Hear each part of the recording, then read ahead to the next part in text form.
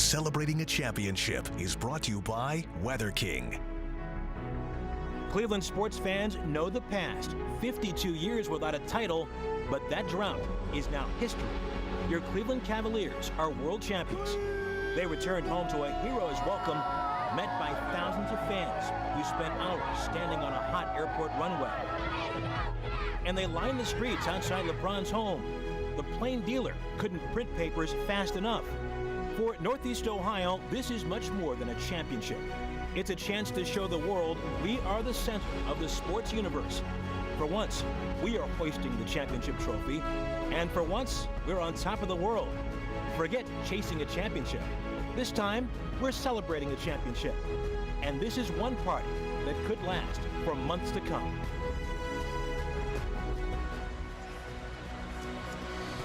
And good morning. You are looking live at Mall B in downtown Cleveland. It is Cavaliers Victory Parade Day. Thousands already out in what is going to be a magical day. I should say another magical day in Cleveland, Ohio. This is the day of celebration that we have been looking forward to since the moment the trophy touched LeBron's hands. Cleveland is out in force this morning. Some people have been overnight. You're looking now at Eagle Avenue near the start of the parade route at the Quicken Loans Arena. Now remember, the parade does not actually step off from the queue until 11 o'clock. And let me advise you all here right now that if you're just leaving your home, you will definitely be in time for next year's parade when the Cavaliers celebrate going back-to-back. Mall B is the destination for the parade. And as we pull back and take a look from our broadcast position here, you can see just unbelievable throngs of people that have gathered here. The stage is in front, and the stage is set for a historic day in Cleveland. I mean, you go back 9 or 10 days ago, who would have ever thought we would be celebrating an NBA championship, that the Cavaliers would rally from down 3-1, but they set history and did it. Amazing. You were looking at the best seat in the house. We've got it, and you've got it as well. Good morning, everybody. Russ Mitchell along with Sarah Shookman and Jimmy Donovan. Welcome to our extended coverage of Cavs Victory Parade Day. Guys, I mean, 52 years since we've had a championship here. You've been waiting 32 years since you arrived in Cleveland? Yeah. Let me turn over the egg timer to let the sands of the hourglass go through a lot of heartbreaking things. Goodness. Now, the Indians had a parade when they won the World Series back in the mid-40s and had that great team. The Browns did not have a parade when they won in 1964. Interesting story about that. They beat the Colts. How did they celebrate? They went to a downtown hotel and had a little dinner and a party. And the reason they did that, because the next day, they all had to go to work. That's right. They had other jobs at the time. Different, I mean, they were phys ed teachers, insurance salesmen, sporting goods sales. This is very, very different now, but this is very, very real. And still, Sarah and Russ, you pinch yourself and say, I can't believe we're here. We were just talking about it before we came on the air and saying, what do you think? Is this what you expected? And even the three of us admitted we had no idea what to expect. It's hard to compare to all of those other championship parades we've had here in Cleveland, the first of its kind. And I think the city is certainly coming out in great numbers to support their team. And we've got to thank God or all of the forces for giving us this beautiful day. Look at this day. Beautiful weather. I know walking Maybe he doesn't hate Cleveland after all. Walking over here, you could just feel the vibe in the crowd here. Folks are happy. It's a party atmosphere. Everybody's having a great time. And as Jimmy pointed out earlier, it is now, 10:04 on Wednesday morning. The parade doesn't actually kick off until 11 o'clock. But last night, we saw people camping outside, already getting a good spot. Yeah. Today, there's a guy. You showed me a picture of a guy with a lazy boy. Yes. Who brought very creative fan, brought his lazy boy out. Some people are a little upset with him. Maybe he's taking up more real estate than he was given this morning, but he looks very comfortable right there along the parade route. And Jimmy, you mentioned if you come down here now, you'll make it in time for next year's parade. There are some RTA issues today, and I bet. Big time delays at the stations and things like that. RTA says it's working feverishly to get things fixed or putting more buses on. What's interesting about it, though, we were talking about this earlier, RTA is really personally tweeting Yes. A lot of people who are calling in and complaining, saying we're trying our best, stay with us, so hopefully that will clear up as the day goes on. Hey, we want to thank our hosts here because we have an outstanding broadcast position for the parade today, and then the program will be right in front of us, and we'll have a bird's eye view of it here. So thanks to the Hilton Cleveland downtown for having us here, because we have a fantastic position to take a look at what's going to unfold here today. And what is going to unfold here today is the ultimate thank you by a fan base that has just been waiting for any of the teams, be it the Browns or the Indians or the Cavaliers, to bring this to the city of Cleveland. But it's been amazing, all the winding roads that we've gone through to get to this level. I mean, there have been times, Sarah and Russ, where all three franchises at the same time have been miles away from even really being considered a championship contender.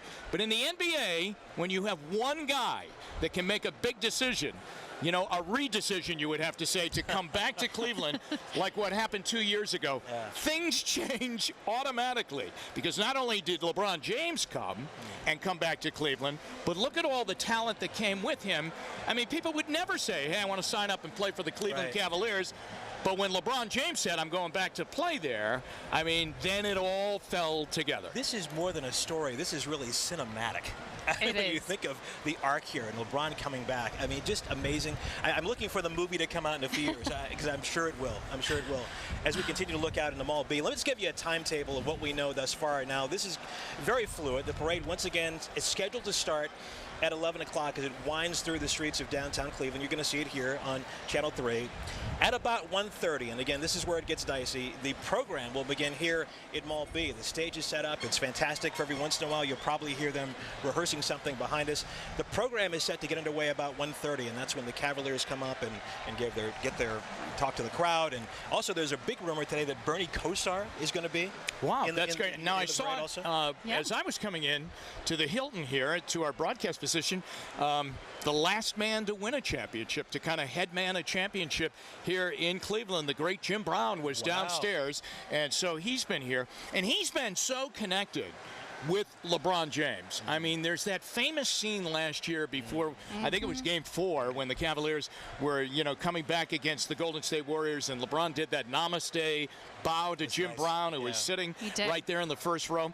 But there's been a great connection, and LeBron has tapped into a guy like Jim Brown many, many times throughout his career and said, you know, how do you handle all this? How do you handle the pressure of winning? How do you handle getting something over the top to win a championship? And, you know, and it's really worked. And so LeBron's a great historian about sports and certainly about basketball, but he tapped into everything that he could possibly do. How about this fact? When it was all looking pretty glum, what did he do last week? He viewed the graduation speech, the commencement speech given by Steve Jobs at Stanford University, that was absolutely amazing, and listened to that, and then had certain members of the team listen to it to push forward. And the method was, and the message I think in that address was, never give up, even when everyone thinks you can't do it. Just keep pushing through. They're going to look at you and say you got no chance, but you still do it. And that's amazing. That's a great story. I also understand he watched The Godfather. And of course, we know all wisdom comes from The Godfather. Yes, he talked about a lot of those movies, you know, and you have to think that for Cavalier fans, it means that much more to know that King James realizes the magnitude of today, that it's what he's been working towards. It's the promise he's kept for all of us. Think about that promise, Sarah. I mean, that's a big promise to make when he came back. Incredible. In that letter that was authored and published in Sports Illustrated at the time, that he was returning, but it was right out there. He laid it out there. He didn't say, we're going to be a good team. We're going to be a playoff team. He said, I'm coming back to win a championship. That's a big, big promise. And he almost did it last year single-handedly when they were all so beaten up, and he did do it this year. Once again, we've got coverage from all over downtown today. We've got you from every angle, so sit back, you can grab a beverage, grab a coffee this time of day if you're so inclined to do that, and watch us throughout the day and watch our fantastic parade coverage. Andrew Horansky is outside the queue where the parade is going to begin in about 50 minutes or so. Drew, tell us what's happening from your vantage point. Well, Russ, I bet you can probably hear this crowd from where you are right now, because take a look at all these folks who came out early this morning. Hours they've been here. Fortunately, it hasn't been too hot outside for them, and I think we can let this speak for itself. Let's go Cavs! Let's go Cavs! Let's go Cavs! Let's go Cavs! Let's go Cavs! of excitement here. If you take a look up Ontario right now from our position here on Eagle, you can see that it's just a sea of wine and gold. Fans here from all across Northeast Ohio. We're asking some people here where they came from. Let me talk to you for a second, sir. Where did you come from to be here today? It's a long time coming. It's well deserved. This city needs this. December 27th, 1964 was a long time ago. What does a victory like this mean for Cleveland? I mean, we've waited so long. It's hope, it's uplifting. What is it to you? The jokes are over about this town. The people are great. The fans are great. They're the most loyal fans in the United States. Where did you come from today? Where do you live? Parma. Parma, okay. And George, if we can just pan over this crowd a little bit more, you can see so many more folks. Too many to fit on one camera shot at a time. Actually, you're looking up the road towards the Lane Carnegie Bridge. We were actually there a few minutes ago, and just a sea of people walking over here right now. Again, so much excitement. Where are you from? Where did you come from today to be here? He came from Pittsburgh, and I came up from Canton. Canton and Pittsburgh. We've been walking and walking and walking. Walking from where? Canton? We walked from Pittsburgh to get here. Okay. What does this day mean to you guys? I mean, for so long, Cleveland has been hoping for this. Come on, Judah. Everybody's been waiting for so long. This is just the most amazing thing that has ever happened. I would agree. And even from Pittsburgh can show some love for Cleveland. I lived out here for like 2 years. And this is one of the best sports things I've ever witnessed. So, did you ever think you would see something like this in your lifetime, Cleveland? Never in my life. I love it. Love it. It's electric here. I would agree with you on that. And again, if we just take a look at the crowds, people have been here since early this morning to get a good spot. This is actually the beginning of the parade route. We're going to be here bringing you live coverage when the parade starts here at the top of the hour. But for now, let me send it back to you, Russ and Sarah. All right, Andrew, thanks. Looks like a lot of folks are having so much fun down here. And again, walking over here this morning, just the vibe in the crowd was really, really great energy, and you really were feeding off of that. I think people had decided long ago, for maybe at least from the moment Sunday, that they were going to be here today. Right. The hard decisions were where to go along this route, whether you were going to head over by the queue where Andrew is, whether you were going to come down here closer to the mall where some of this afternoon's ceremonies and celebrations are going to continue, or what time to leave your house, right? Yeah. We had that discussion, you know, trying to decide how long did we think it was going to take us to get down here? What mode of transportation were we going to use? And folks still perhaps trying to figure that out at this point because of the number of issues and things we've run into along the way. But I would say for the most part, you know, people seem calm, they seem happy, they're taking it all in stride today because you can't have a better moment than this. Oh, I think so as well. And I talked to so many people, as I'm sure you did as well, who said they had, at first they said, you know, I'm not going to come to the parade. It's too much hassle, I'm not going to do it. They thought about it for 5 seconds. They went, you know what? I am going to go down there. I'm going to take my kids down there. I'm going to take my family down there because this is something that they may not see again quite frankly. So anyway, the Indians win the championship this fall. That's right. Don't want to do it again. We may not have to wait quite as long as we've been waiting this time around. But Chris Ty, of course, has been covering all of the parade route conversation today. We're going to toss it over to him for that.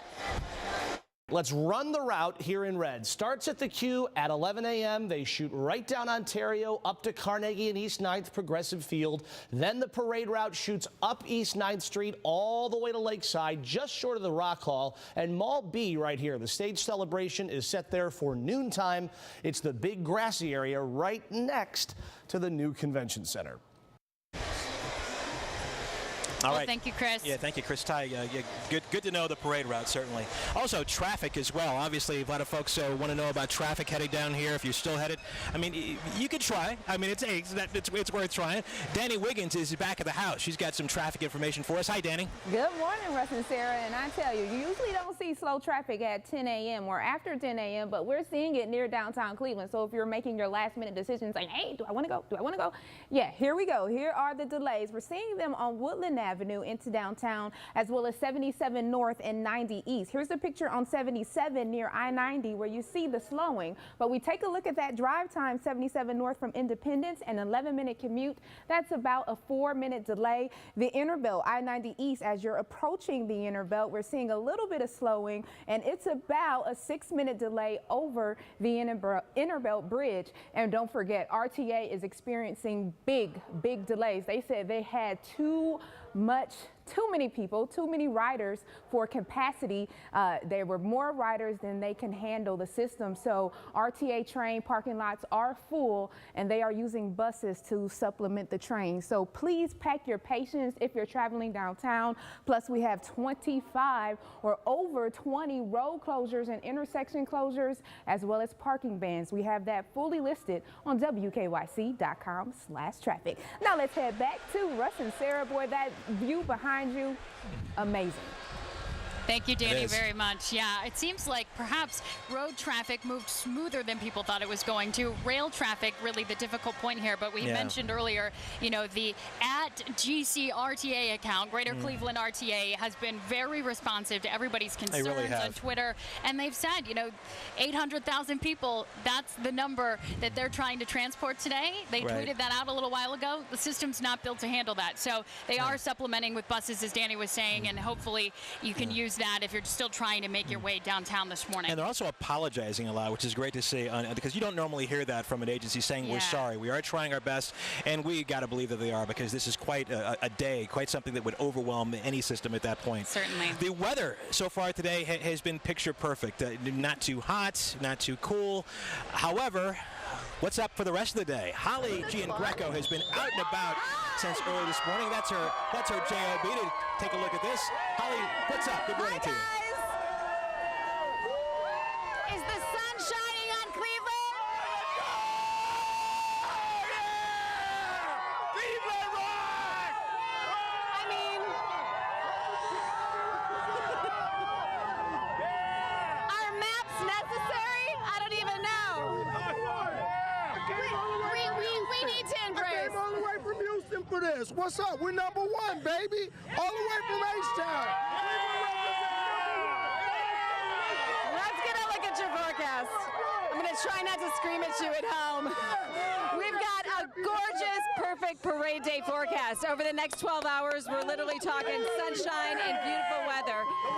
Temperatures topping out in the low 80s. We're going to keep it dry and hold off on the thunderstorm chances until much later today. So that is fantastic news. From there, we'll talk about that chance, which will include some stronger storms, but not until later tonight. So I really think we're in great shape. Parade and beyond. And on Future View, as we do some tracking, this all comes into play. Some showers possible this evening, but they'll be hit and miss. It's more overnight into tomorrow that we see the biggest threat for some stronger storms. And then we're clearing right back out for that weekend. We're slightly excited here if you haven't noticed. Forecast for today, we're going to call it parade perfection, because that's exactly what it is. Highs in the low 80s, partly to mostly sunny skies. It's so comfortable, you know? I mean, low 80s is seasonal and great. We've got the thunderstorms late tonight into tomorrow, and then we're back to sunshine. Let me hear you!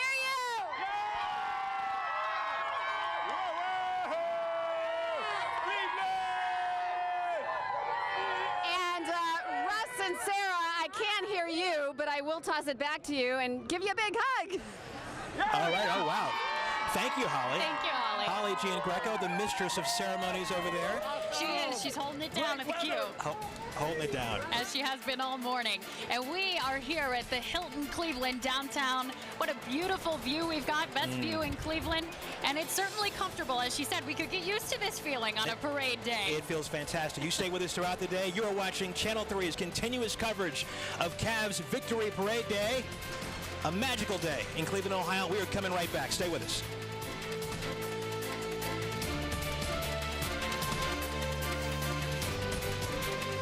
Wherever we are, whatever we do, we are believers. And now we're part of a championship city. In a region on the rise, we are the fans of the Cleveland Cavaliers. Value City Furniture presents how to make the most of every moment. First, take any moment and make it your own. Boop. There's a moment. Another one. There's another. This one needs help. Head to Value City Furniture, where you can always find furniture that makes any moment perfect at prices that are perfect for everyone. Perfect. And that's how to buy the perfect piece at Value City Furniture. Because every life matters, experience matters. Call Nuremberg Paris, 1-800 399-2300. I didn't realize how bad my smile was with fillings and root canals. I had to do something. I looked at partial bridges, I looked at dentures. Out of all the options, Clear Choice was the only choice for me. At Clear Choice, we bring hope to millions who suffer from missing or failing teeth with dental implants that look, feel, and function like strong, natural teeth. All the specialists with all the technology they need are in one spot. That makes delivering this 21st century world-class dentistry very easy to do, and we do it in one day. I can laugh, people crack a joke, and I smile. It was a life-changing thing. Call today to schedule your free comprehensive consultation, an iCat 3D imaging scan. We'll even talk financing options while you're here. They not only helped to rebuild my smile, but helped me to rebuild my self-confidence. They really set me free. I mean, look at this smile. At Clear Choice, you're about to discover what you've been missing all these years. Call Clear Choice today. Hello? Hello. This is Bobby with tech support. Yeah, I'm just gonna need you to give me complete access to your computer so I can pretend to remove a virus while actually taking all your personal and financial information. Oh, and I'm gonna lock a computer, so you have to pay me to access it. Sound good? Unfortunately, it's never this obvious. That's why we're here, dedicated to protecting Ohio families against frauds and scams. Get the facts you need today at ohioprotects.org. Dogs sure can be messy. But with NexGard, their flea and tick killer doesn't have to be. NexGard, the vet's #1 choice for dogs, is a delicious beef-flavored chew that kills both fleas and ticks. So it's easy to give, easy to take. Reported side effects include vomiting, itching, diarrhea, lethargy, and lack of appetite. Use with caution in dogs with a history of seizures. Why mess around? For powerful flea and tick protection, ask your vet about NexGard, the #1 choice of vets for their dogs and yours. Starting tomorrow, it's our 84-hour sale. We're open 84 straight hours with non-stop savings. On over 15 acres of new and used cars. Huge savings up to $10,000 off. Easy to get financing at Serpentini Chevrolet in Strongsville.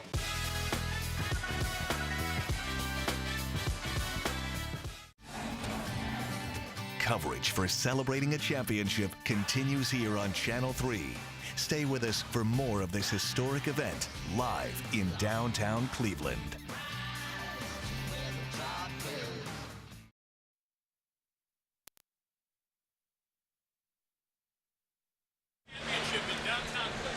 Cleveland today. Jim Donovan, Russ Mitchell, and Sarah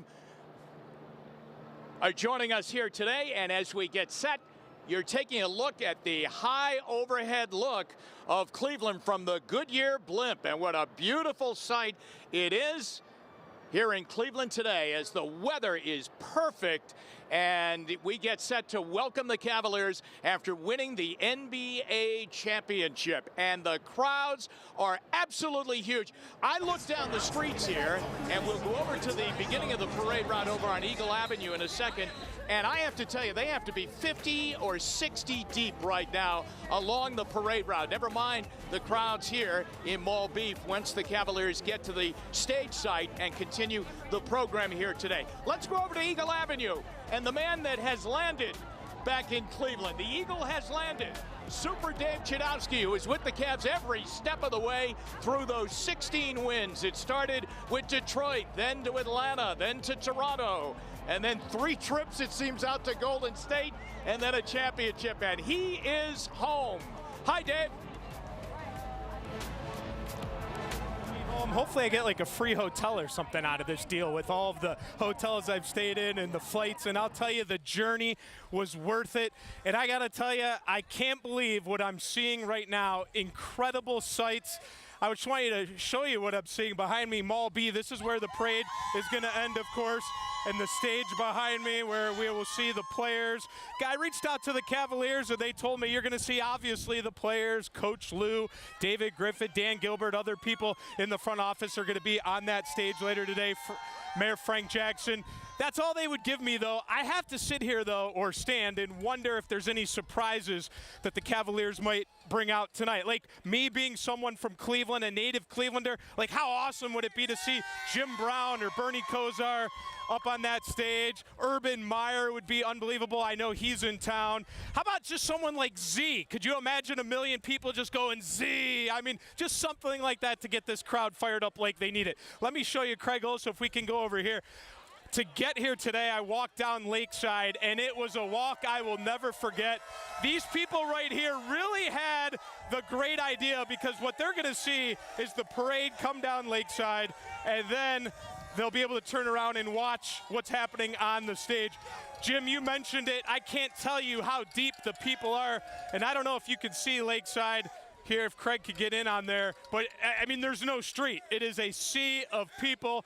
Unbelievable sight right now. Always wondered my entire life if we would ever see this day, but certainly we are seeing it today, as it is going to be a journey like no other. Let's show some video now of the incredible day that it was Sunday night in that locker room, and what the Cavaliers were able to do to deliver a championship to this town. And you know, Jim, you mentioned it, all the cities I traveled through, and when they were down 3-1, I think, hey, we all had a lot of doubts if they were going to be able to pull it off, but they were able to deliver a championship. And that moment inside Oracle Arena is one that will live with me for the rest of my life. And I know for all the million people that are going to be down here, however many people it's going to be incredible. But that scene when they were able to pull it off. The other thing I want to talk about too is, you know, you go back to the teams like 1995 with the Indians and 97. And the great thing about those teams where you fell in love with guys, Kenny Lofton, Albert Bell, Carlos Baerga,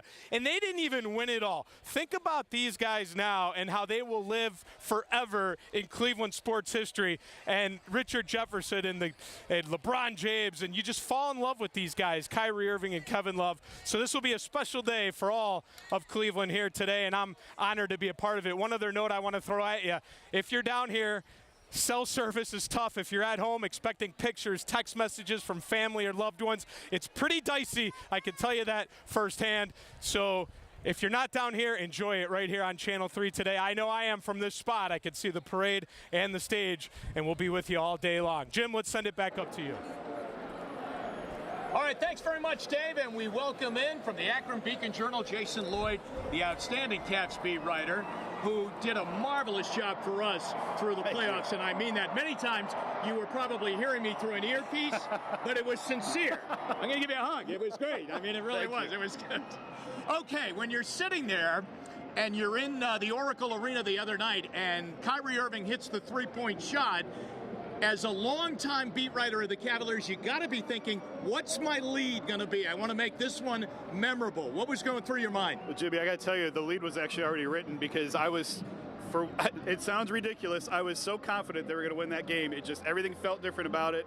I knew that I just knew they were going to win. My lead was already written. It was for Biner, for Mesa, for Calavito, for everything that had gone on for 52 years. All that rotten rust got thrown in the Cuyahoga River the other night. Perfect. Right on point there. You know what's amazing here? While Dave was talking and over at the Q, Jason and I are standing here, and they just put video highlights up on the board. And the highlight they first showed was LeBron's amazing block shot of Andre Iguodala when the game was tied at 89-89. And listen to the reaction you're still getting. It's absolutely amazing. And Jason, you were out there in Oakland, but that's what it was like outside the Q and down East 4th Street when people were watching the game the other night. Yeah, you know, I was amazed at how many Cavs fans made it to Oracle Arena. I don't know how they found tickets. I don't know how they got there. But as that game was winding down and it was obvious the Cavs were winning, as the arena cleared out, all of the Cavs fans made their way down into the corner by the Cavs bench. There was a couple hundred of them there. It was a really impressive turnout for Cleveland. How did LeBron do this? I said at the top of the show with Sarah and Russ, I said, listen, that's a very, very big promise to make. To come back and say, I'm coming home, and I would have been fine just with that, but I'm coming home to win a championship. Now, he almost did it single-handedly last year. Right. But then he came through and did it. How do you think it was done? To be perfectly honest, I think it was done in December and January when he was trying to teach Kyrie how to be an MVP, how to be a leader. You know, I remembered this conversation I had with him in Texas. Kyrie was on the court shooting and shooting and shooting and shooting. He had just come back, and LeBron said he knows I will never leave him on the court when he's out there working. If he's the last guy, I will not leave him. And the two of them were out there for an hour and a half after the formal portion of practice ended. Guys were sweaty, they were smelly, they wanted to get on the bus, and they were frankly getting aggravated that these guys wouldn't get off the floor. And it was those little moments like that where he really taught Kyrie how to be a leader, how to win, and Kyrie came up with the big shot to win the game. You know what that story reminds me of? 1980, the U.S. Olympic team, Herb Brooks out of the movie Miracle, when he kept the team out on the ice when he didn't think they played well and had to do the up and downs. Now, January, 30-11, I think their record was. And they win a game in Brooklyn. The general manager goes in the locker room, David Griffin, and says, the team looks like they don't enjoy anything, even a win, and he fires David Blatt. Now, earlier in the week, they had been blown out by Golden State. How did that all work out? Did that move had to be made? Yeah, I mean, I know there's still a lot of people in Cleveland who love David, and I can understand why. I can appreciate it when you look at the record and see why. It became evident to me the day after Christmas, David Blatt's future in Cleveland was very short. If the Cavs had, like I said before with Dave, if they had the stones to make the move, because it was a gutsy move to make under the circumstances, but after the loss at Golden State on Christmas Day, David sort of lost the team, and it became apparent to me when I landed in Portland the next day that they had tuned him out. There was a terrible loss on December 26th, that next day on a back-to-back, and that was sort of the silent protest. And from that point on, it sort of unraveled to where they had to make a move. So nationally, since the game ended on Sunday night and the Cavaliers win the world title, nationally, there's all this talk about, all right, LeBron came home and he won a championship and he did it for Cleveland. Will he move on again? Okay, now we're going to enjoy this today and soak this in, but I got to ask you, you're plugged in to LeBron and the league. Is there anything to that? I'm not going to tell you that LeBron's going to finish his career here, but I don't think he's leaving next week. You know, I don't think that, you know, he can be a free agent again this summer. He structures his contract this way every year. It keeps the pressure on the organization. It gives him all the leverage in the world. He signs a 1+1, so he's got a one-year deal and a player option for the next year. He's done it the last 2 seasons. He very well might do it again, but I do expect him to opt out again this summer because the cap's going to explode. He will opt out and become a free agent again. I don't think he's leaving this summer. Will the roster change a lot? You're going to see some turnover. Richard Jefferson's already announced his retirement, that he's leaving. Frankly, I know people are going to throw things at the TV. I still think it's very possible Kevin Love is traded in the month of July. Wow. It just for a variety of reasons that I'm not going to spoil today with on Parade Day. But don't be shocked if Kevin is not on this team in the fall. One last note before we say goodbye to Jason for now, and that is a tremendous piece you wrote.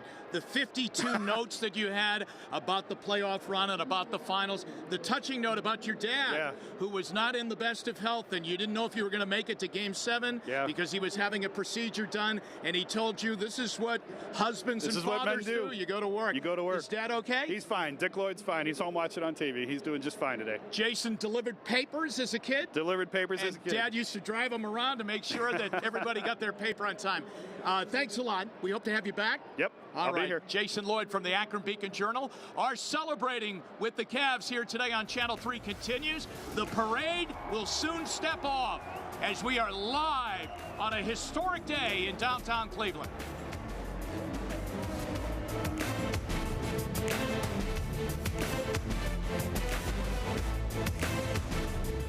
Join us during the Mattress Warehouse 4th of July Sneak Peek Week. The steals and deals are already here. Check out this exclusive Tempur-Pedic bedding bundle. A queen Tempur mattress, Tempur adjustable base, 2 Tempur essential support pillows, all for just $44 a month. Buy now and enjoy 0% interest for 5 years or get a free HD TV. Your choice during the 4th of July Sneak Peek Week. Only at Mattress Warehouse. A cracked, uneven concrete garage floor is an accident just waiting to happen. Get Naturestone flooring for a safer, more beautiful garage floor. This month only, get Naturestone for up to 50% off plus installation. Go to naturestone.com today. Inspired by iconic American design, the Chrysler 200 delivers beautiful craftsmanship and understated elegance loaded with technology and safety features. Plus, delivers highway fuel economy up to 36 miles per gallon. It's the Memorial Day sales event at Deacons Chrysler Dodge Jeep Ram. Lease a new Chrysler 200S for just $259 for 39 months with $19,995 down. So come on down and test drive a new Chrysler 200. We'd love to get to know you because here at Deacons, everyone is treated like family. If you're a survivor of abuse, you may not recognize the emotional fallout that can haunt you long afterwards. Trauma takes a toll. We can help. Call the free clinic. You don't have to suffer alone. He made a promise and kept it. I'm coming home with what I said I was going to do.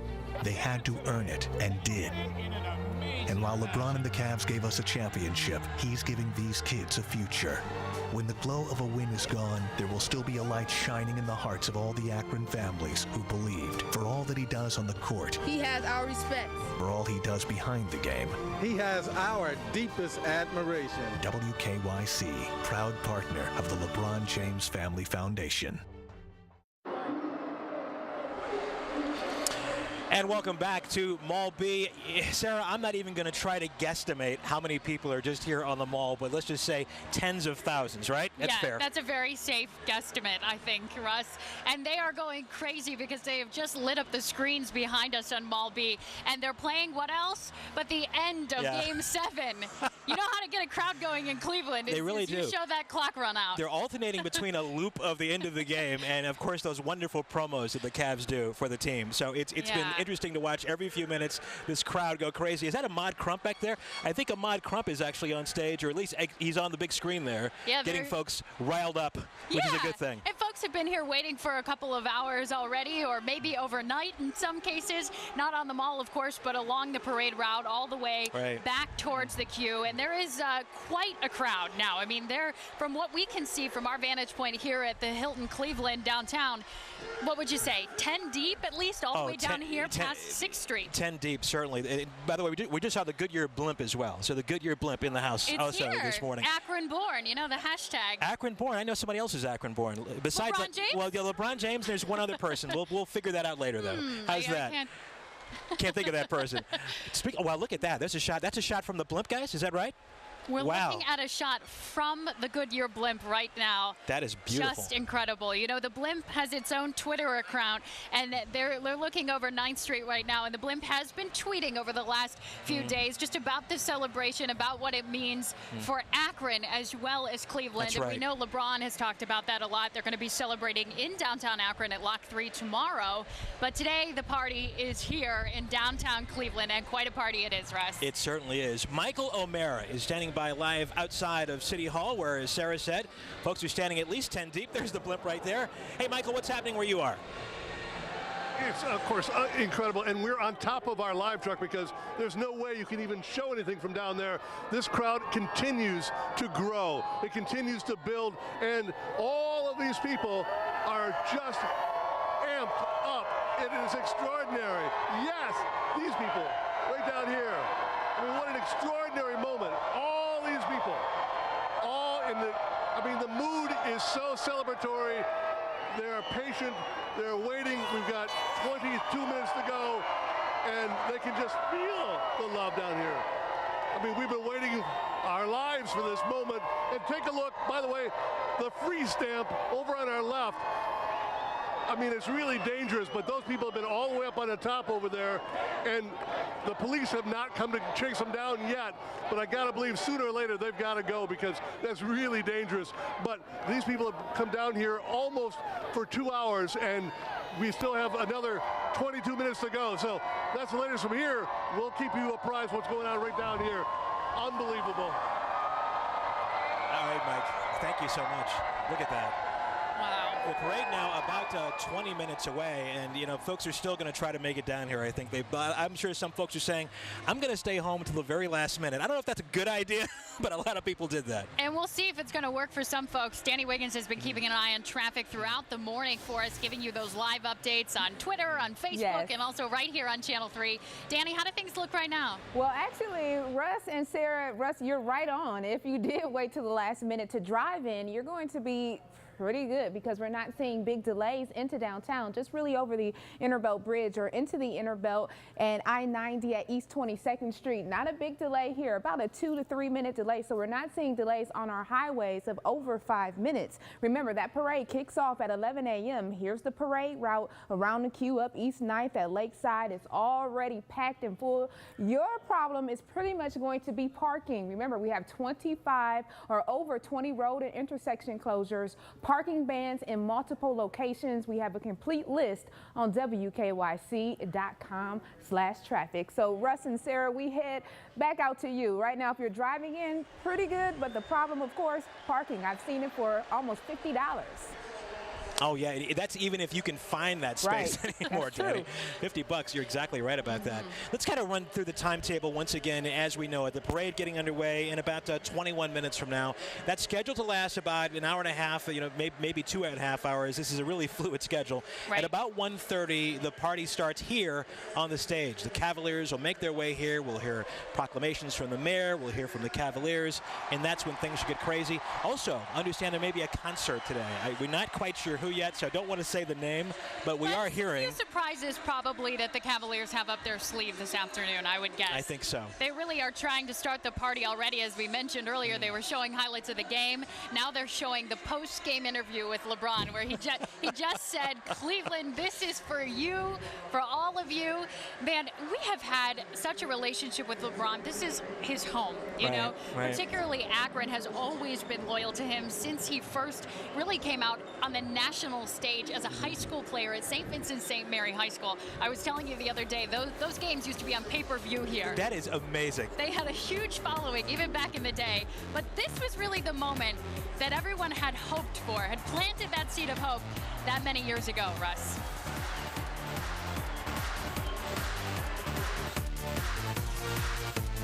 It's barely raining, and they call this reliable. Captain, we've lost satellite communication again. Did you try turning it off and turning it back on again?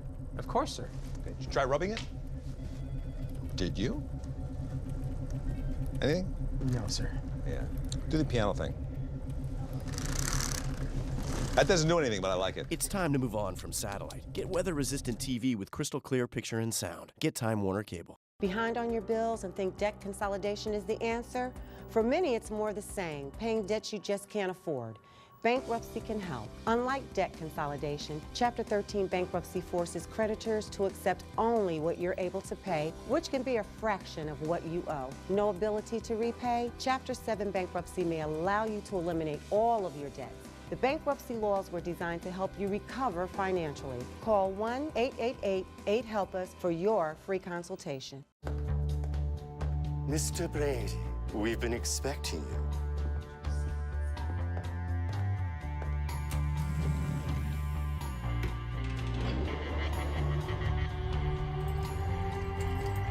Will you be needing anything else?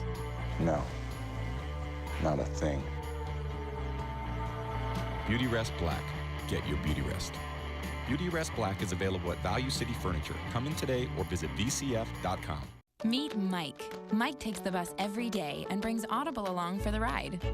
Audible's unmatched selection of audiobooks keeps him entertained from the bus stop to the coffee shop, where Kate listens to Audible while she works. She can check in her inventory while she checks that new bestseller off her list. Discover how you can transform your day with Audible. Just visit audible.com/TV to start your 30-day trial. Enter promo code LISTEN6 and your first audiobook is free. Start listening today and turn anytime into story time. I'ma do what makes my city and my state happy, and that's why I came back. I love you. I'm back.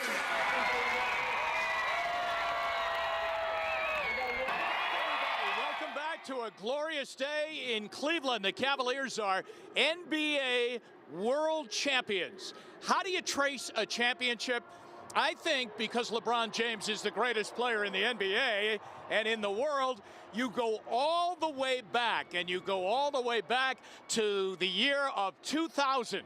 2000, when we got a telephone call in the Channel 3 sports department at that time, and that was, they said to us, hey, listen, there's this kid down at Akron St. Vincent St. Mary. His name is LeBron James, and he is absolutely unbelievable. He was a freshman at that time, and they went on and won a state championship.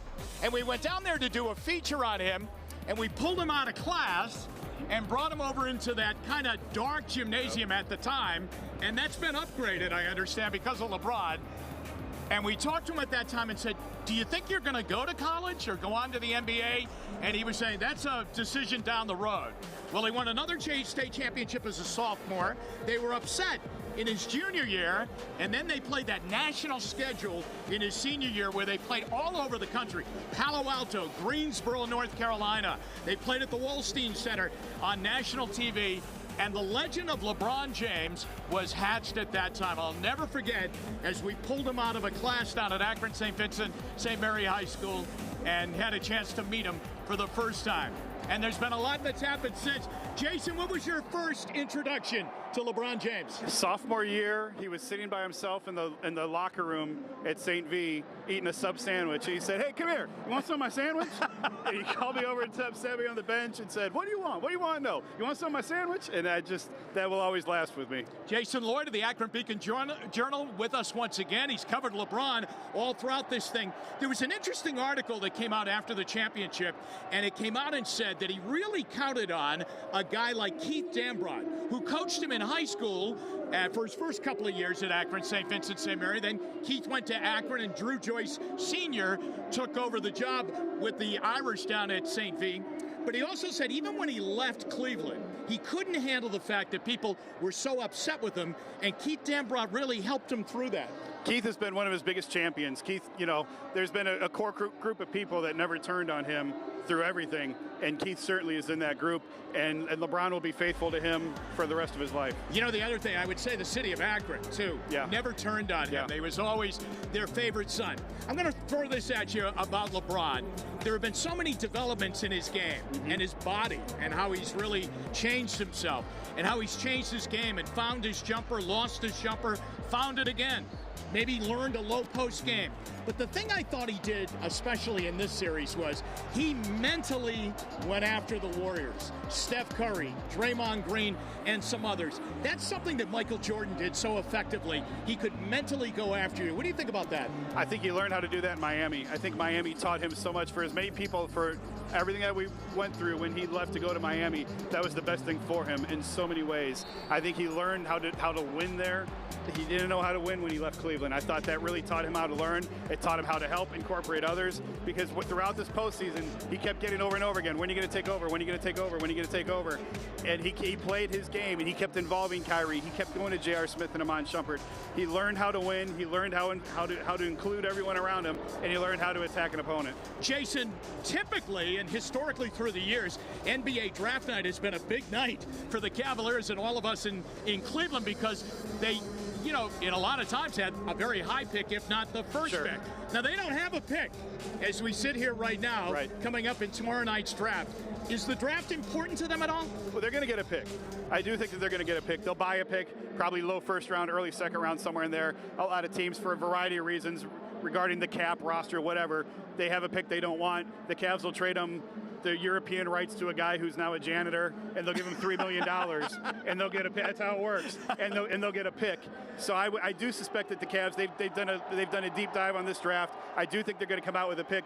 Don't ask me who they're going to take. I have no idea who's even in this draft right now. That's what the next 24 hours are for, to figure out. But isn't it unbelievable how it's right up on you after you win and go into a seventh game and then win the championship? How was LeBron so calm when the team was down 3-1? And am I reading into that? Was he calm? He was. I spoke to him in the locker room after Game 4. He was very emotional. It was just he and I talking. He was very emotional. He was very upset with some of the calls that were made on the floor. There was a lot swelling inside of him, and by the time he made it to the podium, it was all gone. He was able to flush it out, and he was back to LeBron. But how was he so calm at 3-1? How was he so calm in Game 7? Yeah, it was just his approach was, one game, one shot, one game at a time. We're going out there at 3-1. We have to fly home anyway. Let's make them come with us. And it was really those baby steps. Okay, we got it to 3-2. Okay, now we're going home. Now we can get it to 3-3. And once you get it to a Game 7, I'll take that guy on my team over anybody. So last question to you. Do you enjoy covering him? Very much so. People ask me all the time, what's it like covering LeBron? I have not one bad thing to say about him. I think for all of the spotlight that's on him, all the scrutiny that he's under every second of every day of his life, I think he handles himself incredibly well. He's very accessible to the local writers who travel with him every day. We can get him anytime we want. I think he's tremendous. All right, good to have you along our coverage today, Jason. Thanks again. Let's check in with Dave Chudowski out on that parade route right now. Hi, Dave. Jim, hello. You know, you talking about LeBron James and when you had to go down to meet him, when you got that call about him, brings back memories for me as well. Before I could come home, I worked in Toledo, and I remember coming back and watching him at the Wolstein Center. I remember they played games at the Wolstein Center and down at the Jar, because have more people be able to watch him because his name became so big, and nationally, and he was on the cover of Sports Illustrated, The Chosen One, and everyone started to know who LeBron James was. And I remember coming home to watch a game, and I just thought, man, the Cavs have to get this guy. And I think, like you say, that's what makes this so amazing, that everything that fell the way it did to make this day happen, even him leaving to go to Miami and coming back, and you land Kyrie Irving and you get the pieces to make this puzzle fit. Ironically, LeBron had a puzzle that they put together in the locker room with the 16 pieces, one for each win in the playoffs. And because of LeBron James, we're standing here today. And I remember saying on the air back in 2008, 2009, I can't remember, I remember saying, boy, if we can't win a championship with LeBron James, we may never win a championship in this town. Half kidding, half serious, because if he could not deliver a title, I was wondering if anyone could. The scene here is electric. It's incredible. I don't have enough words to describe it. It's hard to believe there's more people that are even here since last time I talked to you. But now I am wondering how any more people could get here. There's a little bit of room right here where I'm standing, but it is packed from one direction all the way to the other. I'm looking down Lakeside Avenue right now, and it is unbelievable. Again, I don't know how they're going to get the parade down there. Obviously, they'll do it, but it is incredible here, Jim. What a feeling. Just looking around all of downtown right now, looking all at everyone downtown, and Brown Stadium, First Energy Stadium's to my left. The blimp is right above me right now. You could not have asked for a better day. Here we go. Enjoy it, Cleveland. We're about to celebrate the world champions. Jim, back to you. All right, Dave, thanks very much. If we're on time, and I don't know, with these kind of crowds and trying to maneuver through this, we're about 7 minutes away from the parade stepping off and actually starting to hit the streets of Cleveland. We'll take a timeout. Our aerial coverage today provided by Goodyear. Congratulations, Cleveland, on a day 52 years in the making. Goodyear, Akron born. We'll be right back.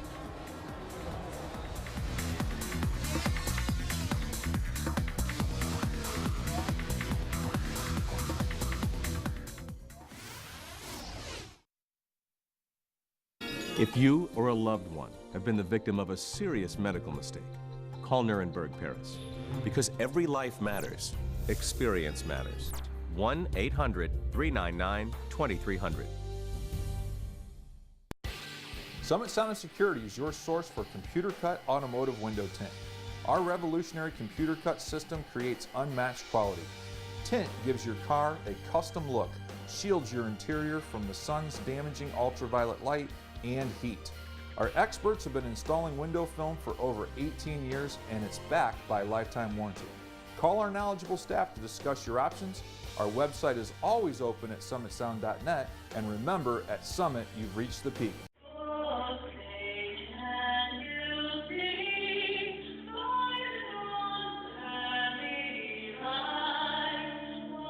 Holly was 21 when she died. We lose 129 kids a day to heroin. And the only person that I've seen standing up there screaming almost daily is Senator Portman. He gives as much time and energy and love to this as any of us parents who have lost. He truly listens and tries to implement plans that make a difference. Kara is such an important step in what's happening. I know it will save lives. I'm so thankful that we have Senator Portman on our side on this. I'm Rob Portman, and I approve this message. Medical mistakes are one of the nation's leading causes of death and injury. If you suspect a medical mistake, experience matters. Call Nuremberg Paris, 1-800-399-2300.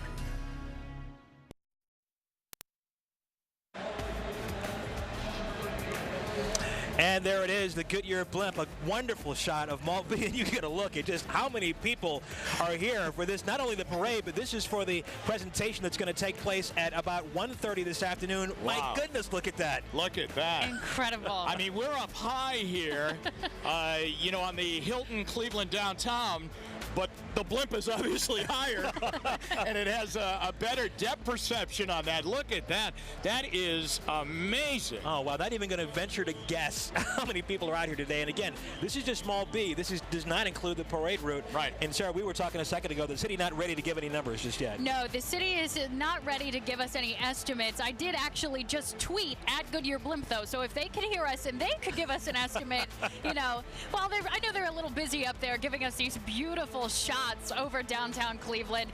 The sea of wine and gold, you really can see it from the sky. You can certainly see it from our vantage point here at the Hilton, and hopefully you can see it at home. We're so glad you're joining us for our coverage here, celebrating a championship. We're going to be with you throughout the morning, and the parade now, if it gets started on time, should be just about 5 minutes or so away, guys. Yeah, you were saying a second ago, Jimmy, very good point. With this kind of crowd, I mean, we don't have any idea. We don't know if it's not going to be good on time, but with a crowd like this, you don't know. Things could be delayed a few minutes. The Cavaliers, about 3 or 4 minutes ago, had just arrived at the queue. Oh. So they, boy, I would have loved to have been with them.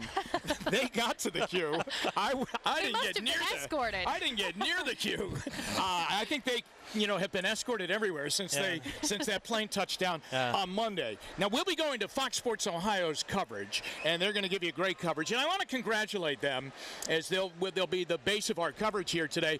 But I mean, they do such a great job in covering the Cavaliers. Yeah. So Jeff Phelps and Mr. Cavalier Austin Carr and Campy Russell will be there, and also Fred McLeod, the television voice of the Cavaliers, Allie Clifton, who does such a great job on the sideline. They'll be working the parade route, as the Cavaliers will be in convertibles, and they'll be able to go up and get their thoughts. And that should be interesting because, as you said, we're getting an overhead look at the crowd here at Mall B, and out on the streets, I mean, it's got to be 50, 60 deep. Oh, it's something else. I'm guessing that Austin is not going to say one time today, get that weak stuff out of here, because it's all good today. There Definitely. is no weak stuff to be found in Cleveland today. Everybody's bringing their A game, and of course, lots of smiles and having fun down here. You know, we are getting so excited for this to get started. Do we know anything about what it's going to look like? There's 60-some vehicles going to be in the parade. The Ohio State Marching Band is here, always a fan favorite. Oh, my and you were goodness. just mentioning the Cavaliers are going to be traveling in Convertibles, yeah, that's what I understand. And we should have great coverage of that, okay? I mean, I think that there are some cameras that will be in the convertibles with them. And, of course, they'll be very accessible to their reporters there. And then, of course, they'll get a chance to come down here. And I think they're going to go into Public Hall to get organized there for a down period once the parade rests here and arrives here. And then they'll come out on stage. And that's going to be something to be seen. That's why this crowd is here. Now, this crowd has chosen here, and you get a chance to, and they'll be watching on big video screens here as the parade is just about ready to begin. Yeah, we've been watching what they've been watching here in the crowd. It's interesting. They've been playing the end of the game on a loop. Yeah. And you know when that moment comes when we won the game, because if only we knew excited. Sunday night, Russ, how that ended, because that was unbelievable. Did not that game seem 89-89 for a half hour? It sure did, yes. That final 1 minute of play, which lasted about 10 minutes in real time, and in our hearts really stopped for the no one could catch their breath. But if memory serves me correctly, Channel 3 Sports correctly projected that victory. Yeah. Andrew Aransky's standing there. Hey, Andrew, what's up? Hey, Sarah, well, we're all waiting here for this parade to begin, and what do you guys all think about this? Excited to see the parade? Cavs are champs!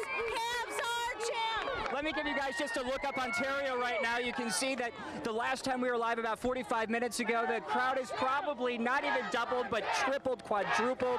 A lot of excitement down there. You can see, of course, the LeBron image there over at Huron in Ontario, and then all the way down the street here, it is a sea of wine and gold. How excited are you? What? How excited are you today? Really excited. Yeah, who did you come here with? David and my dad. Okay, very exciting. Obviously, you brought the little guy here today. How big of a day is this for you? It's awesome. Waited 34 years. This guy gets it in his first year, so glad to be here. What does this mean for the city in terms of just a boost right now? Oh, a complete morale booster. I mean, we've been waiting on this for 52 years, so it's a great feeling. It's a great feeling. And how is getting down here today? Have you ever seen anything quite like this before? No, not at all. We walked about 3 miles to get down here, so it's crazy. Some strong shoulders for that. Yes, sir. All right. Thank you very much. And of course, if you take a look this way too, you can see that the crowds are continuing to come over around the corner, actually, at the Lorraine Carnegie Bridge. Russ and Sarah, just a sea of people. They are standing on bridges. They are standing in the streets. They are filling the sidewalks. A lot of excitement out here, and we're just waiting for it all to begin. But for now, let me throw it back to you. All right, my friend, thank you so much. It is 10:59, 11 o'clock straight up, just seconds away. Looks like this is going to be delayed for a few minutes. Jimmy was pointing out the Cavs just arrived not long ago, so they've probably got to get settled and all that good stuff. And Sarah, you've got some parade route info for us. Yeah, so we were just talking to Andrew, who of course was right outside of the queue, which is where everything begins this morning. Then they're going to leave west on Huron Road over to Ontario. They're going to take a left on Ontario, left onto Carnegie, and then come down East 9th Street. So you know there are a ton of people all the way down East 9th, and it really that's from 77 all the way to Lakeside Avenue here, and then they will turn onto Lakeside and finish up on East 6th Street, and that's where you said, Jimmy, they're going to go into Public Hall, kind of regroup, and then come out, of course, on the stage for a presentation we're being told should begin right around 1:30 or so. Now, you talk about comparisons, okay, you know, against other parades. Now, remember, LeBron won 2 titles down in Miami, so it would be interesting to hear his perception of what's going to happen here when he sees this crowd here today and what it was like in those 2 parades down in Miami. Now, I'm going to go out on a limb and say this is bigger, okay, because I think they kind of take things a little bit softer down there. The other thing that's interesting in comparison, LeBron never shed a tear when he won those 2 titles down in Miami. I mean, he won them, and he was very, very happy and very emotional in that way. But remember, on Sunday night, he broke down emotionally and cried after he won the championship with the Cavaliers. And I think that tells you how much this one means to him. I mean, he went out on that limb and promised that he was coming back here to do it, and he did it, and he broke down emotionally. That was not the case in those 2 championships in Miami. Really looking forward to what he has to say when he takes the stage here later on this afternoon. I bet he's last. I bet you're right. I bet you're right.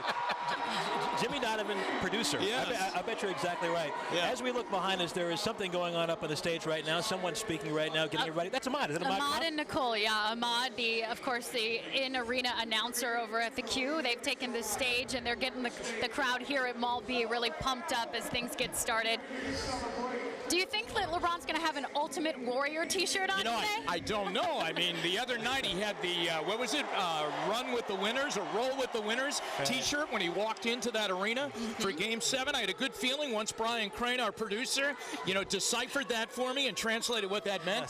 It's always, you're right, there's always a message. Fashion component, right? We got to red carpet this a little bit. What is everybody going to be wearing? Is JR going to have a shirt on? That's the other thing, too. That's one of the most popular signs I've seen today, guys. People have made the sign in the shirt and says, "Found JR's shirt," and held that up, as he came off the plane. Yeah, I mean, absolutely. I mean, he's like that at practice all the time. I mean, that's JR. What a great moment. And you speak of emotion. How about the emotion of J.R. Smith on Father's Day, which was the day the Cavaliers won the title, as he broke down emotionally because he was considered such a bad seed that so many NBA teams just got rid of him. He went over to China to continue his basketball career. And when the Cavaliers came to LeBron James a year ago and said, hey, we have the opportunity to make this trade. We're going to get Iman Shumpert. We're going to get Mozgov. And they're going to throw in J.R. Smith. that intellect of LeBron, he said, throw in J.R. Smith. J.R. Smith can shoot it. He can play. Right. And it's been a perfect fit here. Yeah. I mean, there's been a little, some technical fouls and things like that. But J.R. Smith has found a home. It's an odd collection. Teams are an odd collection. There are 15 different personalities with any team. And championship teams, it's a really funny combination. But this worked, but it really didn't all come together until the playoffs, when they would have these team meetings and go out to town hall and watch other playoff games, karaoke parties. Right. That's when it all started to come together. He would force them to watch. I'm surprised they didn't call you, Russ, to watch The Godfather. I can't believe they didn't. Yeah, I mean, you're so right. You could recite it. I could recite it. I mean, you're so right, though, about it being a team effort. You look at great teams in the past, the Chicago Bulls. Dennis Rodman fitting in with that group of folks. Absolutely. But it worked for them. And J.R. Smith made it work here. I mean, you take a look at the Laker championship teams. That was an odd mix. There was Shaq and there was Kobe. And there were the people that were with Shaq and there were the people with Kobe. There were factions, but somehow they would come together. This really came together, but I think it took a while, Sarah and Russ, for it to come together. I mean, it took a coaching change, and then, there were bumps in the road where we would say, what the heck's wrong with them? Right. And then by the playoffs, they hit the button, and it really worked. It all came together at the right time, and how lucky for Cavalier fans to get a little window into what was going on. Richard Jefferson's Snapchat account has been one of the most popular things. He was actually sending out some snaps last night. They were over at Deli's apartment playing beer pong. So hopefully nobody's, they've had a little aspirin this morning, a little bit of water. Hopefully they're feeling good. They've got the hangover cures going, because we really have gotten to see the team come together, and they've given us that snap into a little snapshot. A little snapshot. Exactly. What are we going to do without Richard Jefferson? Because I think he's really sticking to that he's going to retire. Last night they were over at the Barley House. They had a little after party there as well. And he said the crowd at Barley House last night started chanting 4 more years for Richard Jefferson. He said, how about 2 more years? So, maybe we'll see. We'll see. He was sharing that last night. One never knows. It is now 11:05. You see on our little ticker right there. If you're just joining Channel 3 right now to watch the victory parade today, you're at the right place. The parade getting underway at any moment now. You're seeing a shot now of Mole B in downtown Cleveland. We're after the parade, about 1:30, and this is a very fluid situation. About 1:30, there'll be a presentation, big stage set up. The players will come up. The mayor will make a proclamation, and this crowd will go crazy, as they have been doing for the past, I guess, hour or so, as they have been looping the end of the game on the big screens here. Boy, Russ, that was a great moment, wasn't it, on Sunday night as we pull back. That's obviously our view from the Goodyear blimp. The great LeBron sign, which all of a sudden, at the moment the Cavaliers won that championship on Sunday night, then up on the top of it, the border said champions. I mean, that was a great moment. That was amazing. Yeah. Talk about emotion. It's interesting, and you guys have probably felt this as well as you've gone around town. I've talked to people, I mean, grown men, big, burly guys who say on Sunday night they cried. Oh, yeah. They hugged their spouses, their significant others, their kids, and they cried after the Cavaliers won this championship. Oh, I think we're at your vantage point when the two of you were up on top of the casino parking garage looking down at the plaza and then down, that bird's eye view of down East 4th Street.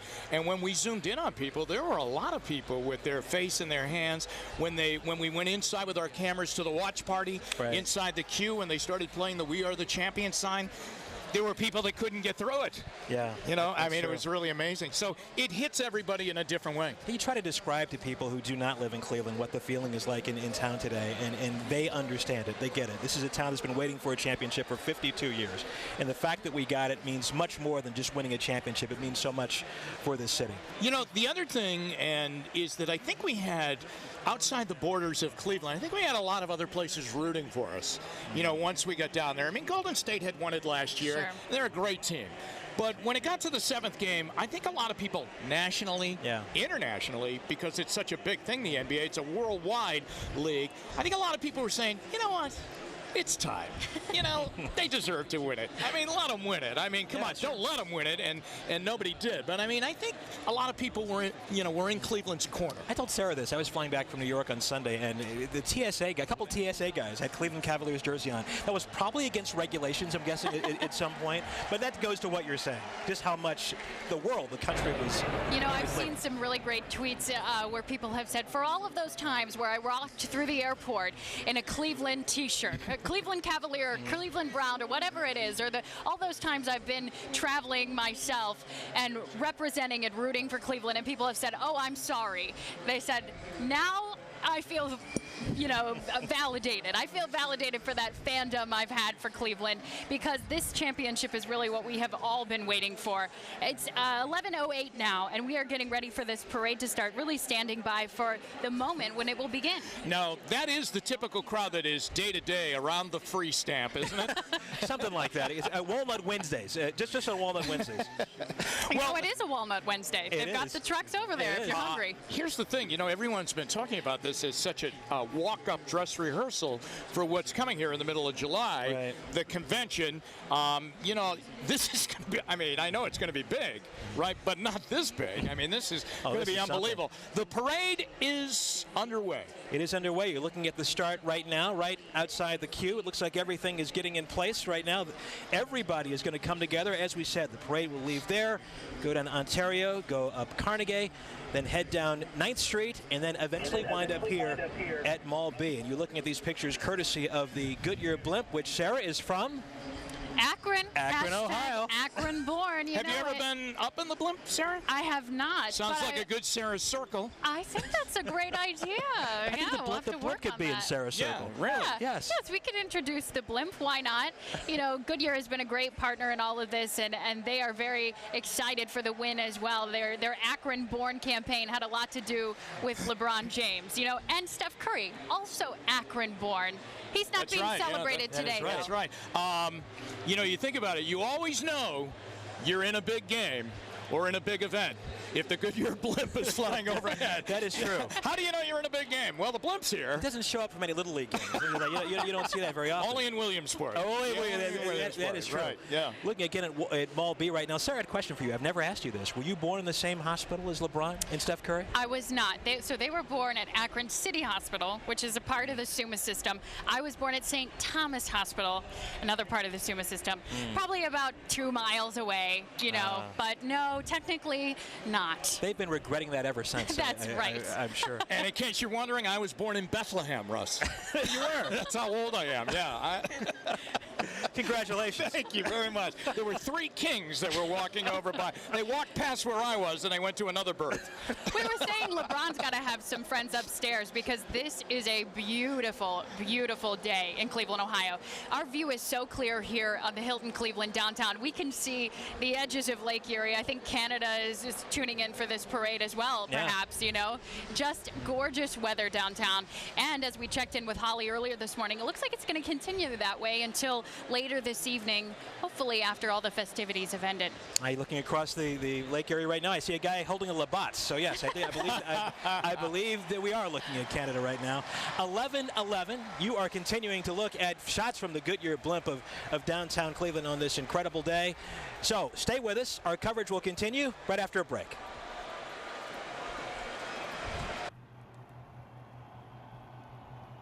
And this team, symbolic the hard work they put in. Wow, it's real. They have it, Daddy. This is bigger than the game of basketball. This is about all of Northeast Ohio, everybody. Whether you come from Lakewood, from Avon, from Menor, Akron, we were with LeBron, we were with Kyrie and JR. We were right there with them. I almost don't know what to say right now.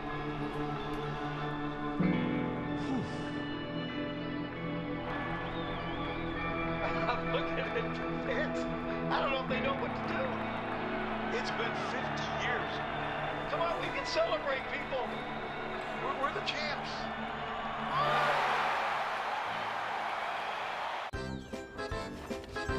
Hey, Ed, I see the service truck.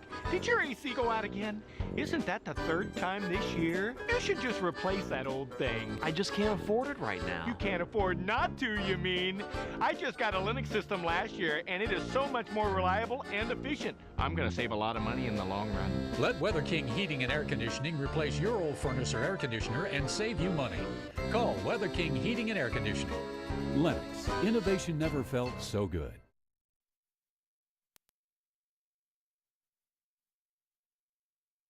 The Goodyear Blimp of downtown Cleveland as we anxiously await the start of the Cavaliers victory parade. It is now 11:13. It was scheduled to start at 11 o'clock. The Cavs only arrived at the queue a little before 11, so things are delayed just a bit. We knew this would be a fluid situation. And so once again, here's the timeline. Once this parade starts, it will wind its way down Ontario, down Carnegie, East 9th, and then eventually wind up here at Mall B, and there'll be a big presentation. The team will be here, the mayor will be here, all sorts of folks. Surprises as well. We hear Bernie Kosar maybe in the parade, perhaps Jim Brown. You say you saw Jim Brown downstairs? He was just interviewed a few moments ago on one of the video boards here. Yeah, Jim Brown wouldn't miss this at all. I mean, he's kind of handing the torch over. Yeah. He's held it for a long, long time, since 1964, and he thought he was probably going to hand it to some other people, but he'll gladly hand it over. The mantle now rests in the hands of LeBron James and the Cavaliers, a guy that probably should get a real congratulations. And what a job Ty Lue did. Oh, my goodness. As the head coach. I mean, he took over under extraordinarily difficult circumstances from a friend, David Blatt. He was his assistant from Missouri. Mexico, Missouri. Right. His mom is a minister. And Ty Lue said the other night, he said it to our Dave Chudowski, he said, "Are you going to celebrate with champagne?" He goes, "Well, I don't drink, but I will celebrate." But what a great job he did. There's something about the natural connection that NBA players have when a coach, their head coach, was an NBA player. And take that a step further, was a championship NBA player. David Blatt wasn't. I mean, David Blatt was, Princeton educated and learned at the right hand of Petey Carell and some other great coaches around the world. But Ty Lue played, on championship teams and had a great connection with this team. The words are a little bit more believable when you're hearing them from a guy that played and won. Sure. Tasted it. He won his championship with the Lakers? Is That's that right? Yeah. And he was look at Ty Lue. I mean, look at how he had to fight to get into the league. Right. I mean, Ty Lue and I, about the same height, right? He's a little quicker, but he did a great job. And Jimmy, you said he really changed the way the Cavaliers played when he took over as head coach. Yeah, the next day, Sarah, I mean, his first game, they lost. And everyone's going, uh-oh. Wow. They lost to the Chicago Bulls, and they did not play well. And he went in and said to them, "Hey, listen, you got to get in physical shape." They started running. Okay, he wanted them to be faster. You have to realize everything all season long was done pointed towards the Golden State Warriors.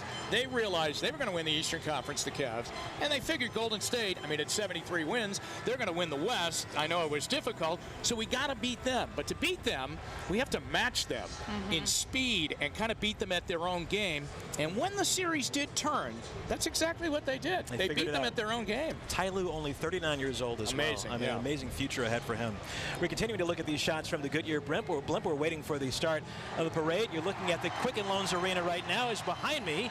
You hear folks applauding on Mall B as they're showing net another tribute video to the Cleveland Cavaliers on the big screens. And we were, again, trying to figure out how many people were here. We just kind of gave up. We're waiting for the city to give us an official amount, official number. RTA earlier today was having a lot of problems. The demand was much higher than a lot of people expected. Some people upset. RTA did a wonderful job keeping people informed about what's happening.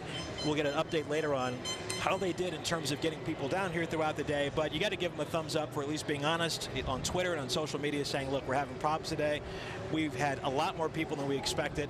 We're getting extra buses. We're trying to work it out, but I'm sure that's going to be a discussion that will have legs, as they say. Absolutely. And it seems like the driving situation, people certainly ran into traffic as expected. Parking downtown, $50 or so. Jim Donovan ran into a little bit of traffic himself. How much did you pay? 50. That was no, I didn't pay that much. I actually got I think I paid 25. That's pretty good. Yeah. Pretty good. Yeah. We also saw a lot of people walking up to downtown from places as far away as Steelyard Commons. That's right. We had people walking up through Tremont to join folks downtown here. There were some great shots on Twitter this afternoon or this morning as people were walking over the Detroit Superior Bridge and underneath the Guardians of Transportation, that sea of wine and gold coming this direction, all to congregate here near the malls in downtown Cleveland, where we're going to be celebrating for hours to come. We both saw that tweet about someone walking from Steelyard. We said, that's hardcore. That's a real fan if you're going to walk that far. Wow. That's you need amazing. to get a bike. Yeah. You know, you take a look at this now, and as we celebrate here, imagine in the offices of every other NBA team, they begin to plot right now, leading up to the draft tomorrow night. How do you beat Cleveland? You know, and it's a nice position to be in. Everybody's coming at you. Can Cleveland defend the title? Can they go back-to-back? Are they at the start of a run of championships here? I don't want to get out over my skis, but I mean, you know, you have LeBron James. Remember, Kyrie Irving is only 24 years old and blossoming now into perhaps the greatest point guard in the game right now. We've got the targets on our back. Yes, I mean, and it's funny, you were talking about this last night, the draft tomorrow night. That's usually a night that we have waited for with bated breath. Yeah, that was our NBA Finals. I mean, remember the years of, you know, they got the first pick with LeBron, Andrew Wiggins, and Kyrie Irving. You know, Kyrie Irving actually directly because LeBron had left, and they sunk so far down. I mean, they didn't even win close. They were in the teens that year with wins, won the lottery, and ended up with Kyrie Irving. So. Talked about a little bit of the atmosphere down here. We mentioned the Goodyear blimp, as you're seeing right here. You're seeing all sorts of things here. Again, you get this many people together, it becomes kind of a circus atmosphere. It's a chance for people to advertise. We've seen the Goodyear blimp, but once again, we saw Mally's chocolate up in the air with a banner. Behind a plane. Kids, cover your ears. We saw ads for the Hustler Club, you know, as well. Everything. Something for everybody. People are advertising here because it's so many people, and it's interesting. I think that one was actually just encouraging people to play hard. I think you're right. Hustle. Yeah, I think you're right. It's a different hustle club. I think you're right. There was a shot of the free stamp there. Michael Mara earlier today was giving us a glimpse of this, and it was wondering if at some point police were going to take folks off of that because that's not meant to be, you know, sat on. And obviously they haven't done that as of yet. But well, we have been really checking in with the city of Cleveland just to see how things are going, Cleveland Police, and they do say one of the biggest issues they've been having this morning is people climbing up on structures they shouldn't be on. We heard an announcement earlier. Someone was up on the generator. They needed them to get off so the show could begin. So that's been one of the biggest issues they've had. Also, some unsafe crossing the street. We got to go back to kindergarten here a little bit today because of obviously a lot of car traffic trying to move around slowly through downtown, and also a lot of streets closed, a lot of people on foot, of course. But other than that, the city is glad to report not a lot of issues right now. You know, people have been very well behaved this morning. No serious issues to report other than those two things. And there is quite a police presence out here to keep things safe. And you know, you take that a little bit further and you go back to Sunday night. And the minimal amount of rowdiness, right? You know, 5 arrests, almost really not even worth mentioning. But I mean, that was a big crowd down there that had been down there most of the afternoon, through the night, into the morning hours, and really behaved joyously. Yeah. But the conduct was good. We've seen other cities react not so peacefully. Absolutely, certainly. Also, the porta potties are out. Yesterday, we had a report that the city had forgotten about that little factor there. However, that they figured it out, and there are porta potties here, and everybody's happy about that. We are very sure. We are here on our perch at the Cleveland Hilton downtown, watching Mall B as we await the start of the Cleveland Cavaliers victory parade. Once again, it was supposed to start at 11 o'clock today. Now, what time is it? 21 minutes past. And we're getting ready to get started over there. We know the Cavaliers themselves, even with their escorts, had a little trouble making their way into downtown this morning. Need a little time to get set up and get on their convertibles. Jim Donovan tells us they're going to be riding in through the parade. 60-some vehicles, floats, part of this parade that's going to kick off at the Q and head our direction here on Mall B. And we know the Ohio State Marching Band, the best damn band in the land, is a big part of that. Boy, they are always. I mean, they're worth coming down and watching no matter what. If you finished in last place, I mean, you know, they're worth watching perform. I mean, when they come and play at a Browns game, you know, it's the only time that nobody leaves their seats at halftime. I mean, typically people are out of there, be it because of the score or because they want to get inside and get a refreshment. But if the Buckeyes, if the Ohio State band, the best damn band in the land, is going to do Script Ohio at halftime, you stay in your seat because that is just the way it goes. That's terrific. You know, that was interesting, Sarah, that you pointed out about the Cavaliers still getting together at night to have kind of a get-together. I mean, they've been with each other so much you'd think maybe, and realizing that they have the parade today, that they might just say, listen, I'll see you on Wednesday morning, okay? I'm good right now. But they're obviously still very connected right now. There's a camaraderie amongst them that I think you can't fake, you know, and that's what we've all gotten to enjoy as we see these little snapshots they've been sharing on social media. Little Kev, by the way, that's become a phenomenon on social media.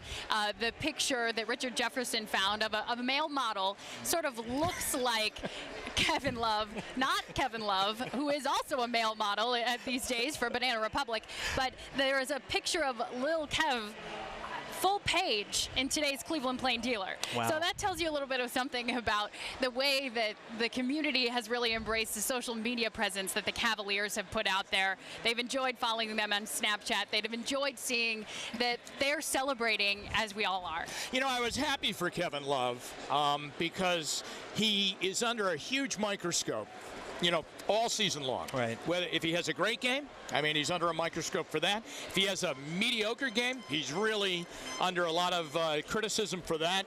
And if he has a bad game, he's broiled, okay? So he had a tough situation through the playoffs, and he had that concussion. But I'll tell you what, Game 7, you can make a career in a Game 7 if you play well, okay? And I thought, though not a lot of points Sunday night, there was a role that needed to be played, and that was rebounding. Defense, rebounding, though, and he did that. So I'm glad he wins a championship. That's why he came here. That's why he wanted to come here and pushed Minnesota to make the deal. But I'm also glad that he was a contributor in the 7th game. So whatever happens, and Jason Lloyd was with us earlier, and he feels there's a possibility Kevin could be dealt away in the offseason. But whatever happens, I thought he can say, listen, in Game 7, I helped them win the championship. The phrase I believe you used yesterday is it becomes the elephant in the room after all these celebrations. Yeah, it really, and I think around the NBA, a lot of people say it's a funny fit, Kevin Love with Irving and LeBron James. A lot of people then take another step and say a better fit might have been if they had held on to Andrew Wiggins. But at the time they made the move, remember, Andrew Wiggins hadn't played an NBA game. I mean, he was, you know, he was just coming out of college. Yeah. Right. Yeah, and Kevin Love certainly, I mean, he went through the concussion, as we remember. He was in the protocol for part of this final series. So it seems... And he had that horrible injury in the playoffs last year. Right. Exactly. Yeah. Exactly. Hey, look at that.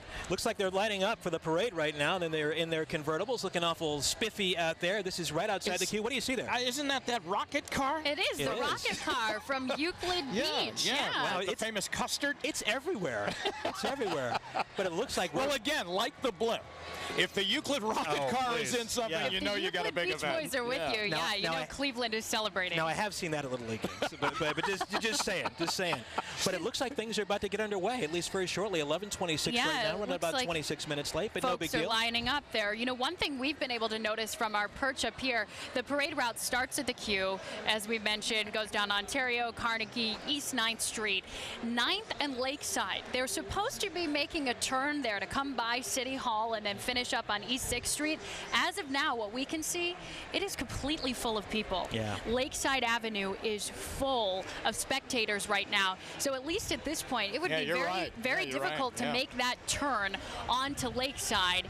And in fact, the parade route at this point seems like it might get stuck. We've got some time until they get all the way over here at East 9th and Lakeside. But from what we can see, people have filled up the street all the way across there. And of course, the mall where we're standing, where these rally areas have been set aside, marked off, are completely full. And they've got the big screens going so that folks are going to be able to watch the parade on Fox Sports Ohio, like you're watching it there at home. Right here. And as we were walking over here today, Sarah and I walked over here from our studios at 13th and Lakeside. Police were trying to get people out of the street at that point. Again, this would have been a couple of hours ago, and my guess is they're going to do the same very shortly. They're showing they're showing Mall B here. Everybody likes to be on TV. Yeah, everybody likes to. Look, there I am. There I am on TV. So they're showing the crowd here. What a beautiful hotel this is. We're in the Cleveland. Brand new, right? I mean, brand it's new. brand new, and we want to thank them for having us. What a sightline we have as we peer up over this crowd that is just amazing here today. Crowd is being very patient, too. Right. I mean, they really are. Well, they know you're buying room service for all of them. So that's everybody's being You know, the other thing, that crowd out at the airport the other day was very, very patient, too, because remember that arrival time after a little junket in Vegas, you know, from Oakland, I guess an unscheduled stop that became a scheduled stop in Vegas to party there, and then finally to land in Cleveland. So, and that was warm that day. I mean, that was up around 90, I think, out there at the airport. And those fans were very, very, very patient and excited when they heard that the plane had touched down. A lot of water and sunscreen being passed around on Monday. A lot of water and sunscreen being passed around today. We've got Cleveland City down there. They've got lots of water bottles, so they're making sure everybody's hydrated, making sure they're safe as we get ready for this parade to begin. Well, let me just say thank you for our aerial coverage today, provided by Goodyear, to an Akron native. This hasn't just been a good year, it's been a great year. Goodyear, Akron born. As we said, we know a number of people who are Akron born who we are celebrating today, or are a big part of the festivities anyway. Now, there is an Akron celebration coming up too, right? Tomorrow night over at Lock 3, the city of Akron is going to be celebrating. The mayor has a special proclamation to present to LeBron James, a hometown hero. And as we have said, even when Cleveland fans, not that we're talking about that today, but even when Cleveland fans maybe stepped away from LeBron for a minute, Akron has been loyal to him, King James, all along. And so it's great that Akron's going to get to join in the festivities as well. You know, the amazing thing was, if you go back when he left, okay, when he made the decision to leave, and people thought he'll really leave. I mean, he'll just leave. But he didn't. I mean, he made the decision, and he came back to Akron, and then people said, well, he won't come out in public. And lo and behold, you know, he had that bicycle giveaway that he always did down in Akron. And he goes, and the day of the giveaway, people said, he'll never show up to that. He was the front guy in the front row on his bike, you know, giving the bikes away to all the kids. So he's always felt very, very comfortable in Akron. And I think that's one of the other contributing factors to coming back. I think he wanted his kids to come back and grow up in Akron. When you think of the things he has done and continues to do for this community, I saw a story yesterday that at some point his foundation will give away, when all is said and done, almost $100 million in scholarships to kids. I mean, that is amazing, and you're right. That is something that he's doing not only as a great basketball player, but as someone who loves his hometown. As he says, he loves his city and his state, doing so many things for Northeast Ohio. And again, I don't know about you guys, but when I tell people who do not live here about his impact here, they're quite impressed, because there are very few athletes, star athletes in other cities, who go to the extent that he goes to help out his hometown. The LeBron James Family Foundation has been a wonderful asset for the community. It's a great partner to us here at WKYC Channel 3, and they have put together some wonderful programs. One of the things I love about that Promise Keeper, the Sports Illustrated cover coming out next week, the title on that article, again, the Promise Keeper. I Promise is the name of that program. The bicycle program, the program that he begins with kids when they're in school. They actually recite a promise together, promising LeBron that they will stay in school, that they will graduate. And he has created a program of scholarships, as you guys have alluded to, at the University of Akron to promise full tuition for anyone that goes through his I Promise program. Wow. What an awesome contribution to our city. So you told the story a couple of weeks ago when we were in the throngs of the playoff. But when you were out there in your little cheerleading costume outfit for what high school? Manchester High School. And the Manchester what? What are they? The Manchester Panthers. The Manchester Panthers, and you're out there on Friday Night Fever, and he's playing football at that time. LeBron was a football star. Imagine a wide receiver. Wow. Anyway, That's my first did you memory of ever LeBron look over James. there and say, wow, that's going to be the greatest player in the world? I think I was trying to peek between the players' helmets and say, wait, who is this guy? What are we talking about? He's a basketball player? He's going to be a basketball player? But well, what grade is he in, you know? And we're about the same age. And LeBron, at that point, it was the talk of our football game as Akron, St. Vincent, St. Mary, and Akron, Manchester faced off on a Friday night, that there was a guy out there on the football field that was going to be very popular on the basketball court one day. That's panned out. I'm sure probably the Manchester Panther fans were a little bit nervous about the outcome of the game, but the most nervous person in the crowd was probably the St. V basketball coach, so that he wouldn't go down with an injury. He didn't play football very long after that, I'll tell you what. No, they told him. And you know what? He really loved playing football. He really did. And he was really good. He's good at everything, but I mean, he was really good at it, but then he backed off of it. Looking outside the queue right now, it looks like folks are getting ready to begin this parade, which is now a little more than 30 minutes late. Sarah, you can confirm this. I heard yesterday that when LeBron played basketball in high school, of course, the team would wipe out everybody else. But after the game, every player from the opposing team would want to run up and get a selfie with LeBron. That was the highlight of their game. They knew that we were going to lose going in. I don't even think selfies existed at that point, but certainly the photos, the cameras were out. Yeah, because everybody knew that this future could happen. It was that the potential was there, and everyone was aware of it. Even back in those St. Vincent, St. Mary's days, they would play at the Jar on Akron U's campus. They had to move their games, Russ, because everybody wanted to see him play, that they took their games out of this tiny little bandbox gymnasium, which has now been, refurbished by LeBron James, at Akron St. Vincent St. Mary, and the University of Akron said, come on over and play your games here. So that seated about 6,000.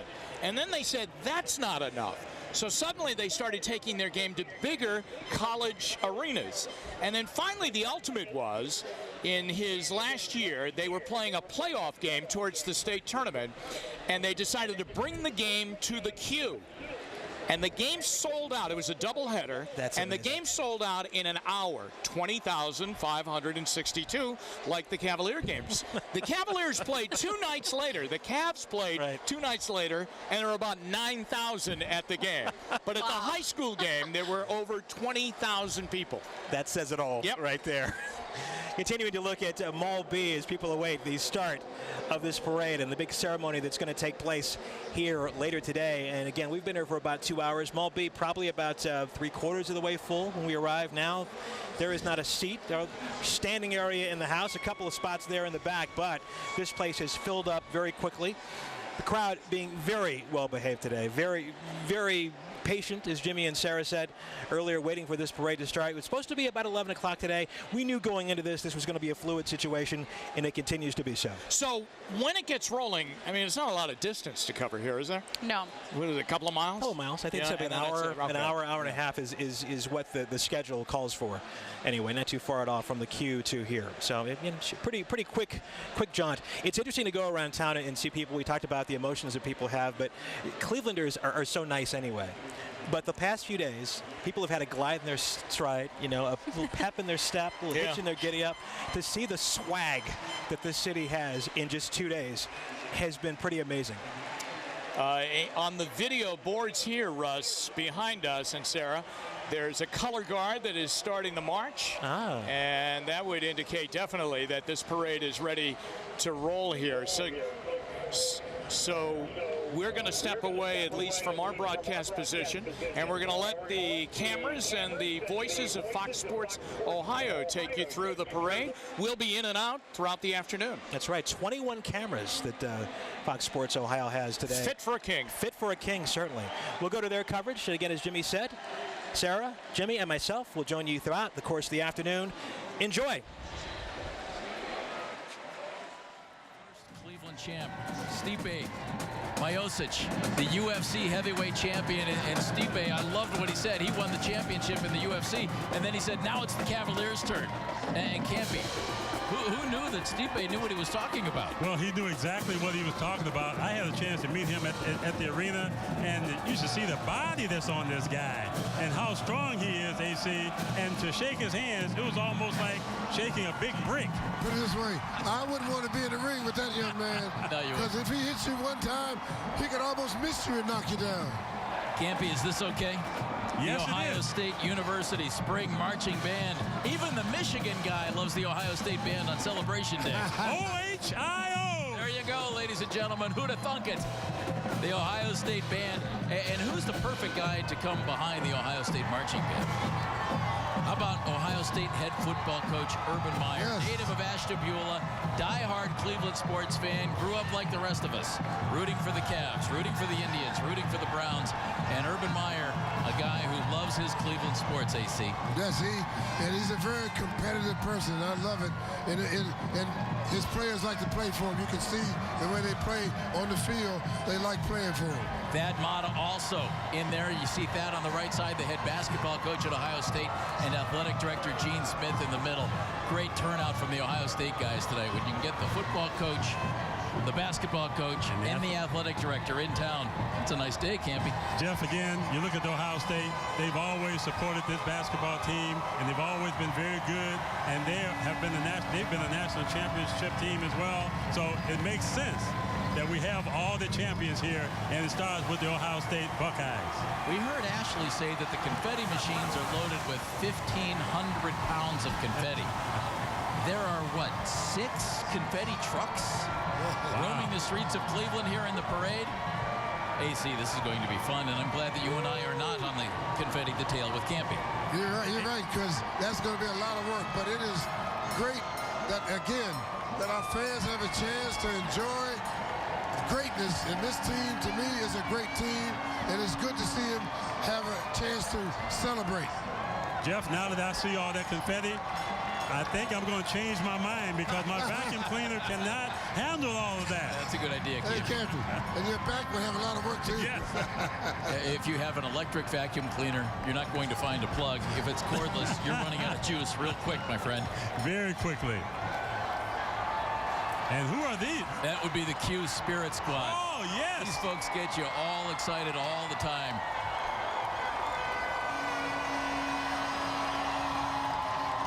Cell phone towers are getting a workout today in downtown Cleveland. Let me just tell you that. Allie Clifton, what's going on where you are? Well, Jeff, I have found a place to kind of be safe, but I got a lot of Cavs fans still around me. They're so...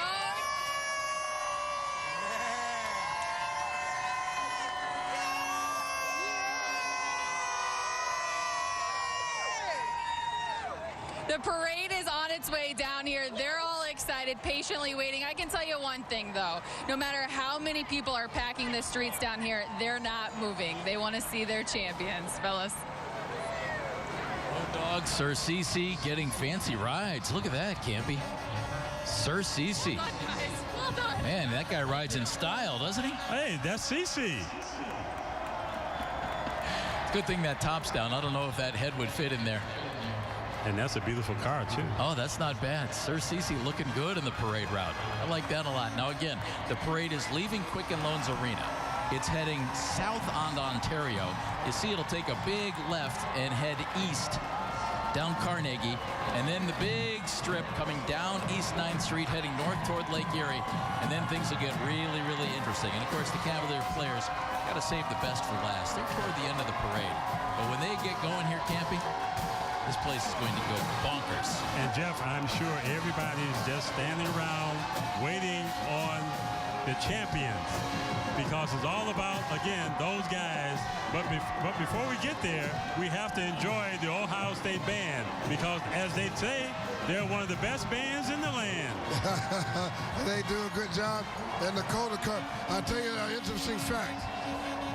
The Browns won the championship in 1964 when I think it was the Crusaders won the Calder Cup. The Cavaliers won the championship in 2016. when the Monsters won the Calder Cup. Ironic that it showed up that way. Coincidence? We don't think so. Anton Forsberg was terrific in goal for the Lake Erie Monsters. Oliver Bjorkstrand winning the MVP in the Calder Cup Finals. And, of course, Sonny Milano. He's got a great future in hockey and was huge for the Lake Erie Monsters as they won the Calder Cup. And guys, you had Stipe. Then you had the Lake Erie Monsters. Yes. How's that for a trio of championships, Campy? Well, Jeff, to me, you look back at this, and I've been saying all along, once you win a championship, I think it opens the door for success for the other teams. And you're talking about the Indians, you're talking about the Browns, and to me, the opportunity is there for them. And I'm sure that Hugh Jackson will rise to the occasion. So to me, Jeff, this will eventually be called Championship City, Cleveland City of Champions. That has a nice ring to it, AC. Yeah, I like that. The City of Champions. There's the mayor, you know, enjoying the parade and all the festivities. It's just good to see the city have a chance to feel good about itself. I mean, to me, like Campy said, this is just the start of the whole situation. Mayor Frank Jackson, a huge Cleveland sports fan, as you might understand. And he is relishing the opportunity to celebrate with everybody in the city of Cleveland and everybody obviously coming in from all over the place. Campy, you had folks coming in from where for the parade today? Well, we got people coming all over, you know, because again, you look at this, Walter Beach, who is one of the senior Browns, is here. He came all the way from New York City to be a part of this event. So Walter Beach, I know you're out there someplace. Hey man, enjoy this, because this is just the beginning. Only the beginning. After 52 years, and now we have to continue to put great teams out on the field, whether it's baseball, football, or basketball. Fred McLeod, what's going on? Well, guys, the beauty of this, of course, is fans who can't watch today's festivities live, if they're not watching on Fox Sports Ohio, they've downloaded the Fox Sports Go app. Now, Teron is here from Youngstown, not Teron Lou, spelled a little bit different, but tell me about the job you think Coach Lou did. I feel like Teron Lou did the best job that he could have did from being down 1-3, you know what I'm saying? He did a great job, man, A+ job. A+, so that's pretty hard to beat, right? Yes, sir. All right, what's the favorite selfie you've taken so far today? Favorite selfie was with you, man. You're kidding me. Today, man. Really? How'd it turn out, by the way? Do we look good? Well, I look good. Do you look good? Well, what do you think? That's a good picture. That's not bad. Is this crazier than you thought it would be? Oh, man, I would have never thought in a million years it would have been this many people here, and I'm not even from here. But go Cavs. Absolutely. From Y-Town, guys. Yeah, Teron did look good in that selfie, didn't he, guys? Yes, he did. Fred, keep working on it. The parade going strong in downtown Cleveland. More coming up right here from the Cleveland Cavaliers Championship Parade and Rally on Fox Sports Ohio. What a day in downtown Cleveland. And welcome back. You're back with Russ, Sarah, and Jimmy as we take a break from the Fox Sports coverage and join you for just a little bit. Wow, so far so good. Yeah, I mean, when they make their first turn there and you start to see the depth of the crowd, that is fantastic. Look at that shot right there. I mean, that's like 50 or 60 deep, you know, around the corners there. That is fantastic.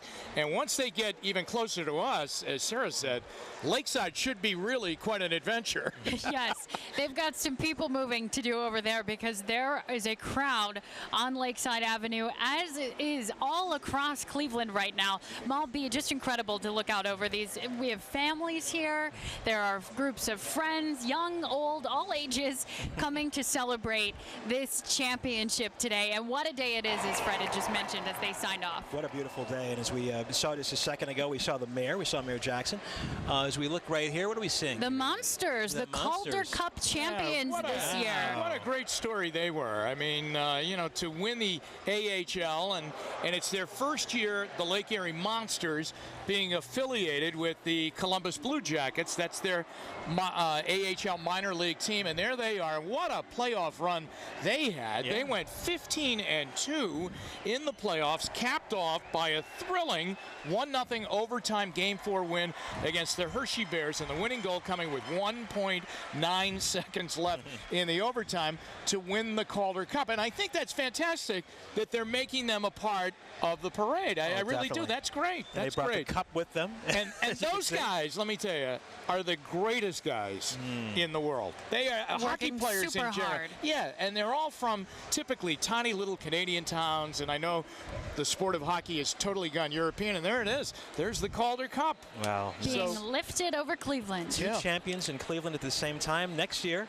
the Indians will be on this. Well, you know, and Campy was just talking on the Fox Sports Ohio broadcast about how sometimes when, you know, a championship hits a city, it infects in a good way the other franchises to get going. Now, the Indians are playing very well and in first place, and the boys of fall, it would be great if they got infected with a little winning atmosphere. They're trying. But, you know, that it will take a little time. A little time. We're going to go back now to Fox Sports Ohio coverage of the Cavs Victory Parade. We'll see you in just a bit. Teams in the league copy what we do, and it's just a fun situation. And when you have a great team that you put on the floor with the dance team, then you have great things happen, and it did this year. And again, when you look at our game presentation, it all starts with Mr. Crump. Ahmad Crump. He's the hype guy. He's the guy that makes it all happen. Coming up at 2:30, following our coverage of the rally, how about a replay of Game 7? Let's see it. Does that sound like fun? Yes. That sounds like a good time. That sounds like a real good time. I could watch the last minute of that game every day for the rest of my life, AC, and love it each and every time. Yeah, it was just great to see how, you know, I got so caught up in each possession that I didn't realize that they didn't score. We held them scoreless for 4.5 minutes. I didn't realize that. Campy, wasn't it amazing that with 1 minute left in regulation of Game 7, the Golden State Warriors and the Cavaliers, if you added up all of their points, 699 to 699. Unbelievable. Well, Jeff, that's how close these two teams were, because you're talking about the number 1 and number 2 team in the league. And after all the work, after all the sweating, after all the minutes, after all the points, the number 1 team became the Cleveland Cavaliers. And that's why we're here today. Yes. You, me, AC, about 800,000 of our closest friends. Yes. All enjoying it and having a good time. It's beautiful to watch. The parade route has made the turn, heading north now on East 9th Street. It's a little crowded. Does that look a little crowded, folks? I don't know if they can get through there. I don't think that's 9th Street. I don't know what street that is, but I know it's a little crowded. I don't know how they're going to get through there. I don't know how anybody's going to get through there. Hey. That is the corner of 9th and St. Clair. Right there. Okay. Oh, goodness gracious. Man. Clevelanders, be proud. Hey, Cleveland! What a day this is. You see the parade still leaving the queue. The players coming up in a little bit, and we're going to see a lot of folks here in the parade. Dan Gilbert, his partners, Nate Forbes, Jeff Cohen. Our buddies John Michael and Jim Jones will be waving at us, guys. That'll be fun. And along with the rest of the legends as well, Jeff. So, and also we have Gordon Gunn and his family here as well. So this is just a great afternoon for all of our fans. And again, Jeff, it's all about this Cavalier basketball team. Is Machine Gun Kelly standing on a piece of iron there? He's like very you better be careful up there. I hope there's a platform up there that I can't see, AC. Yeah, it does seem like he's just skating on thin ice there. Machine Gun Kelly has been a rabid Cavaliers fan, and I know the organization has truly appreciated his support over the years.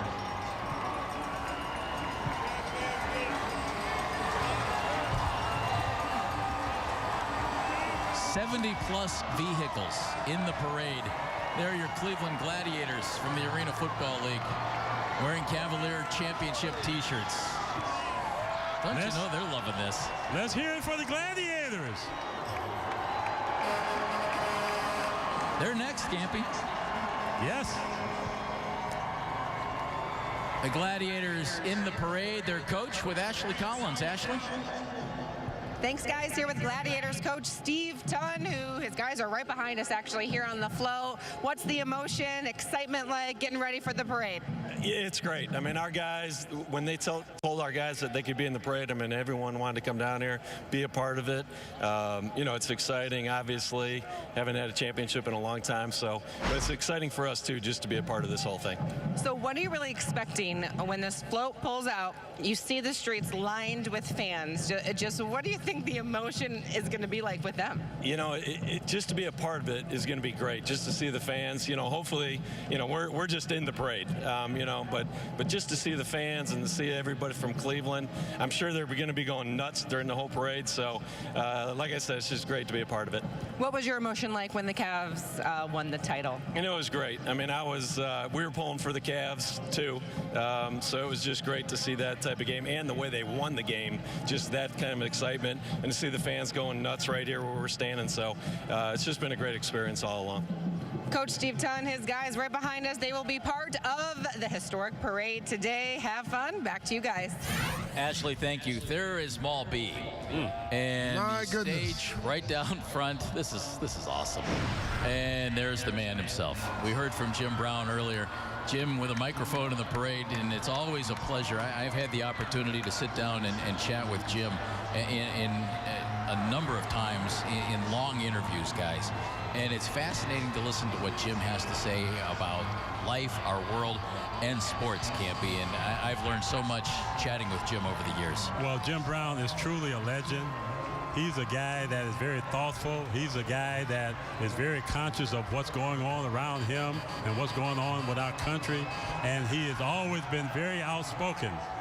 And I'm sure tonight or this afternoon, he feels real good about what's going on with the city of Cleveland. Yeah, I always love to sit down with Jim and listen to and talk with him. He always has very important things to talk about and to say. And to me, it's always a learning experience when I sit down with him. Jim doesn't waste words. No, he doesn't. No. A couple of years ago, guys, I had an opportunity to talk to Jim in doing a special on the Browns, and there was kind of a high landing that we were on. And when we went to go down, Jim's had some problems with his legs over the years, and another guy who works with us at Fox Sports Ohio, Bob Pennell, and I helped him down.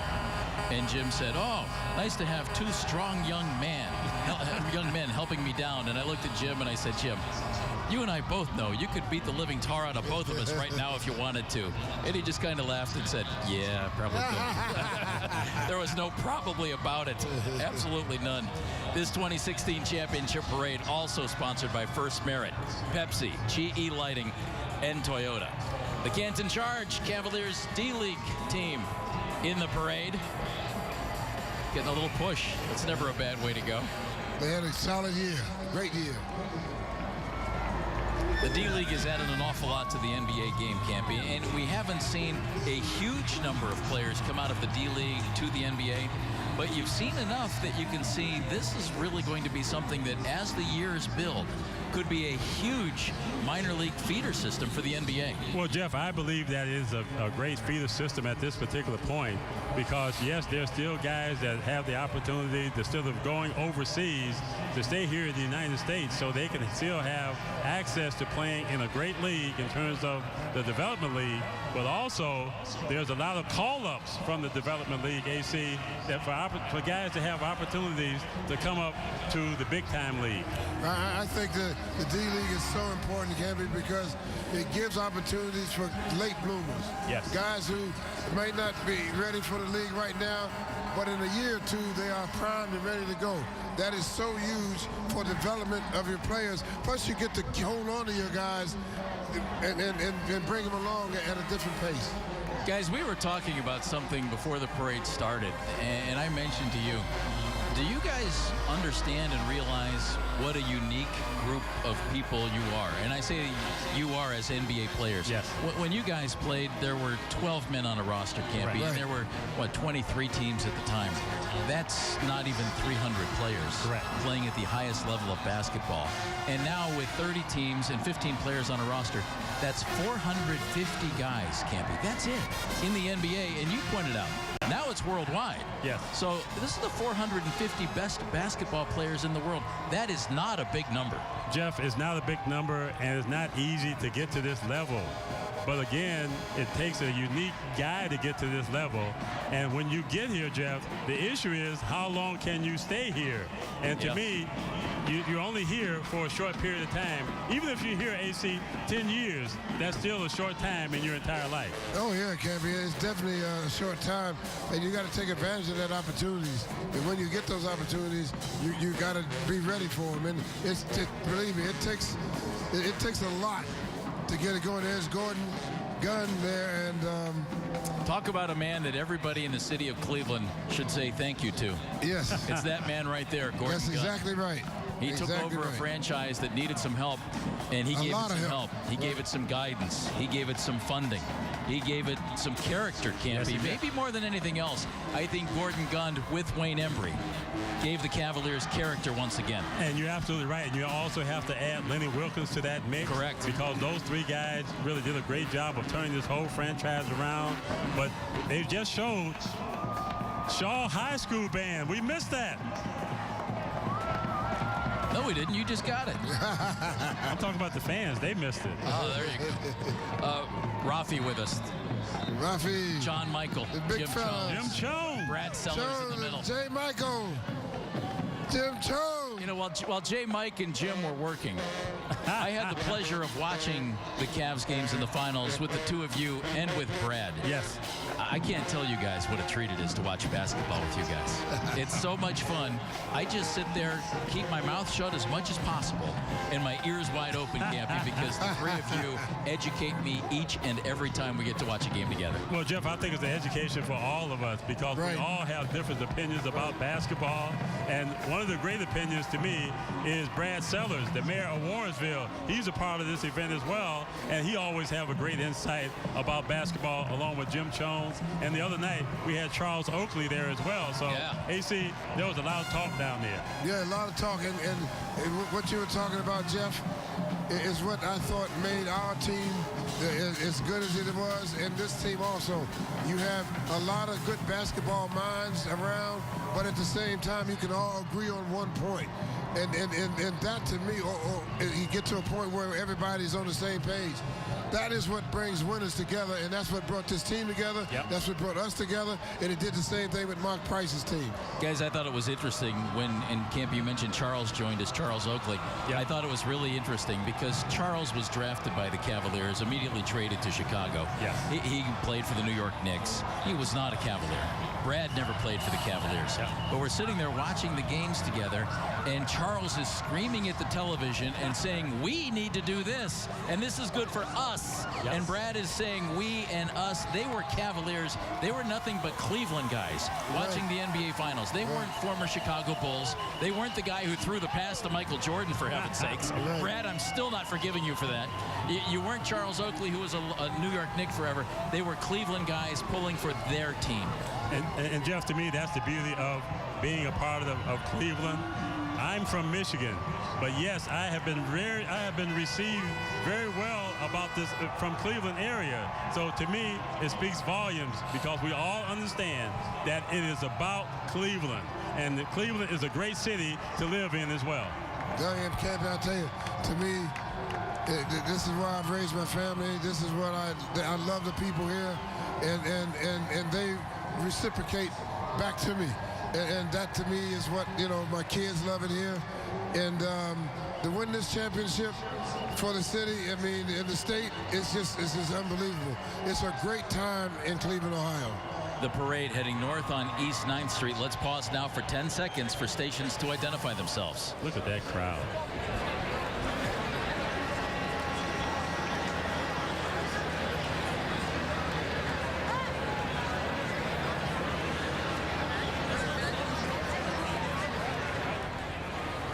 East 6th Street absolutely packed.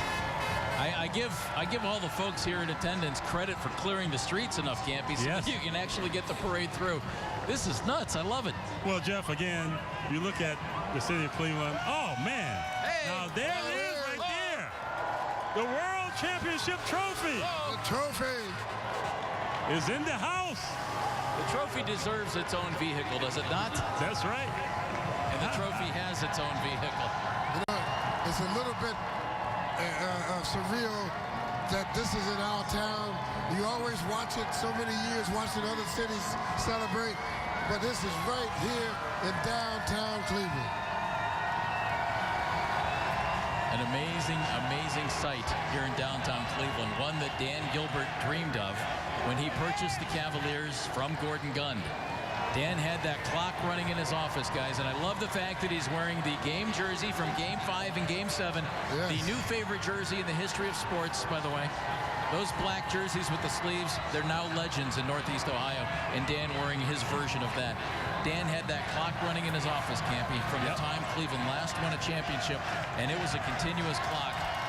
I'd love to know the numbers that it stopped on right now, because you can be sure Dan stopped that thing the minute that buzzer went off at Oracle Arena. Jeff, it doesn't matter. You know, you look at Dan Gilbert. He is the guy that came to Cleveland and said, I'm going to bring a championship to Cleveland. And now the championship is here. We just saw the trophy go down the street, and that is why we're all here this afternoon. It's because of that trophy and Dan Gilbert. AC, think about those words. We all just saw the trophy go down the street. That's great. That's right, down the street. Yeah, down the street. Dan Gilbert leading the ownership group. Nate Forbes, the Cavaliers vice chairman and minority owner, right behind Dan in the parade route. These guys, you see them sitting courtside right by the Cavaliers bench almost every game, AC. And the passion that Nate and Jeff Cohen, who's coming up, and Dan Gilbert, of course, have brought to this franchise. I mean, they're a passionate ownership group. Right, and that to me is what I really was impressed with, was how passionate they are about reaching their goal. And they didn't let anything deter them from reaching the goal. They got what they needed. They got the players they needed to make it work. Well, and it's all about the players, AC. You know, you look back at Griff in terms of what he did this year in terms of bringing in Richard Jefferson. He brought in Mo Williams. You know, they went out and got Moskoff last year. Last year they went out and got J.R. Smith and Iman Shumpert. And now you look at this basketball team, it has been developed into a championship team. There's Jeff Cohen with the hat on backwards, wearing the shades. Jeff told me when he was young, he was known as Conan the Barbarian. We know Jeff. That's not a surprise, huh? Jeff is a big, strong guy. And the thing about what the ownership group has done, guys, when LeBron came back, well, outstanding. But then they had to start writing very big checks, AC. And they never balked, ever. Well, the one thing, again, I like their philosophy. Their philosophy to me is developing the product first, and then the rest comes later. And that's a little bit different than most owners think in this league. I mean, and they gave the team, they gave management everything they needed, and management delivered. That is a great equation. That is something that this league does not really function that way. They function their own way, and they did it in the way that made it successful for them. Allie Clifton is out on the parade route. Last time we checked in with Allie, she said, I'm somewhere safe. I'm guessing, Allie, you're still somewhere safe, but where are you now?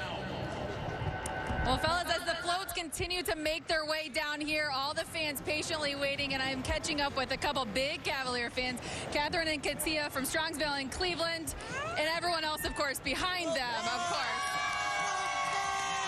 Go Cavs, all in! We have a couple special moments, though, fellas, from this series. Catherine, what was yours? My favorite moment was when Curry went in to go do a dunk off the clock, and LeBron knocked it out and blocked it and said, "Not in my house." Oh, AC, did you hear that? That was a freak of a nature play, as we know. How about for you? What was your favorite moment? Just the three-point that Kyrie made. That was awesome. That made us be the championship 2016. Woo! And guys, that was the third three from that position Kyrie has hit. If you remember, San Antonio, 57 points. Portland, 55. Then, of course, Game 7 of the NBA Finals. We're waiting for the floats. We'll be here all day, fellas.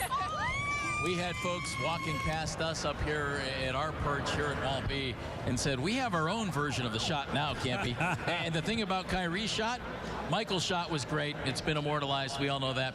That was early in the playoffs. Kyrie's was for an NBA championship. And again, Jeff, when you look at Kyrie Irving, to me, I thought that he was one of the difference in this basketball, in this whole series. And the reason why I say that is because he became more and more comfortable as the series went on. And he became more and more aggressive out there. And he got to the point that he felt like Curry or nobody on that Warriors team could handle him. And he was playing just that way, AC. You're right. He really stepped up big. I mean, when you watch how he started the season to how he ended the season, yes. I mean, it was really unbelievable. And to have the guts to go out and the nerve to take that shot at the time he did, and he took it with no hesitation, no reservations. It was just great to see a development of Kyrie from the beginning of the season to the end of the season. That shot, it was unbelievable. He is truly now ready to roll. The streets of Cleveland absolutely packed with enthusiasm today as we celebrate the Cleveland Cavaliers Championship Parade and Rally. More parade, the players coming up next. Working together means working efficiently. And a Lennox home comfort system may just be the perfect example. Its air conditioner works together with the furnace. And that works together with the air purifier. And that works with you by saving you up to half off your heating and cooling bill. The future of home comfort is here now at Weather King Heating and Air Conditioning. Get the latest in home comfort technology at Weather King. Lennox, innovation never felt so good. And this team, symbolic of the hard work they put in. Wow, it's real. What happened, Daddy? This is bigger than the game of basketball. This is about all of Northeast Ohio, everybody. Whether you come from Lakewood, from Avon, from Menor, Akron, we were with LeBron, we were with Kyrie and JR. We were right there with them. I almost don't know what to say right now.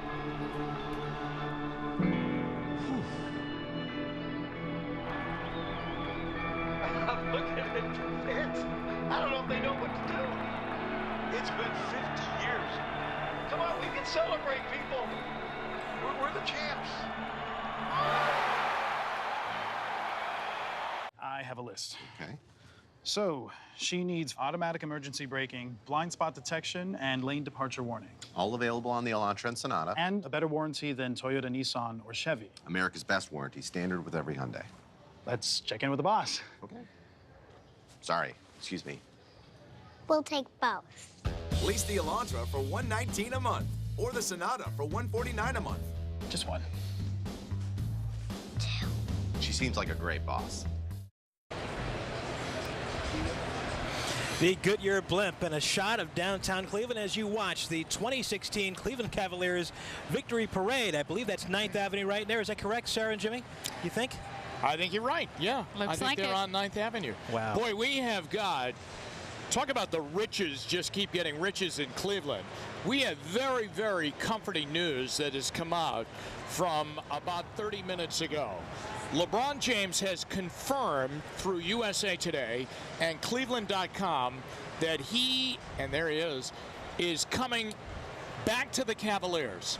There is no question about him, or no worries about him opting out and perhaps trying to go somewhere else. There have been a lot of national sources and pundits saying that maybe he wants to form another super team and make it 3 different teams that he's gone on and won championships with. He is staying in Cleveland. He wants to come back and defend the championship next year with the Cavaliers. Now, some other news, he was also asked, are you going to go to Rio for the Olympic Games and play for Team USA? And his quote was, I don't think so. but he hasn't actually made the final decision yet. So at this point in time, with an I don't think so, Sarah is the only person from Akron going to Rio right now, Russ. That's breaking news. Wow, that is all right. fantastic. That's up to the minute. Breaking. Yeah. That is fantastic news. That other news is, I mean, that's great, and we think you're going to do a great job. Thank you. But yes, but it is that good other to know. news is really good King because James is here. that was bubbling a little bit right after what was going on. That maybe he wants to form another super team. Now there are only 2 other players in NBA history that have gone to 3 different teams and won championships. Robert Horry is one, and John Sally is the other one. Now LeBron James is in a different kind of category than those guys. Those guys were pieces to a team. Right. LeBron James is a team. Okay, so but that's great news. You're right. He's going to come back and defend the title here next year. That is excellent news. I would throw another parade just on just for that. Just for that right there. That rumor had gotten so far down the line. There were actually bubbles of what teams he would go to, the Lakers, etc. So the Bucks I heard as well. Yeah, or so maybe back to, back to Miami. Would he want to hook up with Dwayne Wade again? Sure. But he's going to stay here. And we know he's here today with his family. We just saw those beautiful shots of his wife, Savannah, and their 3 children, all in the convertible today. And it is a beautiful day for this parade. Fantastic day. Let's go back to Fox Sports Ohio as they continue our coverage. We will see you very soon. LeBron's back. I'm staying. Right. He signed up. He wanted to be here. And Campy, that's a huge thing that I think sometimes gets kind of forgotten during the building of this franchise the way it stands right now. And Jeff, you're absolutely right. And I think the reason why Kyrie re-signed is that he believed in the ownership. He believed what Dan Gilbert was saying when he said that he is willing to do whatever is necessary to build a world championship team and to bring a championship team to the city of Cleveland. So this year is all the evidence anybody can need to let them know that there is a championship in the city of Cleveland. And there's JR without his shirt. Without his shirt. He left it in Golden State. Is he going to have to wear a jersey next year, or is this his new trademark, AC? I think it's his new trademark. And guys, amazing. Let's all be honest. Can everybody here, all 800,000 people, if you had an upper body like JR's, you wouldn't wear a shirt either. As we get an amen from the women then back up. Absolutely. The coaching staff looking at JR with puzzling looks on their face, as they often did during the season, thinking, JR, what's going on out there? He just jacked up another 3 from 30 feet and hit it, Campy. Yeah, again, AC and Jeff, this is the beauty of this type of parade. Our team understands that they need to get next to these fans. So that's why JR is out there. That's why Kyrie Irving is out there engaging our fans. You're right, Campy. They know how important the fans are, and word to them, their march to the championship. And even though Kyrie hit the shot, LeBron made the block. When we came out in that 3rd quarter and JR hit them 3 jump shots, that changed the whole feeling of the game. You can see the Warriors start to drop their enthusiasm started to wane then. Can I say a couple of things, AC, about a guy that you knew and loved? Red Auerbach, take that. Yes. Those are victory cigars, ladies and gentlemen. And one of the lasting memories, there were so many visuals from Game 7, guys, but one of the visuals that every Cavs fan will remember is the shot of Coach Lou on the bench, his head buried in a towel, and weeping, guys. He was overcome with emotion and joy. And I think, Campy, that says so many things about Coach Lou as a person. It shows so much about, and says so much about what these guys think about themselves, each other as a team, their love of each other, their love of this city and this fan base. And Jeff, to me, that was the difference with this team as it started growing. They started growing together in love for each other and how they felt about each other. And to me, Jeff, when I look back at our team back in the day, that is what helped propel us, is the love that we have for each other.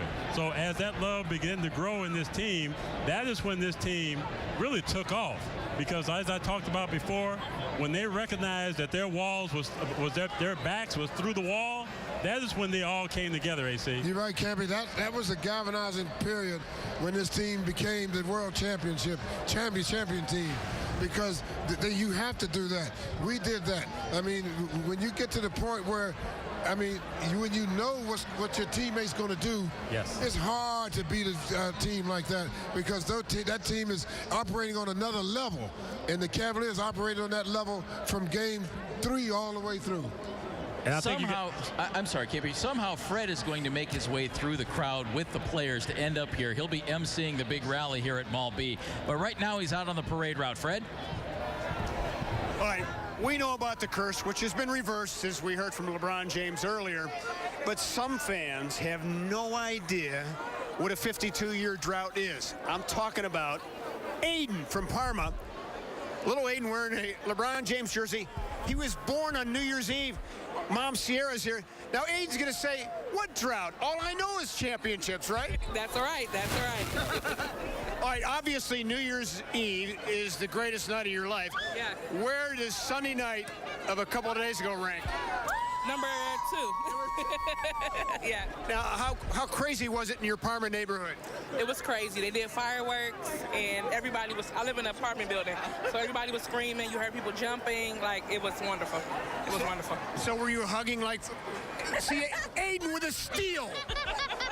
A turnover here on Fox Sports Ohio, but Aiden with those great, quick LeBron James hands, and I don't have the nerve to take it back. But were you guys like hugging strangers? Was this a crazy? Oh yeah, it was crazy. I high five, screaming. I lost my voice. Like, it was crazy. And then the next day we went to the IH Center, so I really didn't have a voice. So wow, it was nuts. Yes. And now you're back here, so it's really a triple crown. I'm back here. Yes, yes. I have plenty of pictures, so I want to show him when he gets older, because he won't remember. But I have tons of pictures. And you'll never ever forget the year the Cavs won the championship. That's right. That's right. That's right. Yes. Thanks, Sierra. Thank you. And little Aiden. Yes. I had to steal it back, but I'll get called for probably a foul, guys. Yeah, but Fred, we needed that back. Absolutely. Good call by you to get it back from Aiden. I enjoy watching the Cavalier girls dance, the Scream team, the coaching staff. Today, why not? Future View is brought to you by Heirloom Quality Amish Furniture. On sale now at Levin's. He made a promise and kept it. I'm coming home with what I said I was going to do. They had to earn it and did. And while LeBron and the Cavs gave us a championship, he's giving these kids a future. When the glow of a win is gone, there will still be a light shining in the hearts of all the Akron families who believed. For all that he does on the court. He has our respect. For all he does behind the game. He has our deepest admiration. WKYC, proud partner of the LeBron James Family Foundation. At Spitzer Automotive, we want your next vehicle purchase to be smooth, enjoyable, and most importantly, fast. Our Quick Start tools help you structure your deal, giving you the power to value your trade, personalize payments, and even apply for credit at home using your laptop or mobile device. Just go to any vehicle details page on Spitzer.com and structure your deal with the tools that are most valuable to you. The more steps you complete online, the more time you save at the dealership. Save time and start online with Spitzer Quick Start. Spitzer, saving you more since 1904. I can't imagine not having this much energy. I'm always excited, always moving, and nothing hurts. Before losing 67 pounds with Slimgenics, I was always tired. I used to have to take naps in the middle of the day. Now I run 5Ks and those midday naps are long gone. I've got more energy than I ever thought possible. I'm ready to run circles around my life.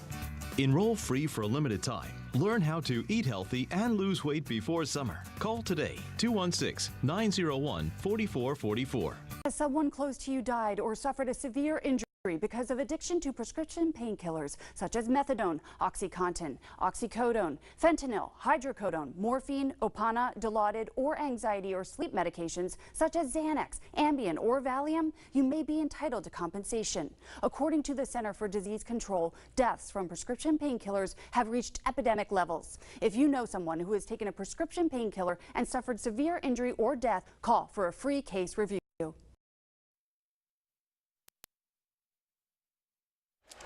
Aerial coverage today provided by Goodyear. Akron stands with Cleveland and all of Northeast Ohio in celebrating a long-awaited championship. Goodyear, Akron born.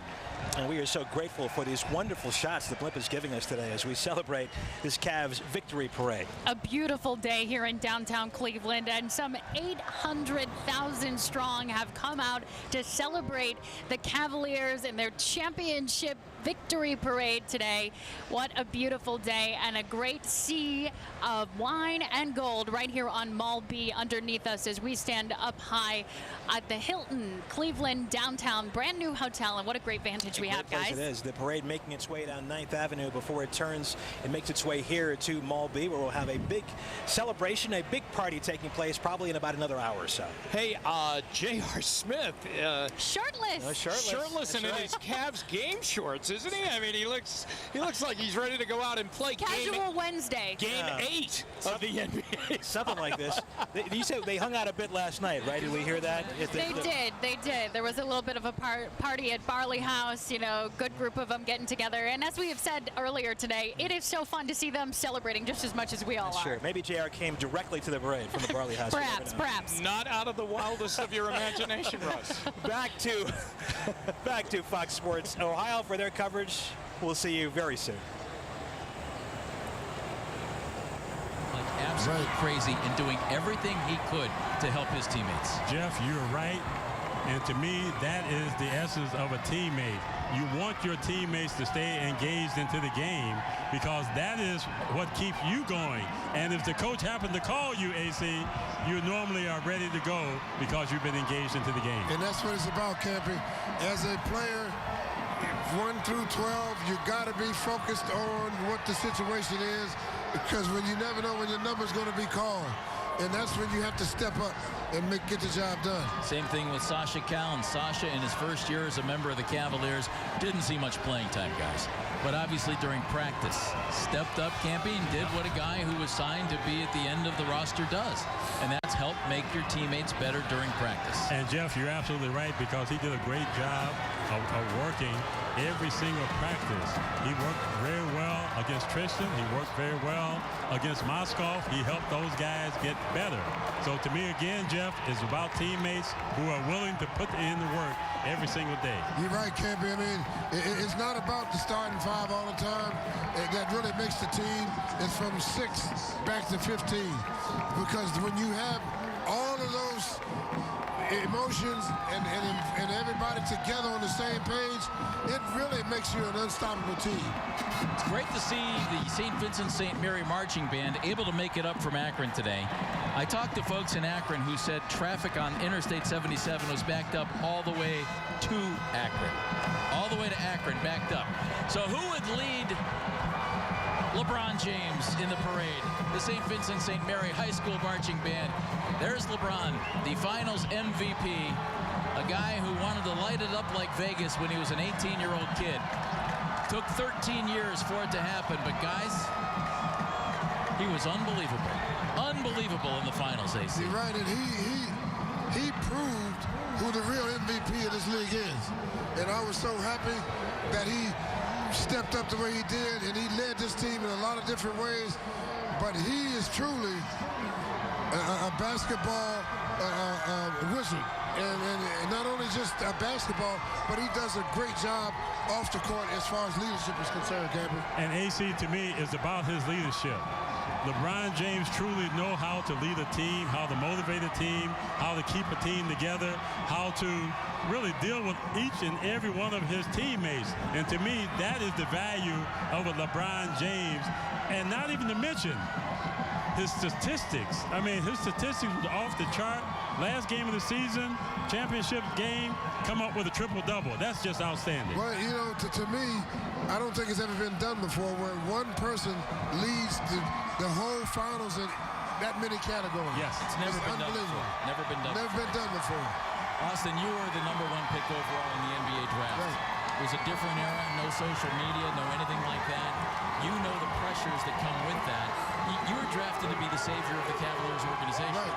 LeBron was drafted to be the savior of the Cavaliers organization, and he grew up 25 miles down the road. That was an awful lot of pressure for an 18-year-old kid who probably didn't give it any thought. I mean, there were 30 teams that could have ended up with him, and then 13 in the lottery.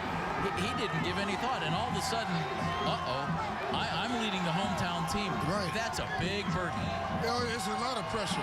But the one thing I've learned about LeBron over the years, he doesn't really look at pressure as pressure. It's just a challenge. And that changed his whole focus when he's able to do that. And by looking at it that way, he sort of guides his teammates in that direction. It's not pressure. All this is an opportunity for us to get something done. And AC, you're absolutely right. When you are as talented as LeBron James, and you have a strong will and a strong mind and that talent, it really makes you unstoppable. And there's no question in my mind, LeBron James has been unstoppable throughout his 13-year career. And to me, I still think that LeBron James have a lot left in the tank to push this team to another level next season. AC, you did some of LeBron's games when he was in high school, when he played in the state championships. I did some of his games when they were on pay-per-view when he was in high school. How have you seen him grow most in the 13 years since he was an 18-year-old rookie to now a 31-year-old NBA champion with the Cleveland Cavaliers? Well, one thing, he understands what's going on around him a little bit more now. And he understood that he couldn't do it by himself. Yes. So he always was trying to incorporate teammates into whatever he was doing because he knew he couldn't do it by himself. And that, to me, is one thing that really, because he has a game that he probably could do it by himself, but he knows it's a five-man game and you got to have other four guys. He did a great job of leading and not getting too caught up in himself, but getting more caught up into the team concept of the game. Well, AC, one of the things that we all know about LeBron James is never really been about him. It's been about winning. It's been about helping his teammates succeed out there on the court. And you look at this year, all the things he's done over his 13 years, it all came together in this series because truly, this is a team that was down 3-1. And the will of LeBron James, as well as Coach Lue and his game plan, helped put this team into a make this team into a championship team. 41-point games in the finals, a triple-double in Game 7, Austin. An unbelievable performance for a guy who is obviously driven. And LeBron has been there 6 years in a row, along with James Jones, 6 years in a row. Those two probably know more than anyone else, despite the fact that they've been there 6 years in a row. But boy, is it difficult to get there, and is it difficult to get back. And you knew he had to think, even down 3-1, who knows when this opportunity comes along again. We have to do something, and we have to do it in a big way. And he did, and they did. Yes, he did. He mentioned that he went and changed his blueprint after game 2. And then all of a sudden he came back, and you could see a difference. He put himself in different positions, and that triple-double in that final game, that was off the chart. Well, one of the areas that I thought LeBron James made a great adjustment at is being able to play in the post, being able to dominate the game in the post, being able to dominate the game rebounding, being able to dominate the game in all areas of play. And to me, these fans are getting a great look at LeBron James. So in some respects, even though it has slowed down out there, it's giving everybody an opportunity to take photos and to look at the king. There is King James at his best right now. We could throw superlatives at LeBron forever, Austin, but the skills to make things happen on the floor, as Magic Johnson had, the athleticism of Dominique Wilkins, the desire to win of Michael Jordan. He's a very strange, unique combination of basketball skills that this league has never seen before. Right. I mean, and that's what makes him so different from everybody else. He can do a little bit of everything, and he does it all well. And his size is just what really gets people, because at 6'8", doing what he does, it's off the chart. Look at those people. Man. Enjoy, Cleveland, enjoy. But get out of the way so the parade can keep moving. Man, that is just spectacular. That's why things are moving a little slow, folks. Look at that. The streets of Cleveland, a sea of humanity. Oh, my goodness. Literally. And sea of humanity and a great hat. Is that Kermit the Frog? I don't know who it is, but I love it. Oh, no, it's the octopus. I love that. Jeff Phelps along with Campy Russell and Austin Carr. As much fun as it is. Oh, look at Sean. As much fun as it is to bring basketball to you. Guys, this is so much better. Iman Shumpert obviously joining the J.R. Smith No Shirt Club. Why not? And he's there with Iman Jr. The baby that he delivered. Yes. How about that for a season for Iman? A, we had a daughter. B, I delivered my daughter. C, we win the NBA championship. That's a great year, isn't it?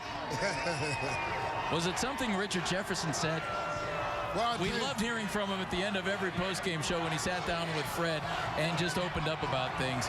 This guy, AC, showed that he had a lot more left in the tank than probably anybody in the NBA thought he did. Well, you know, as I was talking to him through the year, he told me, you know, he has a little bit more left in the tank, but he never really let it go until he got to the playoffs. And that's just a veteran understanding his body and what he had to do, Kevin. Well, to me, we talked about, was it something that he said? When you look at this series, to me, it was something that he did every single night, because he added something to this basketball team every single night. His athleticism, his ability to score the ball, his ability to guard multiple guys out on the floor.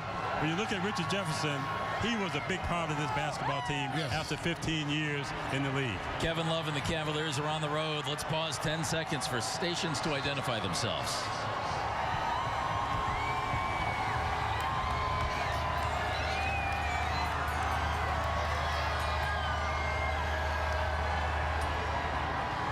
Good to see that Kevin Love has picked up yet another championship belt from just the one he had when he got off the airplane.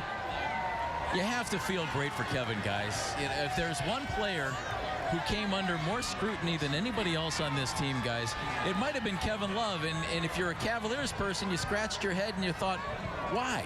Why is this guy getting scrutinized like he is? Because he signed up here not to be the man.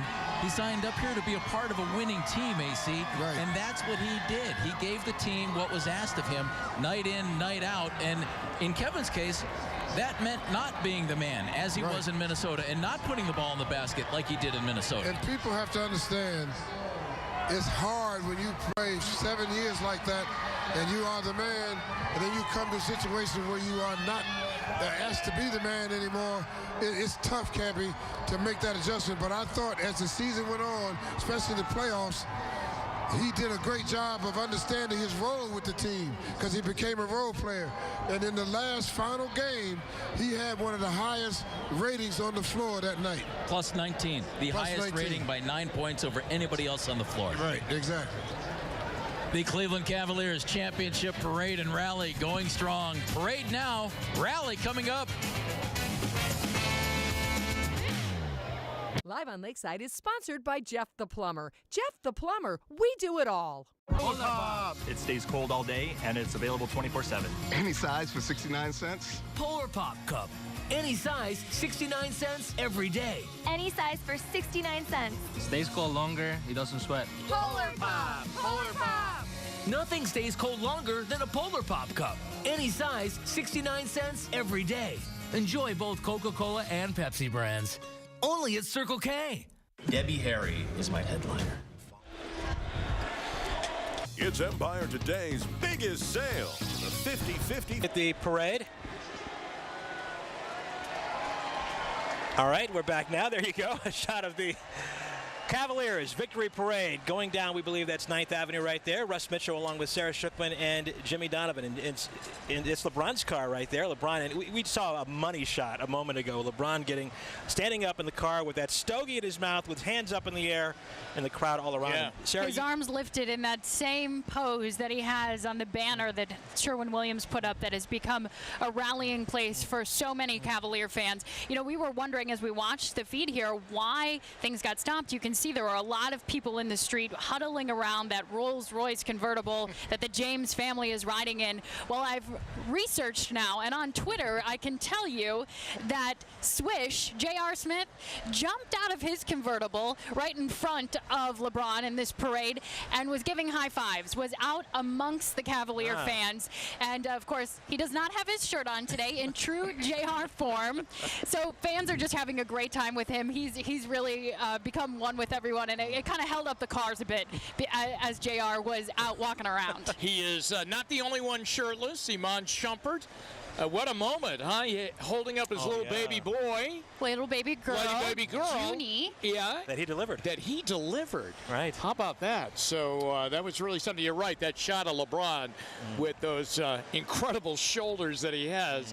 I mean, his physique, and it just looks as though he has the whole town, and he does, basically, in the palm of his hands. I mean, he really does. But I think he's really enjoying this. I mean, he's really soaking it in. Yeah. I mean, this is what he imagined. He looks like he is having so much fun. You didn't know when you watched the parade today. Not only would you get to see these fine pictures, you probably knew that. Didn't know you'd get a fashion report as well from Sarah Shookman and Jimmy Donovan. I've been watching to see what everybody is wearing or not wearing with all of these shirts in a lot of the case. LeBron's got his Nike Air shirt on, and there we go. We've got some video of Mo Williams, also shirtless, out walking around, shaking hands.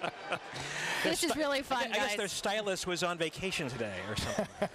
Well, I mean, second tour of duty for him. I mean, he was here before and left from the Cavaliers, and he left after LeBron left when Mo went on his way. A couple of stops came back this year, and by the end of the championship series, there he was. What's he doing there, Miss Social Media? He's taking a selfie with the crowd behind him, and he's got the big stogie going, too. You can tell it's quite a celebratory mood. It really These is. Cigars all around. It really is. Now, kind of give you a timetable of what we know right now. And the parade started about 35, 40 minutes late. The original plan was for the program here at Mall B to begin about 1:30. That's when the players would get up and speak. That's when the trophy would be hoisted once again. We'd hear from the mayor and other dignitaries.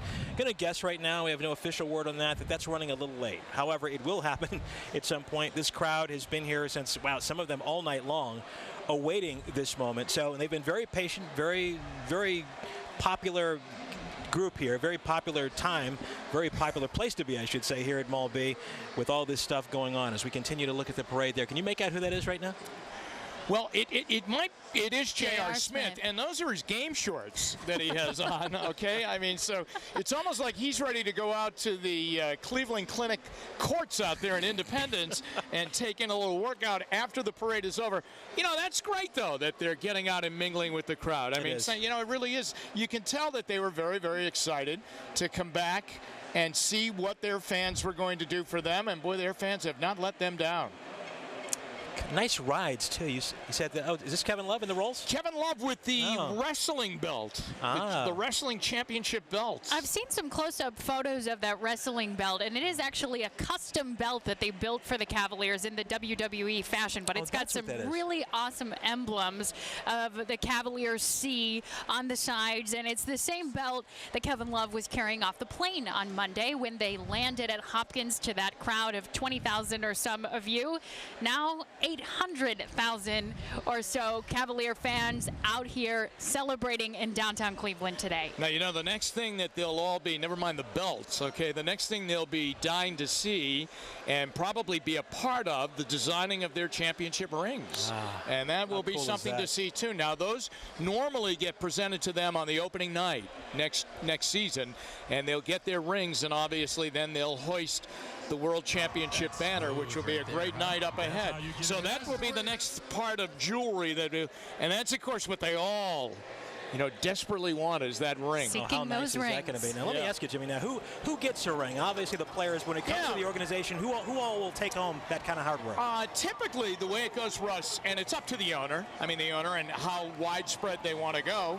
But usually everybody in the organization. Everybody in the organization, PR, marketing, sales, things like that, they'll all usually be gifted with a ring. It might not be the actual player's ring, but along the same design. The player's ring is going to be, usually unbelievable. Sometimes they branch out. Their broadcast team typically sometimes is gifted with a ring. The Golden State Warriors broadcast team last year, they were given rings. There are times then that they may go to, very special members of the alumni who maybe did not win a ring during their time with the team, and they'll go back and they'll present them with a ring too. So it is really up to the owner. This owner obviously does not mind spending, whether it's on players or on parties in Vegas, and I would think that he would be very generous and open-minded about the gifting of rings. It's a very, very special moment, but that night at the Q next year when they receive their championship rings will be really special. I take it the presentation of the rings does not extend to people who are covering the parade. Do you think there's any hope, any chance, Jimmy? I don't think so. I don't want to lead you on.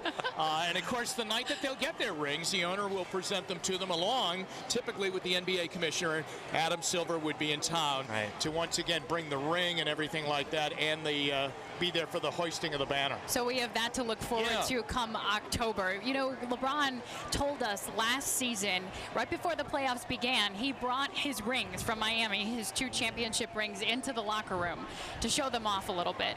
So we know this is going to be quite a moment. It's not only symbolic for all of us, but for them to take ownership of that ring. Yeah, I got to tell you, Sarah, out in Berea, the Browns have a replica of their 1964 championship ring, which right now looks like a class high school ring when you compare it to the rings that are handed out now, whether it's to a baseball team, a hockey team, or in this case, an NBA team. I mean, they, you know, it's unbelievable the change in these rings. Oh, like bracelets now. I mean sometimes, yeah, they are just amazing. They're huge. Yeah, they are really huge. But that's what they play for. I mean, a lot of them all, you know, everything is about the ring and getting a ring.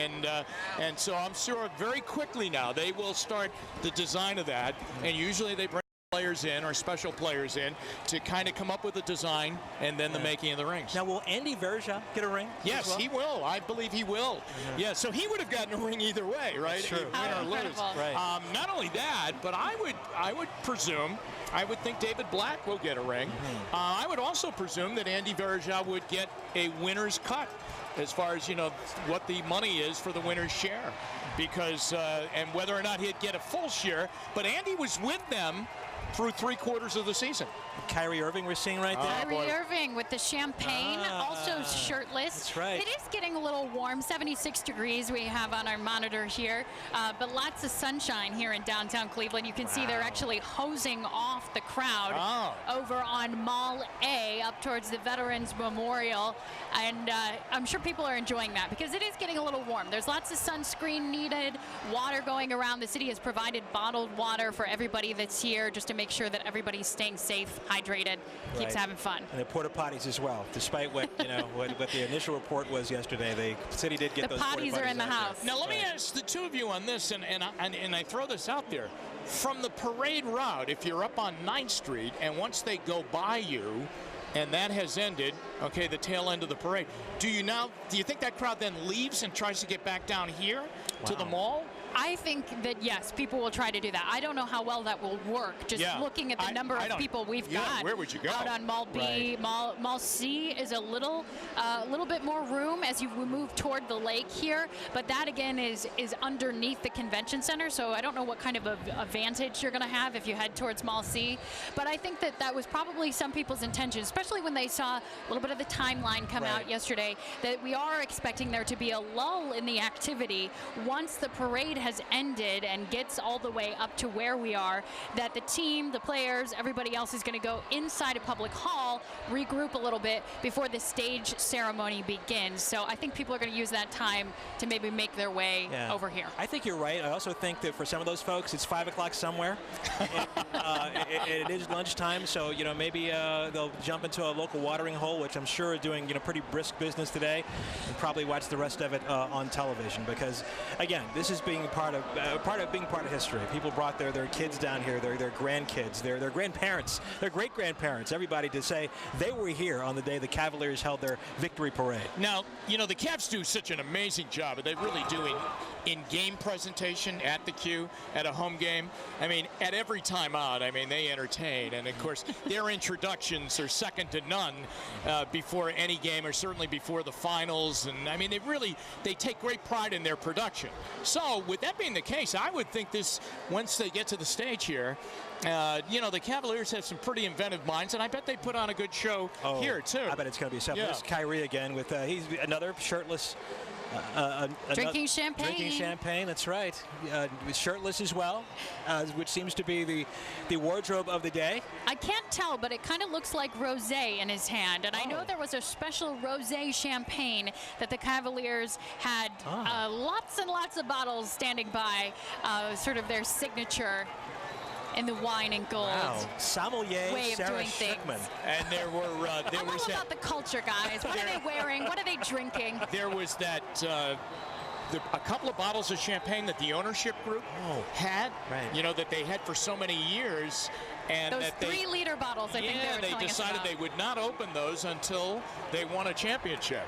I think those are open. I think those are open and probably empty. I think they're empty, yeah. All right, you are watching Channel 3 and Sports Time. I'm sorry, Fox Sports Ohio's coverage of the Cavaliers Victory Parade through downtown Cleveland. More to come after break.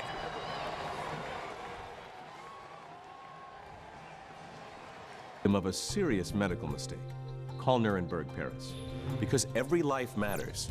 Experience matters. 1-800-399-2300. I didn't realize how bad my smile was with fillings and root canals. I had to do something. I looked at partial bridges, I looked at dentures. Out of all the options, Clear Choice was the only choice for me. At Clear Choice, we bring hope to millions who suffer from missing or failing teeth with dental implants that look, feel, and function like strong, natural teeth. All the specialists with all the technology they need are in one spot. That makes delivering this 21st century world-class dentistry very easy to do, and we do it in one day. I can laugh, people crack a joke, and I smile. It was a life-changing thing. Call today to schedule your free comprehensive consultation, an iCat 3D imaging scan. We'll even talk financing options while you're here. They not only helped to rebuild my smile, but helped me to rebuild my self-confidence. They really set me free. I mean, look at this smile. At Clear Choice, you're about to discover what you've been missing all these years. Call Clear Choice today. For 150 years, the Lake County YMCA has been committed to nurturing the potential of every child and teen and improving the community's health and well-being. We do that through fundraisers like the Lake County YMCA Dream House. Tickets are only $15 or buy 3 or more for only $13 each. Yes, you can win a $500,000 home, but you can also make a positive impact on some child's life. For tickets, visit ymcadreamhouse.org. Medical mistakes are one of the nation's leading causes of death and injury. If you suspect a medical mistake, experience matters. Call Nuremberg Paris, 1-800-399-2300.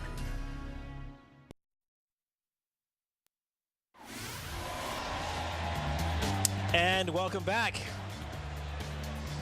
As we take a look at the parade, the Cavaliers Victory Parade making its way through downtown Cleveland at this hour. It continues. It started about 30 minutes late. However, it is still going strong. Most of the parade heading down 9th Avenue at this point, headed over to Mall B, where the big presentation, big celebration will take place, which is probably going to be, you know, if we were to guess, about 45 minutes from now. But things have been pretty fluid today, as you can imagine. A lot of moving parts here, literally. And Fox Sports is saying 800,000 people in downtown Cleveland today, which would be just amazing. I think, guys, we can probably believe that just based on what we've seen so far. That would not be that far-fetched, right? Yeah, we can't see very much from where we're standing. You know, we know there is that much more out there along the parade route. So there are quite a few people here in Mall B, tens of thousands, certainly 800,000 was the estimate that Cleveland Police were working off of what to expect for today. And it seems like everyone who was expected has turned out. Now, the only thing that you can always compare this to annually would be the St. Patrick's Day Parade, That's right? That's right. But the St. Patrick's Day Parade does not have, of course, a final gathering place, okay? sort of. I know there are a lot of gathering There are a few places, gathering places, but not but one right. central gathering place. I know Flannery's is calling right now and saying, what is Jim saying? Of course we gather there, but they don't have, the St. Patrick's Day Parade. So you wonder, this might be the largest gathering at one time in downtown Cleveland? You really wonder that. It's interesting. Our executives met with the city yesterday just to kind of iron out what was going to happen today in terms of security, in terms of what they were going to do. And the city, quite honestly, Mayor Williams saying, quite honestly, we don't know. We've never done this before. They certainly had a plan in place, but there was no template for this.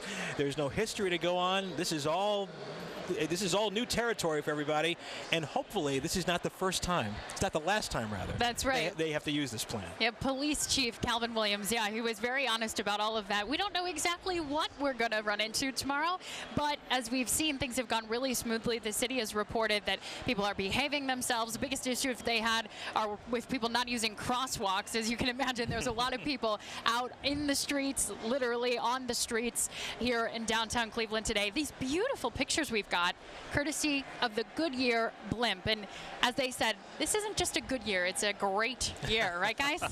That is true. It is a fantastic year.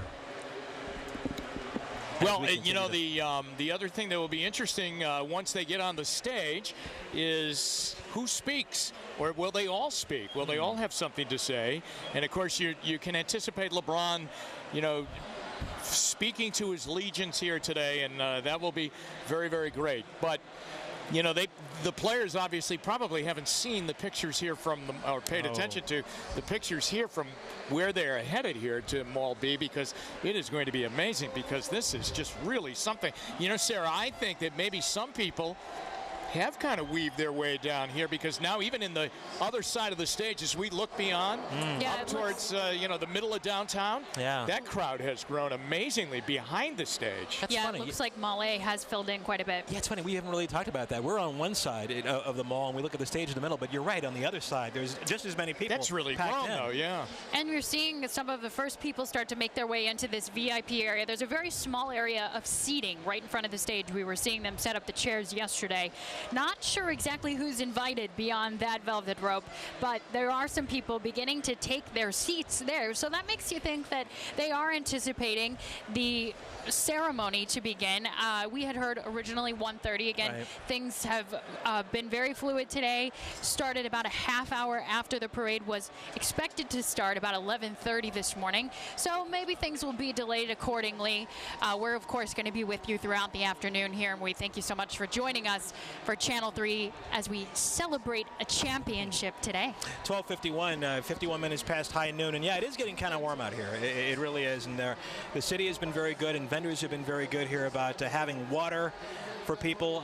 You can see that they also were spraying the crowd a little earlier with water. No reports of any injuries, heat-related, anything like that. No reports of any police activity whatsoever.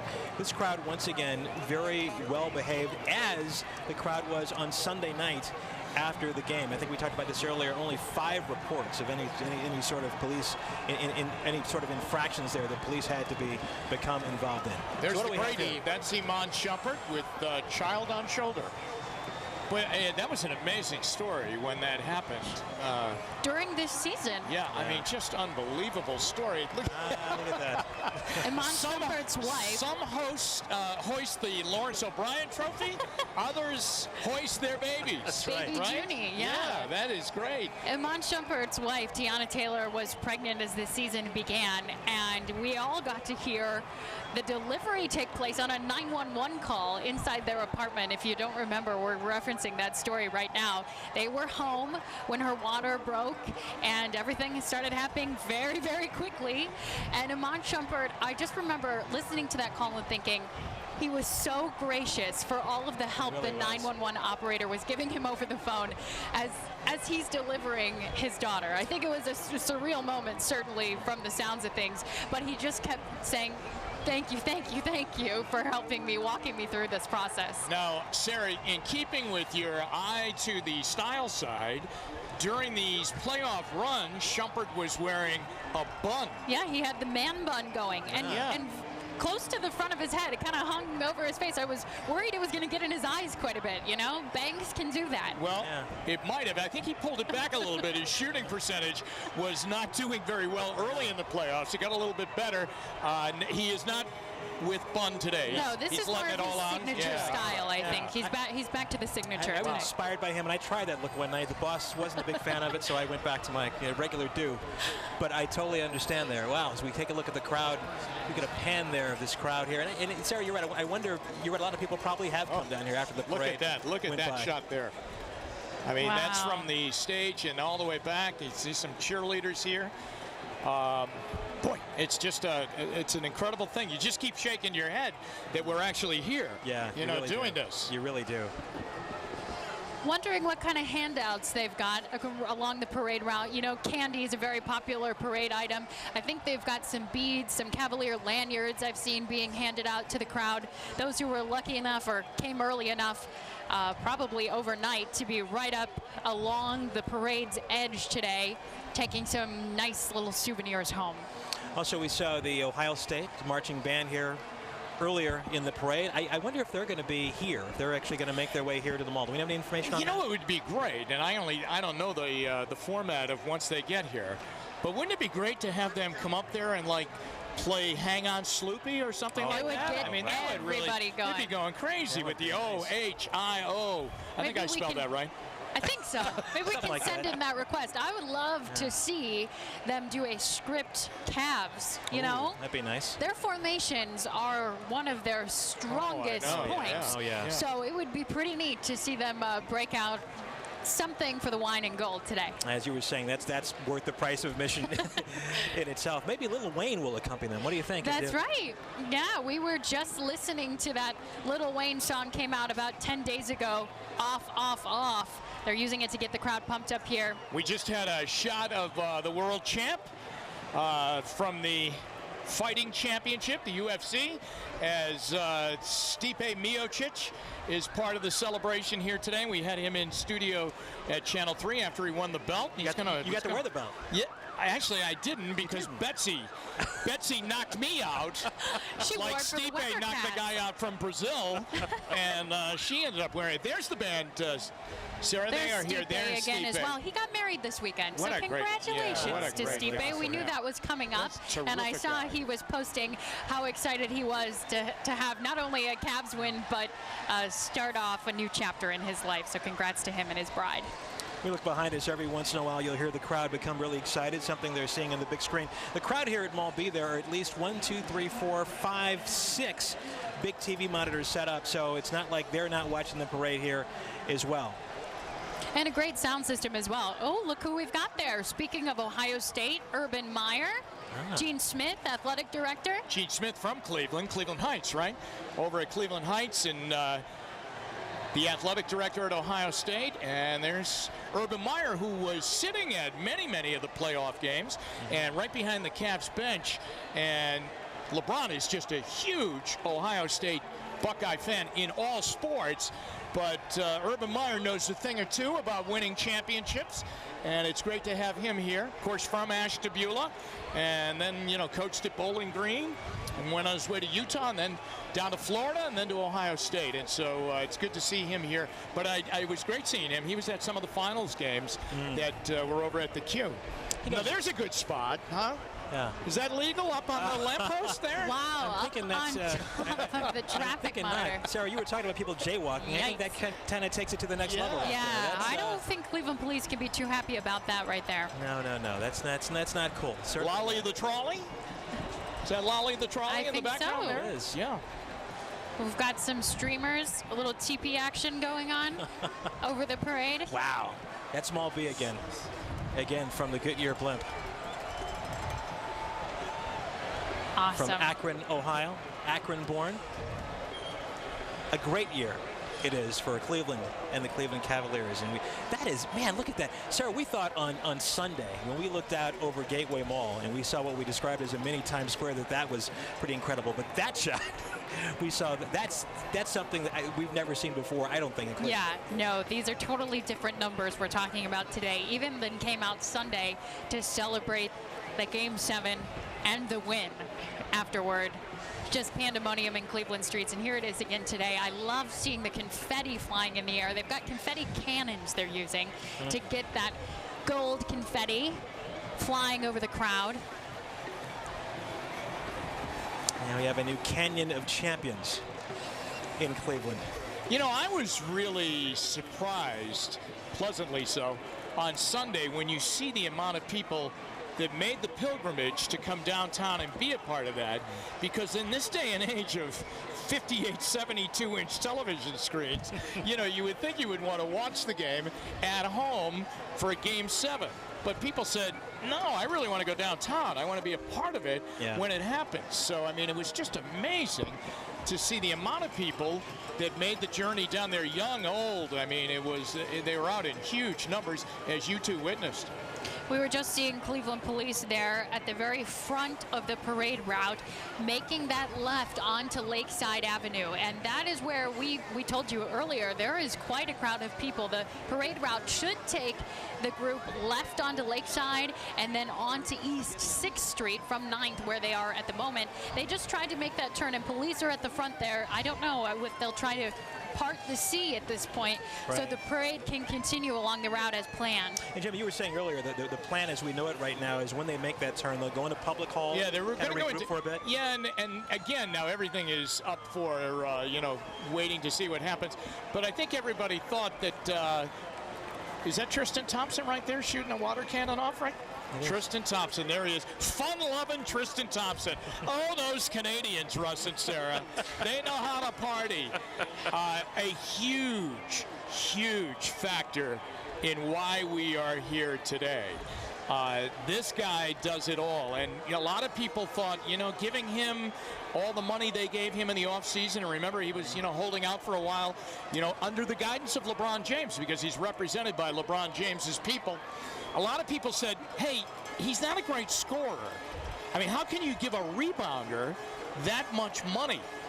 But I think we saw it play out. This guy dominates things. And then when needed to score, he scored. And I give him a lot of credit. The other night, he hit his free throws. And that, you know, was a strategy that Golden State was going to use to try and get back into the game and get the Cavs out of sync by fouling Tristan Thompson, because he has struggled at the free throw line in the past. But when they needed it the most in Game 7 on Sunday night, he nailed his free throws. And as always, he dominates defensively and on those rebounding boards. I mean, he gets you the ball. He did what he had to do. Yeah. It is now 1:01 on Wednesday, the 21st of June. You're watching WKYC Channel 3 live coverage of the Cavaliers Victory Parade as it makes its way through downtown Cleveland. Actually, we're coming on up. They made the left turn on Lakeside, going to go in the public hall for a second. The players regroup for a bit, then come out here to Mall B, where thousands are waiting for the big presentation, big party to begin, hopefully in about 30-45 minutes from now. Yeah, the overhead shots there really give you a sense of the depth of the crowds that are lining the, you know what you almost need? Remember when if you ever, Sarah, you're too young for this, but do you ever remember when at the old golf tournaments, when they would have galleries and those guys would hold up those things and they'd have a mirror or something up and they could deflect and kind of move it, and so you could see over the heads of the galleries? You almost need that kind of thing. If you're not in the first couple of rows there, you're not going to see it. You're not going to see it. I wish I could tell you I was too young for that as well, Jimmy, but I can't. I do remember that. And you're right. If you're standing back, it's 10, 15 rows deep. You would need something like that to really see what's going on. But part of being here is, I mean, obviously you want to see stuff, but part of being here is just the atmosphere. Yeah, just being here, right? Just being here. Part of the atmosphere, saying that you were here on what is truly an historic day. Look at that.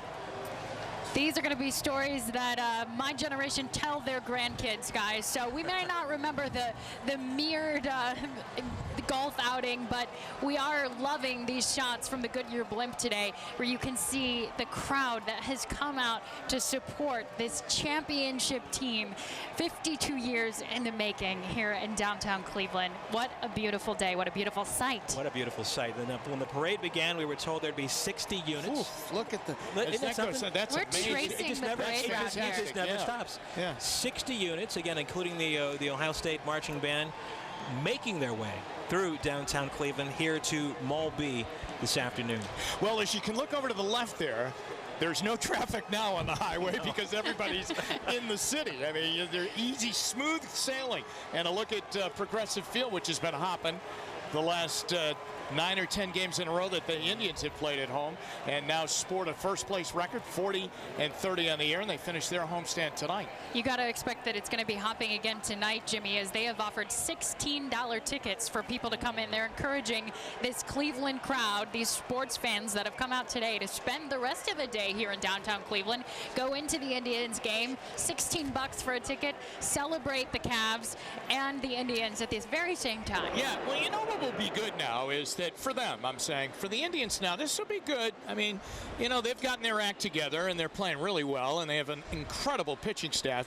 But now the attention will naturally shift to them, and it should. I mean, it's time, you know, this will be over and we'll go on into the off season, and the Cavaliers players after today, they're going to disperse and go on their various vacations, and then it will be time for baseball in Cleveland. And if you haven't been watching, you're going to all of a sudden look in and go, wow, they're playing really well, because everybody has been so consumed by every series that the Cavaliers won. I mean, remember, this journey started April 15th. That's right. You know, and then it ends in June. I mean, 2 months. Richard Jefferson said it was the most stressful last month in the finals and conference playoffs, the most stressful month of his life. I can imagine. Yeah. And somebody told me at Game 6 at the Q the other night that if this game went to Game 7, which of course it did, the final started June 2nd. They ended on the 19th of June. 17 days. Now, granted, they didn't play every day, but that's longer than the Summer Olympics, where Sarah will be going.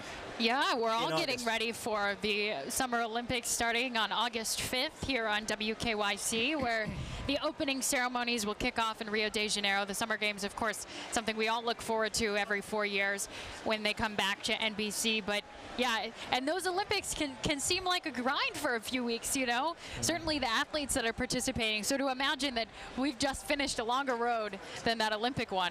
You know, if LeBron does not go to the Olympics, and again, recapping the news that's come out before he got into his car and went on parade today, the news coming out from USA Today and Cleveland.com is that, number one, he is staying with the Cavaliers, and he is going to come back and defend this NBA championship and try and win another one next year. The other news is that when asked about, are you going to go to Rio and play for Team USA, he said, I don't think so. Now, he is waiting to contact USA Basketball to give them an official declaration on that. But the situation right now is that he's played in 3 Olympics, okay, and he's won 2 gold medals. I mean, he's done his part. Now, there are other stars. Steph Curry's not going. You know, James Harden's not going to go. There are other players who are not going to go. You got to remember the mileage LeBron has on his body. He's been in the finals 6 years in a row, so he's been playing into June every year. And of course, Russ, the other fact is, the other thing that you note, you're right, the finals really went a long time. Remember now, they added those extra days off for the travel, which probably helped the Cavaliers. It really did. Probably, especially when you're going coast to coast, and the way that they had to do that. They played Game 5 and Game 7 there, and they got an extra day, whereas it used to be just one travel day and bang, you play the next day. And you were saying LeBron already has 2 gold medals. Yep. So it's not like that. He doesn't have that hardware already in and he's played, you know, he's done his part, and I really mean this. He's done his part not only for the Olympics, but he's played in other Team USA competitions, the World Championship. You know, he's played for them a number of times, and so it means a great deal to him. But I would definitely think that Kyrie Irving would play in the Olympics now, and you know, there's a lot of talent. Share the spotlight a little bit. Yeah. If you're a Cavalier fan, Jimmy, do you think there's any reason you want LeBron to play or not to play in the Olympics? I would think right now, I'm not surprised at what he said today, Sarah, because, you know, he's 31 years old, and again, he's played so much basketball in the last 6 or 7 years, and he's played in a couple of Olympics that have taken him deeper into the summer. I think that he would be wise to kind of step away. I think it would be great for Kyrie Irving to go and play. Now, Kyrie had a disappointment a couple of years ago when it looked like he was going to be a part of Team USA, and he broke his hand, remember, in the workout camp and wasn't able to play. And Irving was an MVP for Team USA in a championship cup world tournament that he played in. So I think that it's great for Irving to play. He's only 24. Let him experience that. He's going to play at the top competition internationally. It's his time now. I think it would be wise for him to step away. I agree with what he's kind of inferring his decision might be today. And that earlier news that you told us about, that's not really a bombshell. We suspected that LeBron was going to stay, but there were all these rumors out here that he perhaps was going to go to another team, so we can all breathe easy about that right now. Yeah, no question about it, because those things really take on a life of their own when that happens. Now, you know, so if with him saying that today, the big topic in the NBA will now become Kevin Durant of the Oklahoma City Thunder. What is he going to do? He's a free agent. Does he think he can win a championship in Oklahoma City? Or does he say, no, I'm not going to win it there? Golden State has basically come out and said, hey, listen, we want him. He's priority number one. Now, remember, all of this is going to be done with thoughts of how do we beat Cleveland now? Right. How do we beat Cleveland? Do we add Kevin Durant? We have the money. Do we go out and get him? There's the mayor. Yeah, because is this from earlier today, or is this live right now we're looking? This is a tape. This is live. Wow, Mayor Frank Jackson. Will they drop him off at City Hall when they make the turn, and he can have lunch? Just go back into his office? Yeah, head back to work. Wow. Take care of the city. Yeah. Not a bad deal. Not a bad deal. And there is the trolley again. We're taking a look inside Lolly the trolley. Quite a crowd riding the trolley through the middle of the parade. Sarah, look over your shoulder here, Rustin, too. You can see the police lights. So I think we're starting to get them on Lakeside here. A bit of ahead of the parade. Yeah, I think they are on Lakeside. That is confirmed right now. So we are moving along. We are moving along here at a little after 1 o'clock. And as we look at these, as we look out here, maybe we can show you these pictures later. Looking on the tops of buildings, City Hall, people are on the roof of City Hall, looking on the roof of the Jones Day Law Office at Lakeside and 9th, seeing people on the roof watching this. They're everywhere. Looking on the other side, there are people on the roof. You know what was a great shot the other night when they won the championship was the garage that was, right up there at Gateway, and the people were just in those, those areas, the window areas of the garage, the open spaces. I mean, that was a great. I mean, there were so many great shots. Those Hollywood squares. Right, exactly. Paul Lynn DeBlock. Oh, Lynn DeBlock, that's right. Phyllis trying Diller to get a watch of the TV from the watch party, even if they couldn't get tickets. That is the roof of the Jones Day building on 9th and Lakeside Avenue, and people. That's not a bad view either. We've got a great view here at the Hilton Cleveland downtown. That's a nice view as well. I'll tell you what, we also have nice temperature right now because we have shade here up in our broadcast position. Not so for the to the hundreds of thousands that are down below us, because that is the street, folks. That's not Mall B there. That's Lakeside Avenue. Look at that. The stairs of City Hall, and then right out onto the street. And even though it's only 74 degrees. Even though it's only 74 degrees out here outside. Hey, there we are. Let's turn around and wave. Where are you guys? Let's wave. Can you see us? Yes. Well, wherever you are. We're waving wherever at something. You are. But that's where we are. Towards City Hall. Oh, it's this way, guys. Yeah, there you see Jimmy and his bright coral shirt today. Even though it's only 74. Waving towards you over on. Even though it's 74 degrees out here, which it does not seem very hot, but the sun is very warm. And as Jimmy was saying, we are in the shade here, which is a great thing. If you were out in the sun and you've been out in the sun for a while, it can definitely take its toll. There are plenty of people passing out water. We saw some people being sprayed with a hose. Wow, look at that. Right passing the Galleria, I believe we're seeing at the bottom part of your screen there with all of those mirrored windows. You can see how deep the crowd is there along East 9th Street. Just incredible.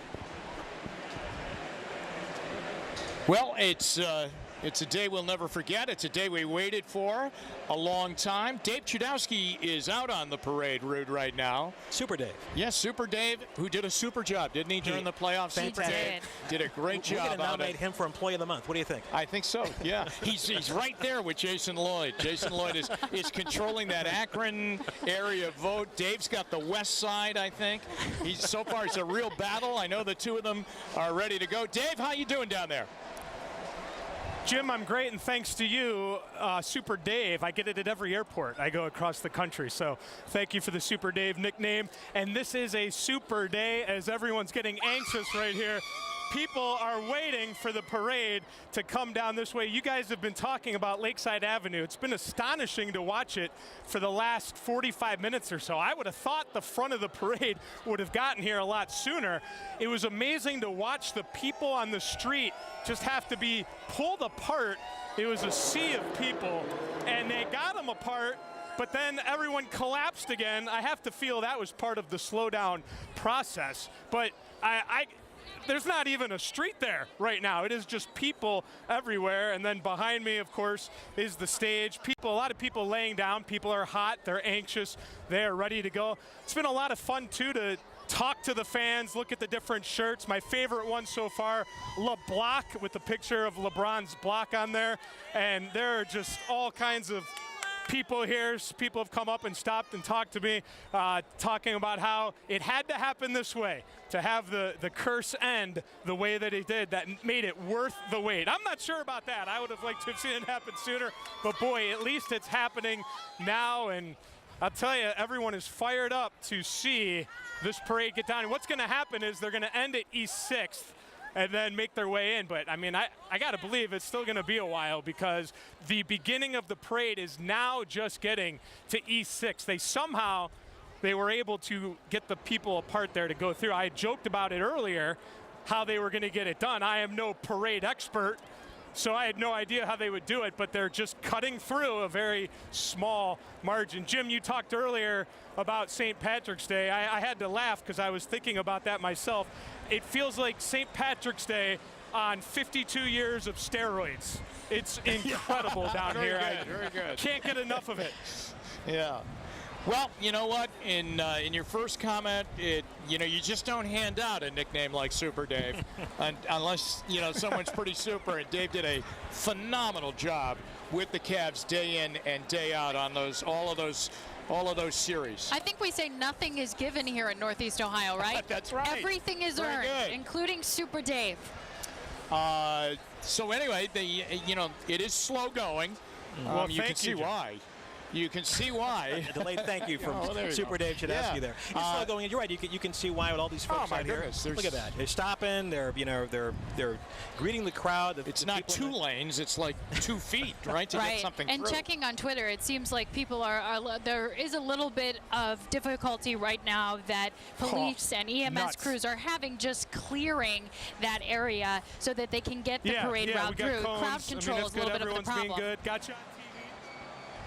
So yeah, they're just trying to control the crowd as we speak, and also fighting a little bit of heat-related emergencies at the moment. Nothing too severe, but certainly making sure that people stay hydrated. They do have lots of bottles of water to be handed out. But some of these folks, if we look at the time now, about 1:15, 1:16 or so, some of these people have been out here 12 hours.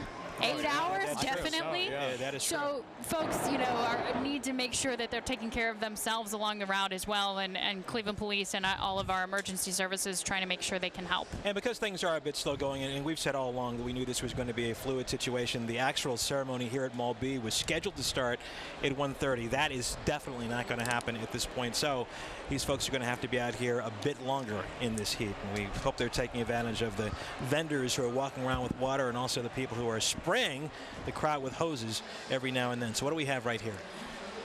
Another very, very large man without a shirt, I think, is the simplest way to describe it. I think we've got Kyrie again. Is Kyrie again? Boy, Kyrie is having a He's having a nice time. He's having a good time. In NBA history now, Kyrie's shot will go down as one of the biggest shots in NBA history. I mean, that's a game winner in a Game 7 with under a minute to go in the game, and a three-pointer at that. That's going to go down as one of the real famous shots in NBA history, as well as what happened about 30 seconds just before that when LeBron blocked that shot by Andre Iguodala. That is going to go down as one of the biggest defensive plays in NBA history. It happened in a Game 7 in the finals. Michael Jordan has had all of these great moments. Magic Johnson, Kareem Abdul-Jabbar, all these people have had all these great forget moments in NBA history in a deciding game. Two of those calves, Kyrie Irving's shot, LeBron's block, they're going to go down in history as very, very magnified, clutch, never to forget moments. The block, perhaps, will the be block will be and our own version of the shot. Okay. Can you pick a favorite between the two? Was there a moment as you were watching, Jimmy, that you knew? Yes. Yes? Yeah, I'm going to jump in. Yeah. Yes. Give it to us. When Irving hit the shot, that was the first time that I really, and I was in, the Channel 3 studio, and I really took a step back from the monitor and said, I'll be a son of a gun. This is really going to happen. This is really going to happen. And there have been other times where we thought that it's going to happen, but because we've been wounded emotionally by tough losses, you've been fooled by it, and you said, oh, my goodness. I mean, so there was that time, Sarah, as that clock was winding down that you said something, you still have that Cleveland feeling of something's going to happen, they're going to get licked here. Curry's going to throw one up from half court, and it's going to go in. But when Irving hit that shot, that's when it really hit me that I think they're going to win this thing. There were still people on Monday who thought this was not really happening. I know some guys said, I feel like Charlie Brown trying to kick the ball and Lucy keeps moving the ball. Said it really happened. We really are the champions. So I know what you mean. Yeah. Well, and Jimmy, you called it the Cleveland feeling. How do you think that's going to change now? How do we define ourselves when we're the champion? Well, I think it will change. I mean, it definitely will change. I mean, all of a sudden, you're just going to feel that you've seen it happen now. I mean, you've been waiting to watch it happen, and at times it just hasn't happened. And in movie-type form, well, that's Believe Land, right? That was the whole body of that 30 for 30 on ESPN. So I think now you just have that feeling that, first of all, it can happen. And it did happen. So, you do have that memory of it. And I think it will change. I think everyone will change about how they view Cleveland sports. Most importantly, in Cleveland and Northeast Ohio. Which is great. And speaking of Believe Land, we talked about yesterday, they're going to put a new ending on Believe Land to reflect what happened on Sunday night. Jimmy, again, as you said, I hope your part does not get cut out. You were a prominent part of that. So, yeah. I hope that doesn't happen, but that is so appropriate to put that new ending on. Now, I want to tell you, the behind the scenes on that, Russ, I think I interviewed with ESPN, and the sit-down interview was 3.5 hours. And I think I might have been in there for a minute and a half at that. Getting closer to reaching us. I mean, I think we can see, and people are over here on the outside rim of Mall B are looking over there, so the action is coming our way. We're starting to see the confetti fly over Lakeside Avenue, and they have cleared the path, as we saw an overhead shot just a moment ago, all the way on to 6th Street. So the entire parade route now is clear, which was a little bit of a challenge for Cleveland Police, but they will be able to get people moving along. One thing that Brian Crane, our producer out here, just shared with us, you guys remember the yellow hat that LeBron had on? Right. He's got that, I know I'm the fashion critic today, he's got the Nike Air t-shirt on.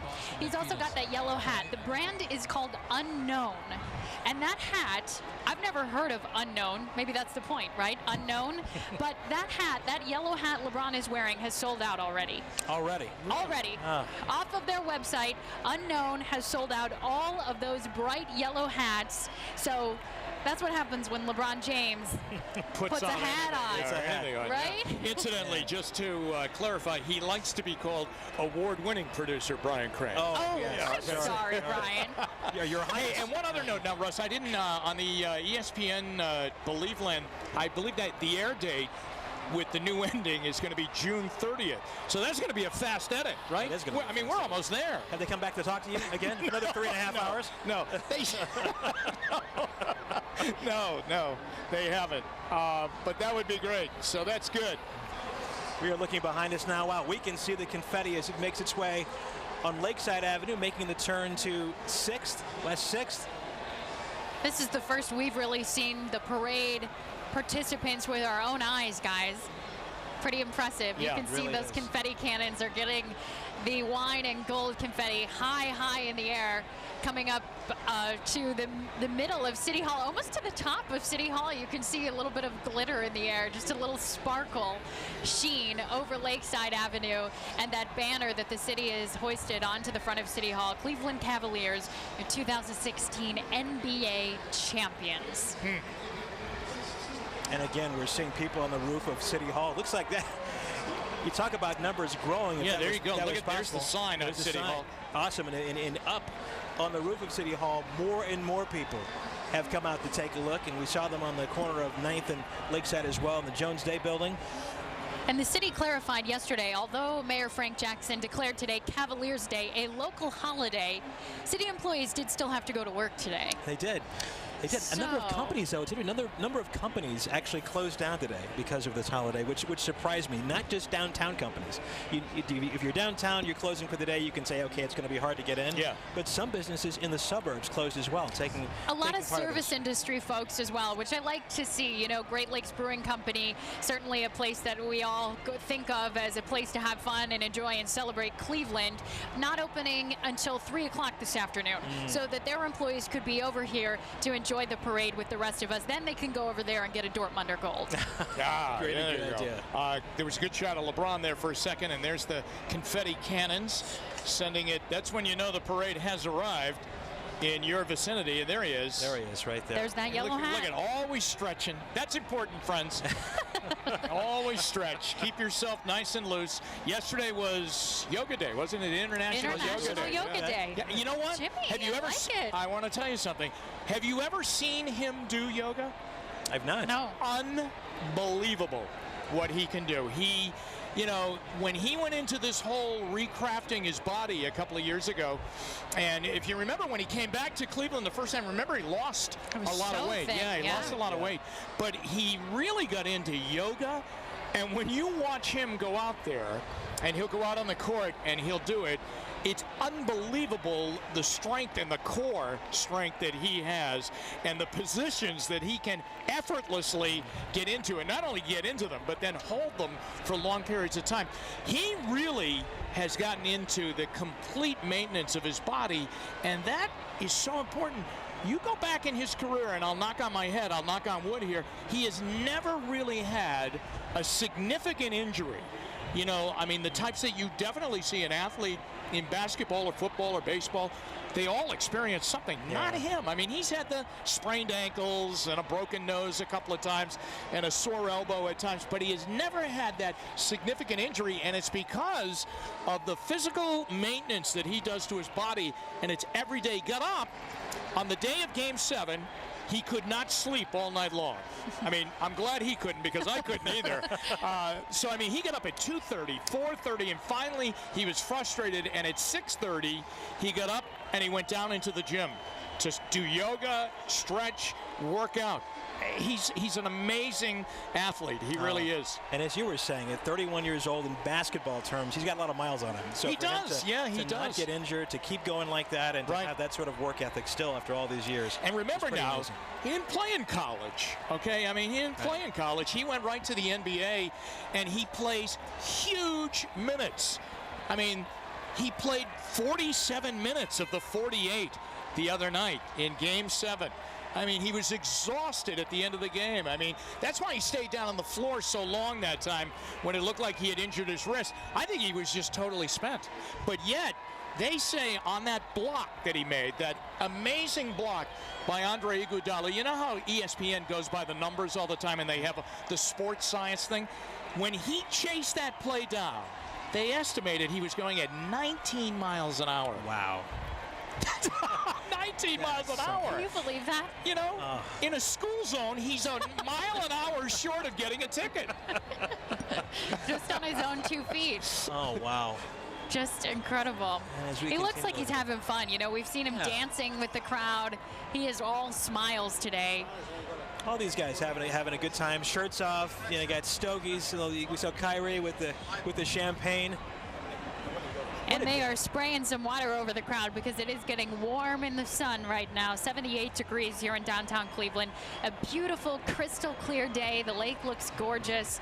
It's just a great day to be celebrating. I'm no meteorologist, but Michael Estime was telling us yesterday that things look good for today, but around 3, 4 o'clock, potentially it could cloud up and maybe some rain showers. That's what he was saying yesterday. Again, I don't want to be, I've never been mistaken for Betsy Kling, so it's probably not going to happen now.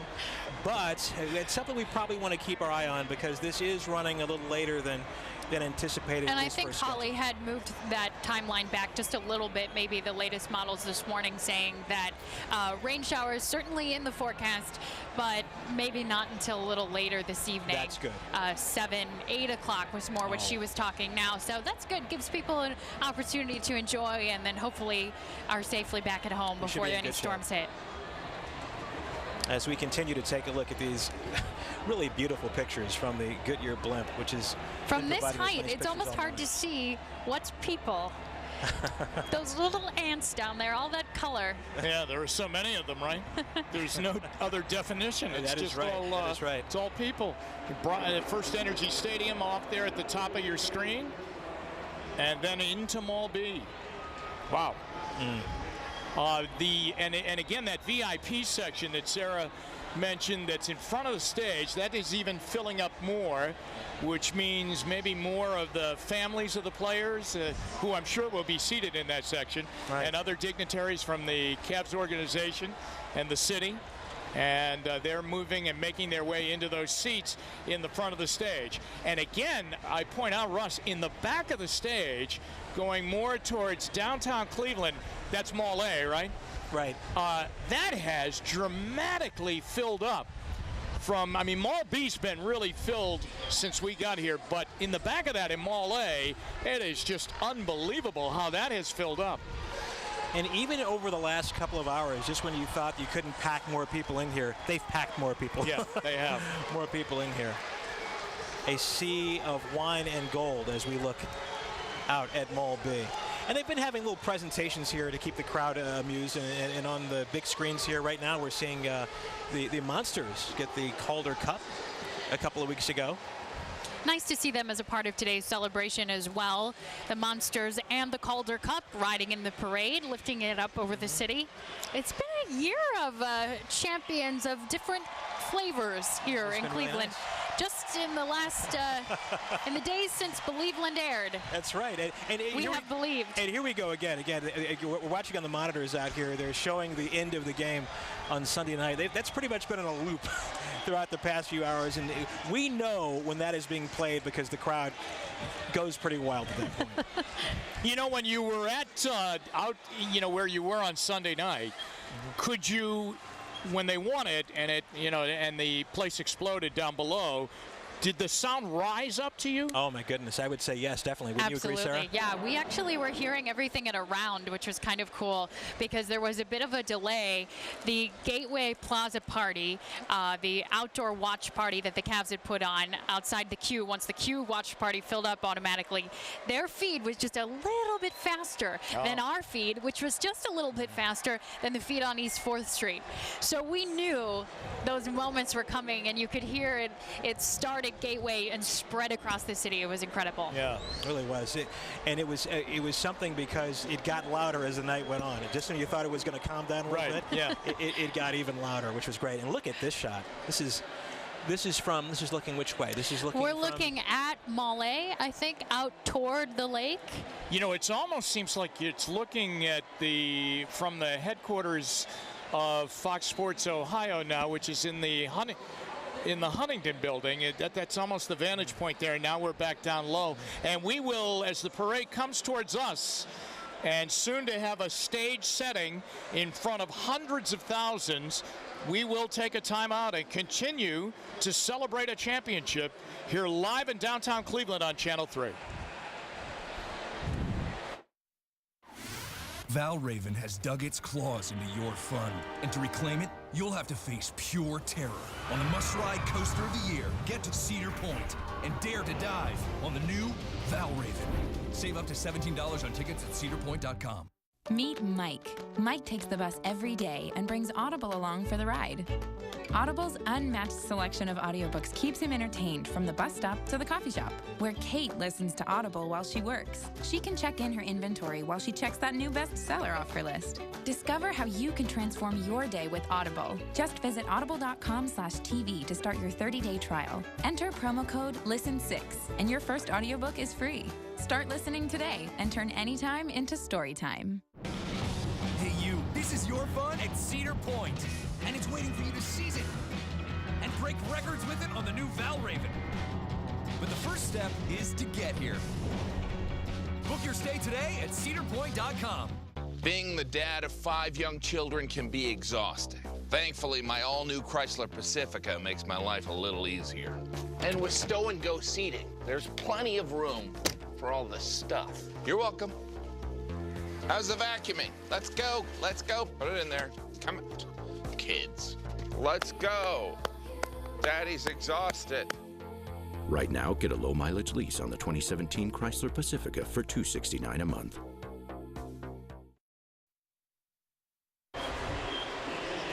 Aerial coverage tonight provided by Goodyear.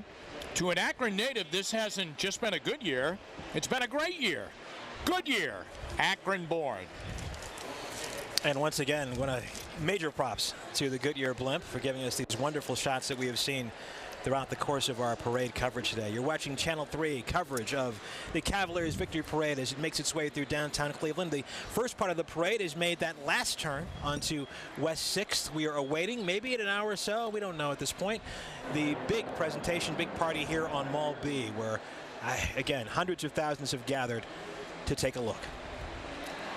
Now, did we just get a message or something from Cleveland Police that they would like to try and get the streets as clear as they possibly can? Yeah, Cleveland Police have asked us if you are sitting at home, you're watching this feed, and you know friends or family that are here, they're along the parade route, and you can make contact with them, which no promises on how easy that is. Yeah, I mean, cell phone services has been difficult for those of us up here trying to send out messages and tweets and things of that nature. But if you can make contact, they ask to please clear the street. The parade and getting the parade through the streets is the most important thing we're trying to do right now. And if people are blocking that because they've made their way off the sidewalk and into the middle of the street, it slows everything down. I know they want to keep it on the schedule because there are so many things we do want to celebrate today, including a ceremony that, according to plan, would be starting as we speak right now around 1:34, but we're a little bit delayed, as happens when you're dealing with a crowd of 800,000 people. Can you imagine that? Yeah, text Uncle Joe, tell him to get out of the street right now. That a message from the Cleveland Police. We'll see if it works, What if Uncle Joe texts back and said, I'm not even near the street? That's true. Huh? Don't pin this on me. That's a problem right there. Dave Chudowski, Super Dave Chudowski, always follows the rules. We know he is not in the street, but he has been out and about all morning, giving us a bird's eye view from where he is of what's happening. Dave, you behaving? I am. I'm doing my best. I have to say, I don't know how the award-winning producer Brian Crane's getting any info. I am getting nothing. I can't tweet. I can't text. I can't do anything. I've talked to my friends here. Nobody can do anything when it comes to their phone except for take videos and pictures. So if the police is trying to get the message out, good luck, because that is not happening, at least where I'm standing, and it's way worse, I would imagine, down there. As, again, a sea of people. They do have it cleared off, though, as I have been watching the parade turn down East 6th. But still, that's just the beginning of the parade, as everyone here is anxious to see LeBron and the players start to head this way. Back to another conversation that you guys had a little while ago, and you wondered, I think Jim asked, now if you were on East 9th or at the beginning of the parade, do you make your way here? Well, I can tell you that when I first got here at the beginning of the morning around 9, 10 o'clock, there was about one row, but now it is about 6, 7 deep of people looking over the edge to get the glimpse of the end of the parade, and more people are starting to gather here in Mall B as well. So next year, guys, when we have our next parade, I would say go ahead and start at the beginning and then make your way down. Now, you're not going to get a great spot because you'll be in the back here where I'm at, but still, I got to tell you, I don't know who I know, but I got a good spot because I can see the parade coming my way at the very end, and then I'll turn around and I'll watch the King and everyone else, and this place is going to go nuts. I can see you guys up there. Maybe you have Wi-Fi or something going on up there. You guys are lucky, but this is, I got to get myself a championship belt. There's all kinds of championship belts here, and again, I'll tell you, this is a great time. I wish I could share it on Twitter and everything. Maybe I'll get that capability, but I'm soaking it in. These are great memories. I'm doing my best, guys, and it's fun. And we're getting close to, I don't know how close, though. It's still going to be a while. It really is. Back to you. All right. Incidentally, look at the guy right behind it. Doesn't that look like a Kevin Love lookalike? It does. Huh? It does. I know it's not Kevin Love, but it really looks like a Kevin Love lookalike. Is that little yeah. Kev? Could that be Little Could Kev? that be him? Little Kev is here? Little Kev t-shirt here. I would, I'd be careful. He looks like Big Kev. Get him out on the court. He likes that, definitely. I mean, you know, he looks like Kevin Love. That's good. Yeah. All right, Super Dave. Well, Super Dave is right. I think this is going to be a while before we get the Cavaliers up on stage here. Fully expected maybe, you know, things to be slow because that's how big the crowd is here today. You know, a guy that really did a phenomenal job in constructing this thing, and he took a hit in the in January, and I think, you know, naturally it was a controversial move, but the Cavaliers general manager David Griffin really did an amazing job on a lot of fronts. Last year he made that amazing deal that at the time you kind of shrugged off. I mean, who's this guy Timofey Mozgov? And Shumpert wasn't, you know, Shumpert was a player that had a lot of injuries, and of course we've touched on J.R. Smith as being, you know, kind of a bad seed at times in the NBA, and teams just got rid of him. But David Griffin brought them here, and then he's made other moves. And then, of course, he had to make that move on the guy that he hired, David Blatt, and made that move. Now, that cost him in the voting for NBA Executive of the Year. He ended up like in 6th or 7th place in the voting. And he just won a world championship. Now, he made moves, but the NBA was so upset that the Cavaliers had made that move and fired David Blatt, with the Cavs being in first place at 30-11 in late January. When they did that, it was that kind of came out in the non-voting for David Griffin for NBA Executive of the Year. But if now you take a step back, okay, nobody had their finger on the pulse of the team more than David Griffin, and he felt something was wrong. So he made the move, went out, got Channing Frye then at the trading deadline, and that's why we're here. Everyone else that they voted for, they're not here today. Right. You know, they're watching the parade. He's in the parade. And that's I think, you know, that's the life of a guy that really has done a great job with this team. Hats off to him, and I remember when the David Blatt firing took place. He took a lot of hate. Griffin took a lot of hate. Oh, yeah. You remember that loss to the Golden State Warriors this year was like 40 points or something crazy well, like that? They were behind at one time. It was on Martin Luther King Day on that Monday night, nationally televised game, and they were embarrassed. I mean, they lost by 40. They were losing by 42 points at one point in the game. They ended up losing in the 30s, but, I mean, they were out of the game. And, of course, by the end of the week then, the move was made. But David Griffin sat in his seat that night, and he said, hey, listen, not only can we not beat this team the way we are right now, but we can't even compete with this team the way we are right now. Now, that was in January. You had to get that right by June, and he did. And I think he really did a great job. I really do. I think he did a great job with this. That's not an easy job. It's not an easy thing to do, to fire a coach. Who would ever think you'd fire a coach when your team is in first place? But he had a feeling that the team was not right, and he did it. And he did it. David Blatt coaching in Turkey, right? That's right. He was asked, he was over at a Nike clinic during the playoffs, and he was interviewed by a number of American journalists, and they said, have you been watching the playoffs? Because the Cavs were, you know, about ready to, I think it was the early part of the finals, and he said, no, I can't emotionally watch the games. Can you imagine being in that position? Yeah, I can certainly understand that. And we talked about it earlier. He will be going home with a ring in this case. Yes. Oh, because of his relationship with the team for the beginning part of this season. As we continue to look at the crowd here, I believe that's Mall B. Very patient crowd waiting for the ceremony here, which was scheduled originally to begin about 10 minutes ago. It's going to be a while, as Jimmy and Sarah have both said. Things are a little slow today. Fluid situation. I bet that guy or gal in that is really hot, right? Yes, I presume. On the parade route, Mike O'Mara has been holding court all day. Mike, what can you tell us from your vantage point?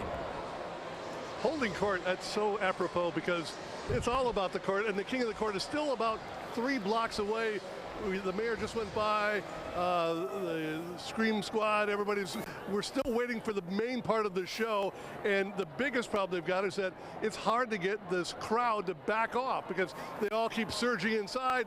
They have to push them back. They brought the horses back in, said, please, ladies and gentlemen, move back, and they're doing it. I mean, everybody's in a wonderful mood. There is no hostility, there's no drama, everything is all love, but it's almost too much love. They need to have some space to get these big rigs down around the corner here on Lakeside. So there's a holdup right at East 9th as the parade is coming down right there, and every so often we get a kind of a spurt of motion and they make their way down here. The place goes nuts, and so we're now probably, from our vantage point, about 5 to 10 minutes away from seeing LeBron in that convertible with the wife and kids and everybody else. So that's the situation down here, but I mean, it is extraordinary. I mean, the day is, you couldn't ask for something more spectacular with blue skies and sunshine and this sea of Cavs humanity that is just having a love fest all day out here. I mean, yes, there would be great if we all had some more water,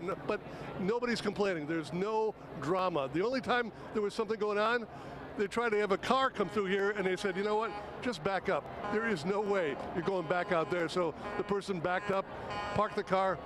They're done for the day, at least for the next several hours. So that's the situation here, you guys. Back to you. Mike, that's a great shot of Mike with all of those people behind him there. I mean, just showing the crowd there. There was a great sign that just went up off behind us. See it right here in the back of Maltby. Huge sign that says more than a player. And of course, we all know who that's all about, LeBron James. He is more than a player. You shortchange him. There it is. If you just call him a player, just number 23. Right. You are really shortchanging everything he does and everything he's now done in coming back here. And again, following through on that promise that he made to bring home a championship. It's astounding. Such an appropriate banner there, definitely. You are watching Channel 3's continuous coverage of the Cavaliers Victory Parade as it makes its way through the streets of downtown Cleveland. Next up, a ceremony here on Mall B. Don't know when that's happening, but you'll see it here on Channel 3. Our coverage continues after break.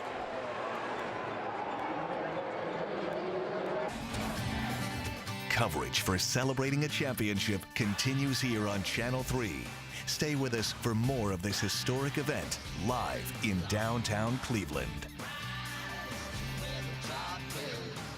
At Injured by Bad Medicine, we believe holding the healthcare industry accountable for medical mistakes makes the system better. We pay the healthcare industry over $3 trillion a year to care for us. Doctors make us wait to see them. Hospitals shuffle us along what feels like an assembly line, and we rarely get an answer when things go wrong. We fight for our clients and try to fix the system one case at a time. If you need someone to fight for you and would like to help fix the system, call the Ohio Attorneys or visit injuredbybadmedicine.com.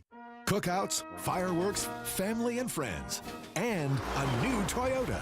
Celebrate the savings at Toyota's 4th of July sales event. Now through July 5th only, get $500 bonus cash on the bold 2016 Camry. Use it to get 0% up to 72 months, plus $500. Or this great lease, now just $179 a month with $17.99 due at signing. Or get $2,500 total cash back. Don't miss the biggest savings ever on Camry. Toyota, let's go places. Wherever we are, whatever we do, we are believers. And now we're part of a championship city. In a region on the rise, we are the fans of the Cleveland Cavaliers.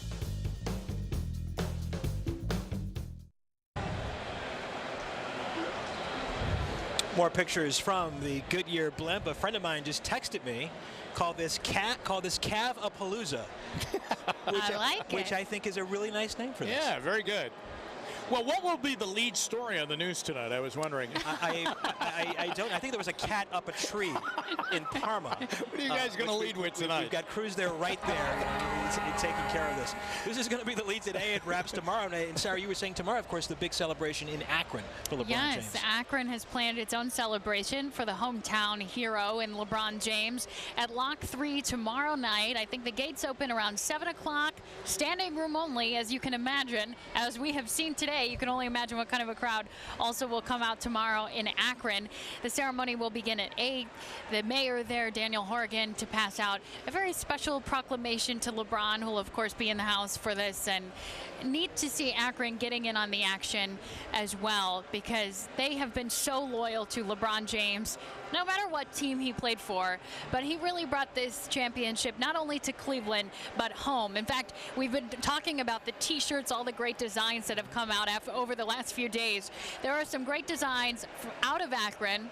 Rubber City, a t-shirt company there in downtown, including one that says, "You're welcome, Cleveland. Love Akron." And I like that. That is very good. You would like that, wouldn't you? I would. I think I might need one of those, you know?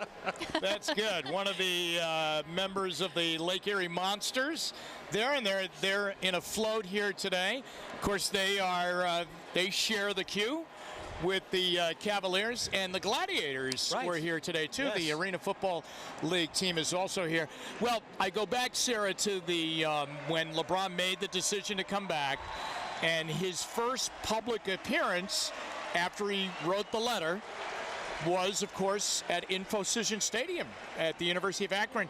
And remember the huge crowd that went down there that night to see him come back? That's when they played the song, Skylar Gray's I'm Coming Home. You know, you hear that song, and it kind of takes you back to that emotional place we were all in, what it meant for LeBron to make that decision and announce it the way he did in Sports Illustrated with that beautifully written piece talking about what this area meant to him, what Akron meant to him, what it had done for him in his life, and the attitudes that we all sort of share here in Northeast Ohio. I think LeBron has made it clear to everyone that he is a part of this city, and it is a part of him no matter where he goes. This region goes with him. And it's kind of fun. I was watching the clip Trainwreck, you know. LeBron also a movie star in the movie that came out this year. He hosted a premiere in the spring and or in the fall, and I think he has a little bit in there, if you remember, the bit about Cleveland, where he says, "How come you guys never come to Cleveland? You always visited me in Miami," you know? What's the difference? I think folks are visiting him in Cleveland today. Isn't he going to do it? He's going to do the Space Jam movie. Isn't he going to go back and do that? Space Jam? Yeah, he's going to go to do the Space Jam. The remake. But that night in Akron was amazing. You know, you mentioned the letter that he penned in Sports Illustrated, which was then helped to be written by Lee Jenkins, who did the article with him. And that was a phenomenal article and a great letter by LeBron. And when you asked Lee Jenkins about it, I remember Super Dave found Lee Jenkins the day after, maybe the day of, when LeBron released the news that he was coming back. And Lee Jenkins said, "Hey, listen, I did a little bit, but I mean, that was really what he wanted to say, and he wrote a lot of that himself." Now, you have to go to sportsillustrated.com. Lee Jenkins had an incredible article right after the championship game on Sunday with an up-close, and I mean, he is really embedded with LeBron James. So there's obviously a great deal of trust between writer and superstar in the relationship between Lee Jenkins and LeBron James. But he talks about LeBron having his kids with him in the post-press conference. And LeBron bolts out of the post-press conference, and everyone's wondering, where is he going? Is he running back, you know, to get into the locker room and celebrate? And he has the trophy with him, and he's got kids by hand, and they're saying, where is he going? Where is he going? And everyone's trying to stop him, and he said, "I'm sorry, my son has to go to the bathroom." At the end of the day, it all comes down to that. Yeah. Oh, wow. That's what it's all about. How about the story that we had last night about his son, 11 years old. And again, I tend to believe that the sourcing of the story must be correct, that people would go with this, that he has standing offers to attend Duke or Kentucky on scholarship. If you've seen some of the video of him, he's pretty amazing. He is a pretty amazing 11-year-old player. Yeah. You said that didn't happen to you until you were 12 when you started getting. That's when Duke first contacted me. Yeah. You know, obviously both Duke and Kentucky basketball powerhouses historically, but we know how much Ohio State means to LeBron James. He has said, as we talked about last night, if he had gone to college, he would have chosen to go to Ohio State. He's made good friends there. He's got his own locker, I believe, in the Ohio State football locker room, and the Ohio State marching band, part of today's festivities. So, you know, he has really fostered a relationship with that university as well. As we continue to look at the parade, and Right now, we're waiting for every one of the units to make it down to East 6th at Public Hall. What we've been told, Jimmy was reporting earlier, when everyone gets there, all the Cavaliers get there, they will go into Public Hall for just a few minutes, hopefully, and kind of compose themselves and come off this high of being going through this parade and get ready for the presentation here at Mall B. It was scheduled to begin originally at 1:30. We're not, I would say we're not close to that at all, just based on the way things are going. No. Slow going through downtown for a number of reasons, but it will happen, and it's going to be fantastic when it does. It's been fun seeing all the signs out today. You know, lots of creativity out there. We've seen JR's shirt some people have put together. Here you're seeing some signs from the LeBron James Family Foundation out of Akron. Our champion and promise kept.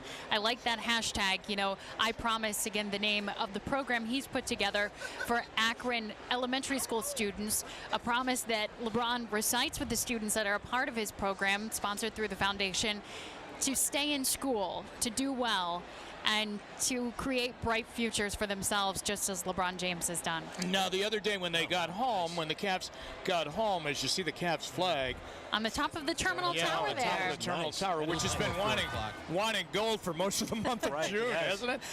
The other day, though, when they got home, and LeBron went home then, and we had that amazing scene of the people lining that street, which I know, Sarah, you were there 2 years ago in that summer, that hot summer day when the announcement was made that he was coming back. And people immediately go to that street. But they were there the other day. But I think a lot of the kids from the foundation were up in front there. Yeah. And that's when the van stopped and he got out and he addressed the crowd. I mean, it was amazing. A lot of people thought he was going to do more at the airport. You know, when the plane touched down, he did a little bit. He came out and did the Cleveland thing, but then when he got to Akron and he got down by there, down to his home in the Bath area, he got out of the van. He had a microphone again, and he delivered a nice little talk to everybody and ended it with that line he always uses: "Remember, I'm just a kid from Akron." Wow, you can imagine what that meant to what it meant to those kids. And Sarah, when you were there a couple years ago, if memory serves me correctly, Sarah, you're in Believe Land, I believe. There's a shot of Sarah. There is a shot of Sarah. I am standing outside of his house. That's the day why you that went to the premiere. Was me. Yeah. Did the family They send out didn't water? give me a speaking part. I was just an extra. No, and Russ, to answer your question, not water, but Sprite, which you know, LeBron James. Hey, if you go to LeBron's house, you get gifted a Sprite. That's what I found out. I requested Diet Coke, and they had that too, so that was good news. But the cool thing this time around was that LeBron was coming home, because I remember standing out there and everyone going, "Hey, you guys, he's going to the World Cup. He's in Brazil. Oh, that's right. He's not coming home to today." Brazil. Yeah, You're going to be waiting a while if you're waiting for him to roll up on the scene. Hey, look. There he is, Jim Brown. The great Jim Brown. He's got is that a microphone he's got? Yeah, he does. Yeah, he's been addressing the crowd, I think, along the parade route. Can we listen to this?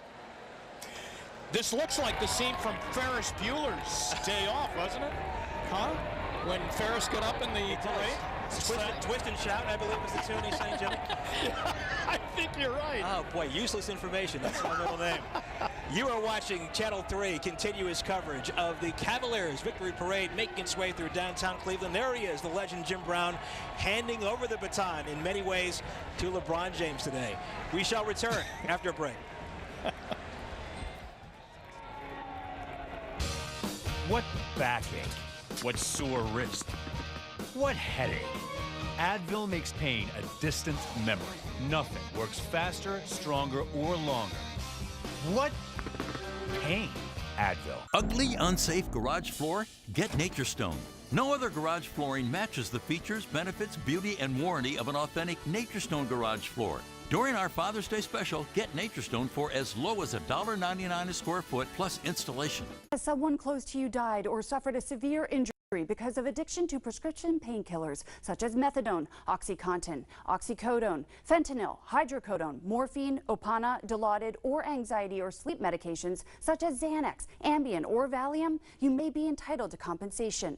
According to the Center for Disease Control, deaths from prescription painkillers have reached epidemic levels. If you know someone who has taken a prescription painkiller and suffered severe injury or death, call for a free case review. At this time next year, would you like to be getting paid to do what you love? You could be. when you train to become a licensed massage therapist at the Cleveland Institute of Medical Massage. In just 12 months, attending classes only 2 days a week, our graduates help people feel better in hospitals, clinics, luxury resorts, and spas. You might tell your friends, this was the best thing I ever did. I wish I had done it sooner. Don't wait. Call the Cleveland Institute of Medical Massage today. 440-379-0002. Financial aid is available for those who qualify. I have a list. Okay. So, she needs automatic emergency braking, blind spot detection, and lane departure warning. All available on the Elantra and Sonata. And a better warranty than Toyota, Nissan, or Chevy. America's best warranty, standard with every Hyundai. Let's check in with the boss. Okay. Sorry, excuse me. We'll take both. Take a Hyundai vacation and make no monthly payments for 6 months with the first 3 months on us. Just one. She seems like a great boss.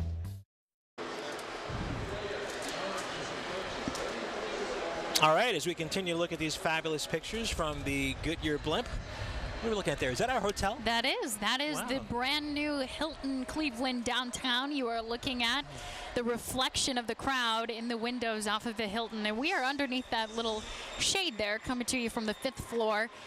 What a beautiful view we've got What today. a beautiful view, a bird's eye view, not only of Mall B, but also of the stage, which will light up hopefully in the next hour or so when the Cavaliers, city officials, and et cetera, take the stage to hoist that trophy for the city of Cleveland.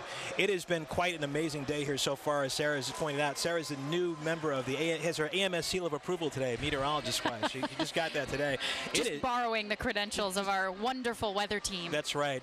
It has been a picture-perfect day weather-wise. You could not ask for better weather for the 21st day of June. 78 degrees, a little bit of a breeze out here. If you are in the sun, which these people have been for hours, it does become a bit of a challenge. So, but there are people down there giving them water.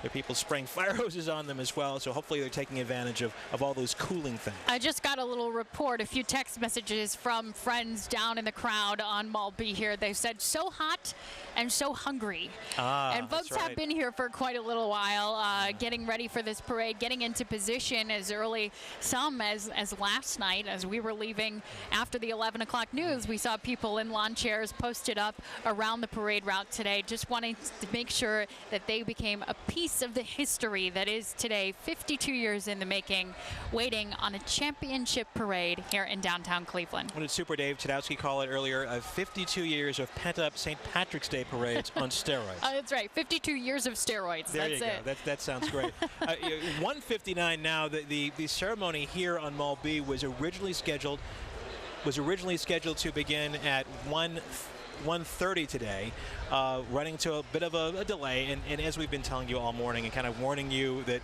this was a fluid situation and things probably were not going to happen as they were scheduled. But that's not because of any sort of snags in the parade.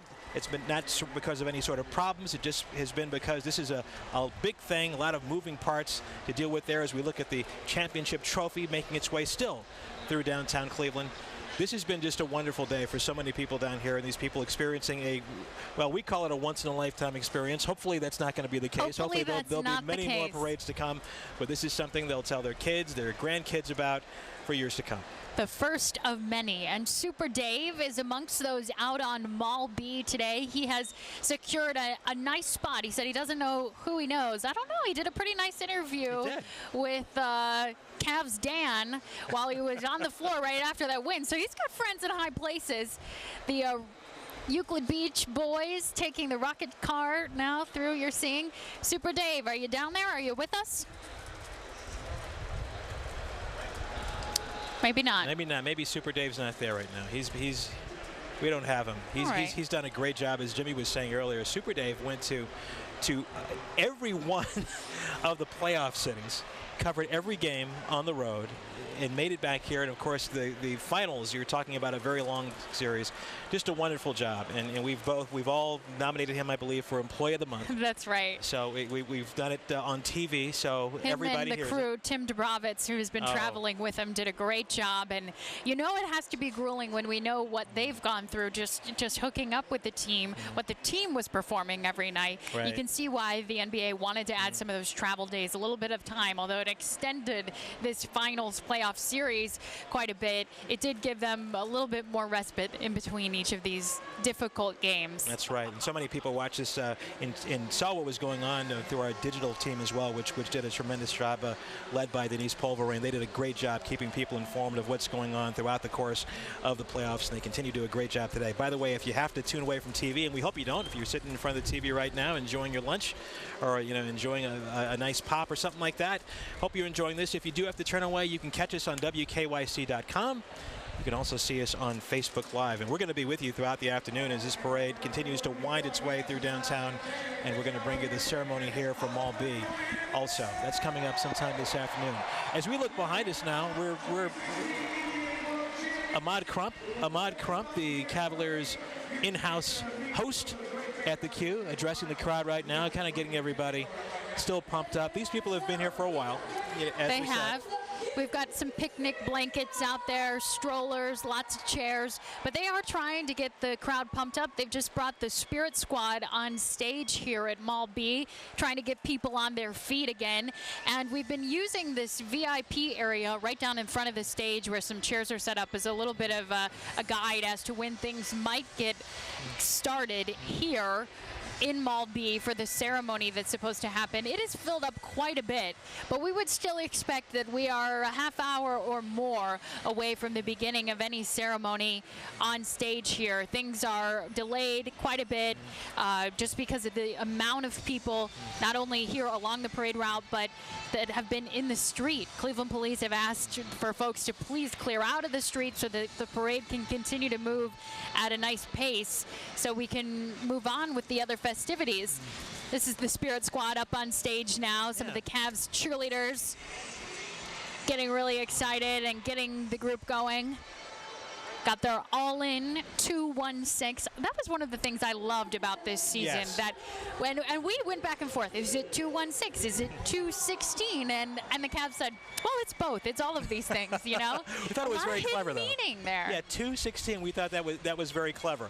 This is something. This may mean something because this is the first time there's really been any sort of activity like this on stage. So it may mean we're getting a little closer. It may mean that folks are getting impatient out here. Not impatient. That's the wrong word, but anxious, I guess, would probably be a better word, as we wait for the ceremony to begin here on Mall B.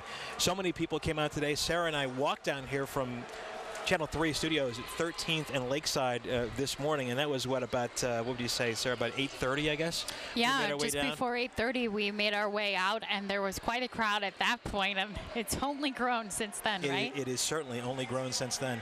As we continue to look at these pictures from the Goodyear Blimp in downtown Cleveland, as the parade makes its way through here, we'll for sure shortly, but we were actually wondering if people, once the parade passed them, if they would try to make it down to Mall B to see this ceremony. Would they go home? What would they do? Based on the fact that it looks like more and more people have arrived, even in the last hour, I'm guessing a lot of those people have made it down here to check out what's going to happen here very shortly. Yeah, you're seeing some of the people now who have made their way to the edges of the mall, the area right in front of the Global Center for Health Innovation. That area has filled up quite a bit just in the last half hour or so. And here where we are at the brand new Hilton Cleveland downtown, there is a group of folks that are making their way onto the grass here. Not really clear what you can see, if much. Certainly the screens, if not the stage from the sidelines here where people are filling in as the parade continues to make its way towards Mall B. Very nice picture there as you get another glimpse of the sea of and that's Coach Lou. Coach Lou, yes.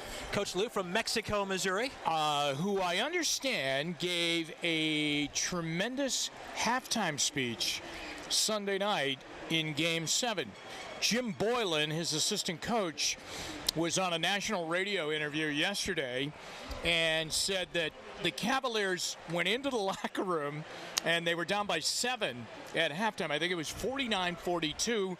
Golden State put on a little bit of a run right at the end of the half.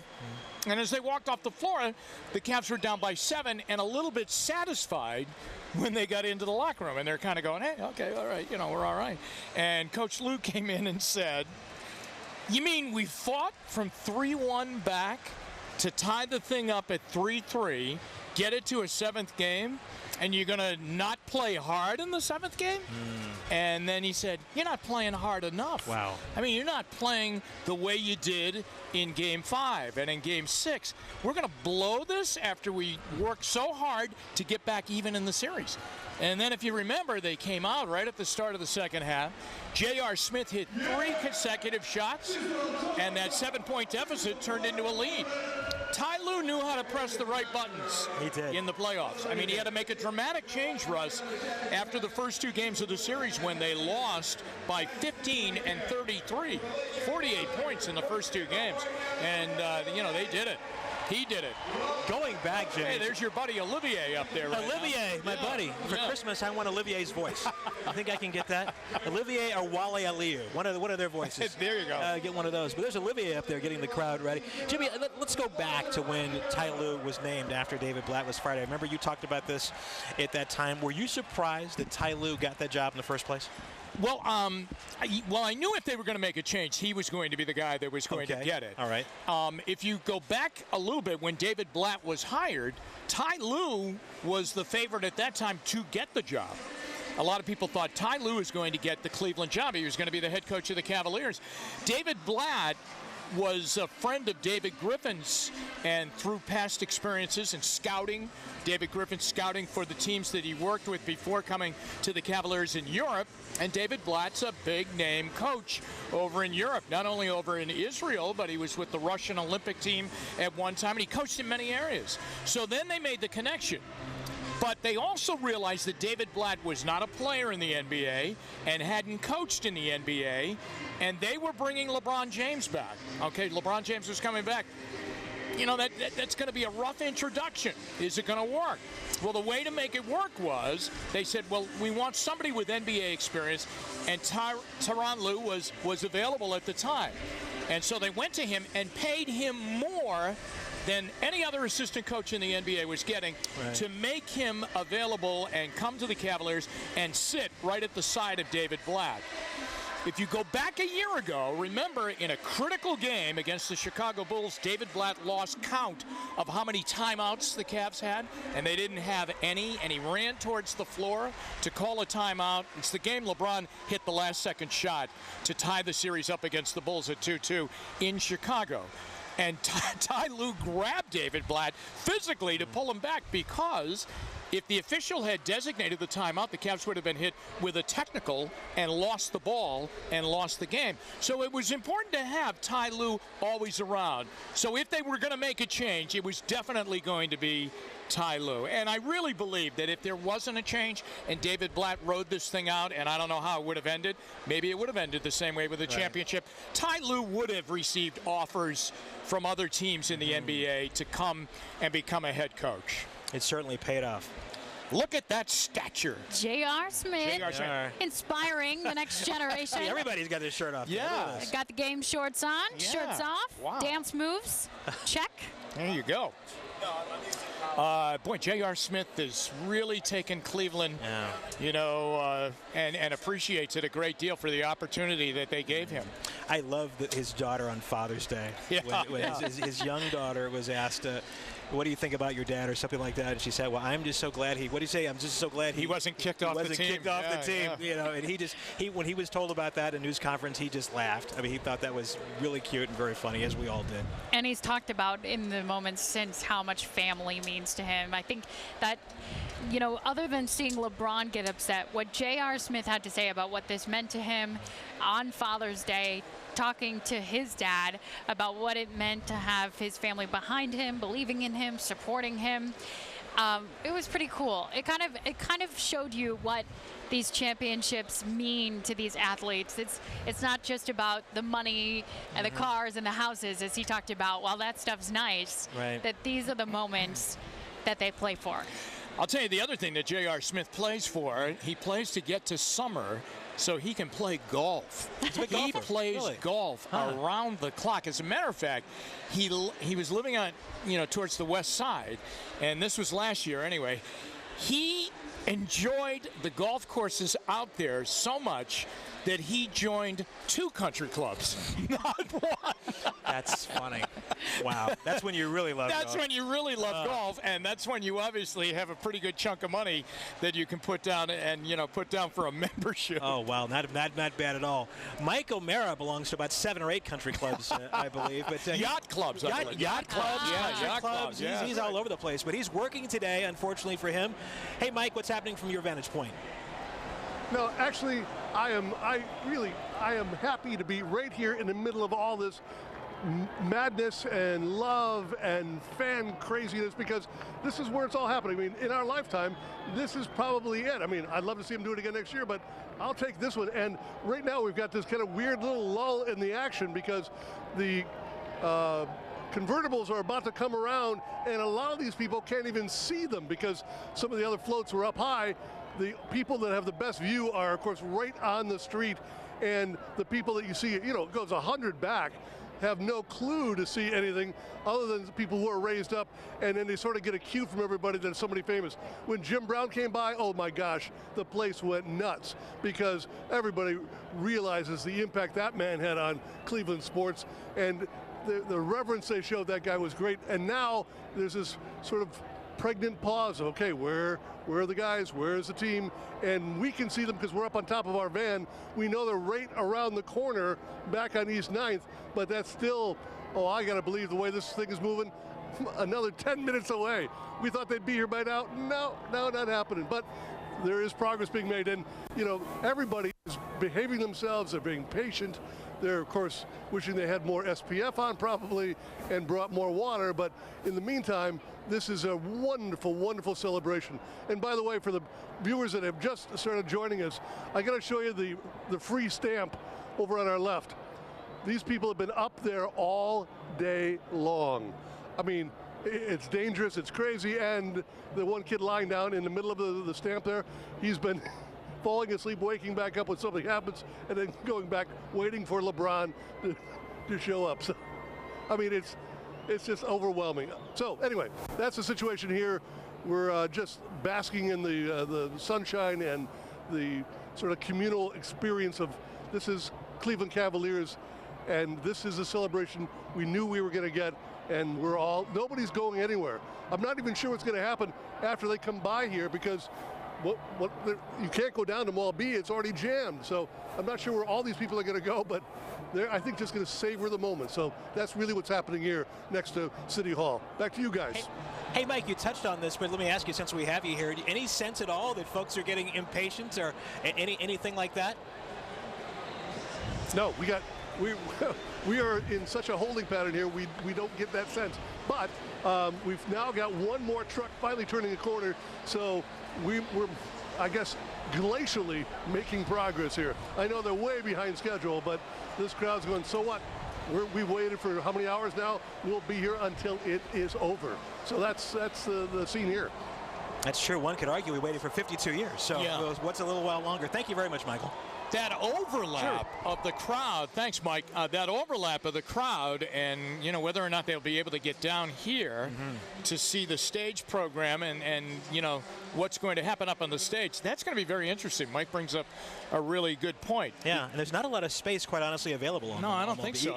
Even if you got down here, I mean, you're wading through a pretty thick group of fans to try to get to anywhere where you can see this from Mall B, because people have been just coming here really since last night, and we've seen the crowd swell just in the last couple hours. Also, even the sides here where we are, and again, we're on a balcony here at the downtown, at the Hilton Cleveland Downtown Hotel, looking over, we're in the 5th floor looking down. Even the sides here have filled up also, and we look at Mall A, which is on the other side of the stage, and that's completely jammed. Yeah, that is packed, and that was not as filled, at that earlier in the day, but that is packed too. So you can only imagine that some people are going to make their way down. They obviously have anyway over to Mall A, and they're going to fill up even more here so that they can view the program that they're going to have up on the stage.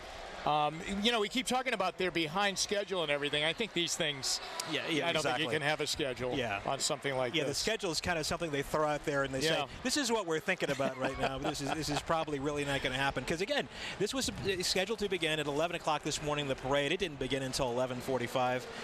We're talking about the parade making its way through downtown. There are still a number of vehicles that have to turn onto East 6th before they actually go to inside Public Hall for a little bit. The team and other people going inside Public Hall to reconnoiter, as they say, for a little while before coming out to stage. And this program was scheduled to begin at 1:30. We're now at 2:17. It has gotten warmer out here. It was 74 degrees. Wow, about an hour ago. Now 82. And we're in the shade. And these folks are right in the middle of the heat. The sun is beaming on them, so we hope they're taking advantage of the water that's being sold here and perhaps some of the fire hoses that have been used to cool off this crowd. Yeah, this group, you know, that we're looking over now, Russ, in Mall B, they obviously picked out their spot early in the day and said, you know what, the strategy is let's get down to Mall B and we'll be ready to go. They will be ready for some activity, I think, you know, once the Cavaliers get here. But again, look at that. Yeah. That's the parade route, and that little strip there in the middle, that's the actual little, you know, nerve that they're trying to get through as they're trying to wind their way through the streets of Cleveland to get there. And then you can see the turn here to make the turn and come up more towards us. I'd be curious to know what the hot dog vendors are getting today. the guys and gals on the street who normally, you know, sell you a sausage for $2. Yeah. I mean, today I bet they're getting $15, $20 for a dog, and people are happy to pay it. Yeah, they're getting Quicken Loans prices. Quicken Loans Arena prices on that. And taking out loans. Yeah, taking out loans. Perhaps to get those dogs. As we continue to look at the parade. Here. You know who was going to be here, too, I believe, and I read this the other day, that Ernest Biner was going to be here at the parade today, the member of the Browns. It reminds me, I just saw a Browns jersey, number 44, which was the number that Ernest wore here. There's J.R. Smith again in his game shorts without shirt. And it looks like he's probably going to sign some autographs or something. Yeah, Someone just flipped something up to him in the crowd. Yeah, he's going to sign it. And while he does that, we'll take a timeout here as we continue to wait for the Cavaliers to get down into Mall B and to really celebrate this championship in front of a much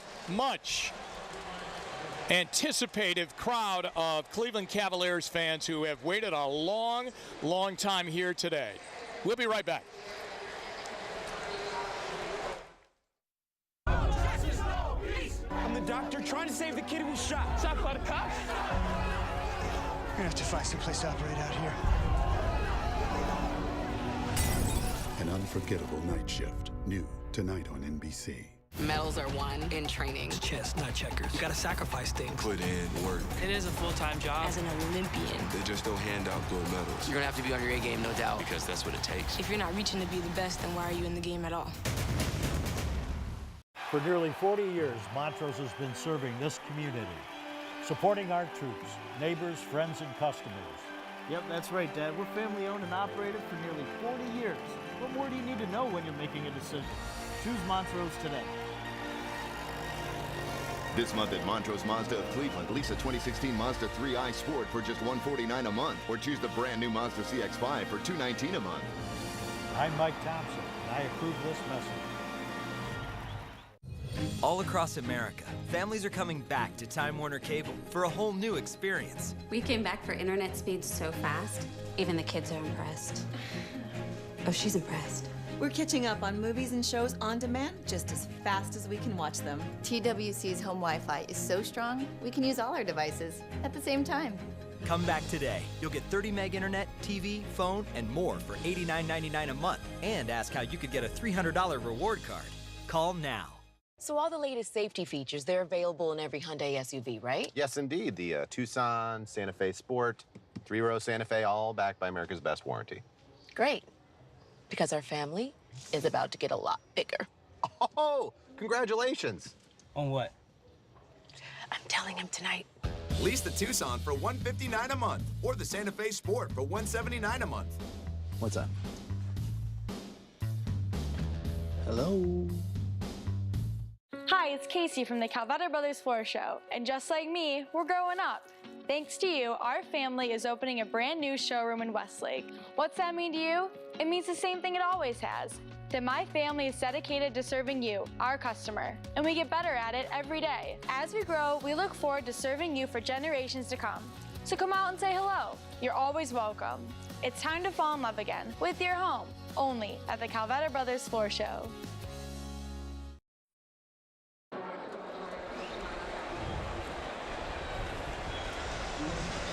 Aerial coverage provided by Goodyear. Congratulations, Cleveland, on a day 52 years in the making. Goodyear, Akron born. And I'll tell you what, the blimp has really set the stage and given you pictures of what's going on down below.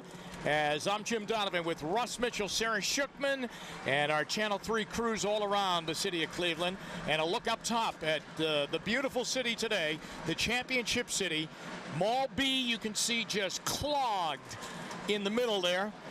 And Mall A, and probably soon Mall C. And Mall D if we had a Mall D. And we'll get one. I'll tell you what, we'll get one. And you were so right. Those pictures are fantastic.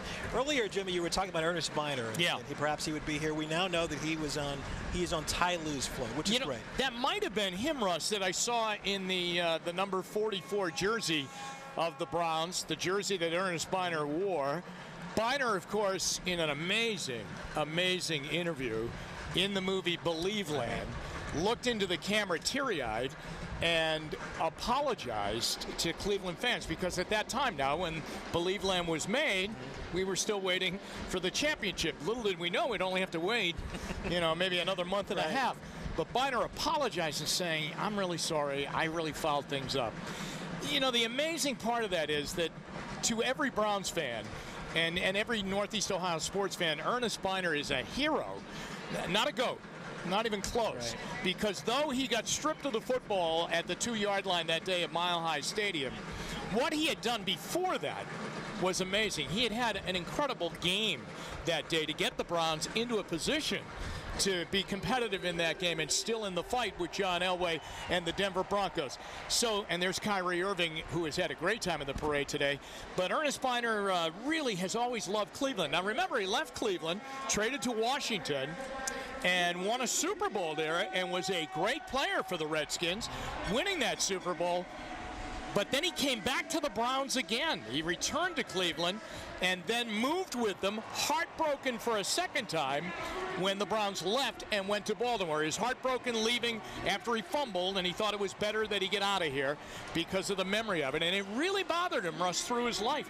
He wrote a book about it and about his career. And the title of the book is Everybody Fumbles, and he's right. Nice. So he's had a lot of time to try and put that behind him.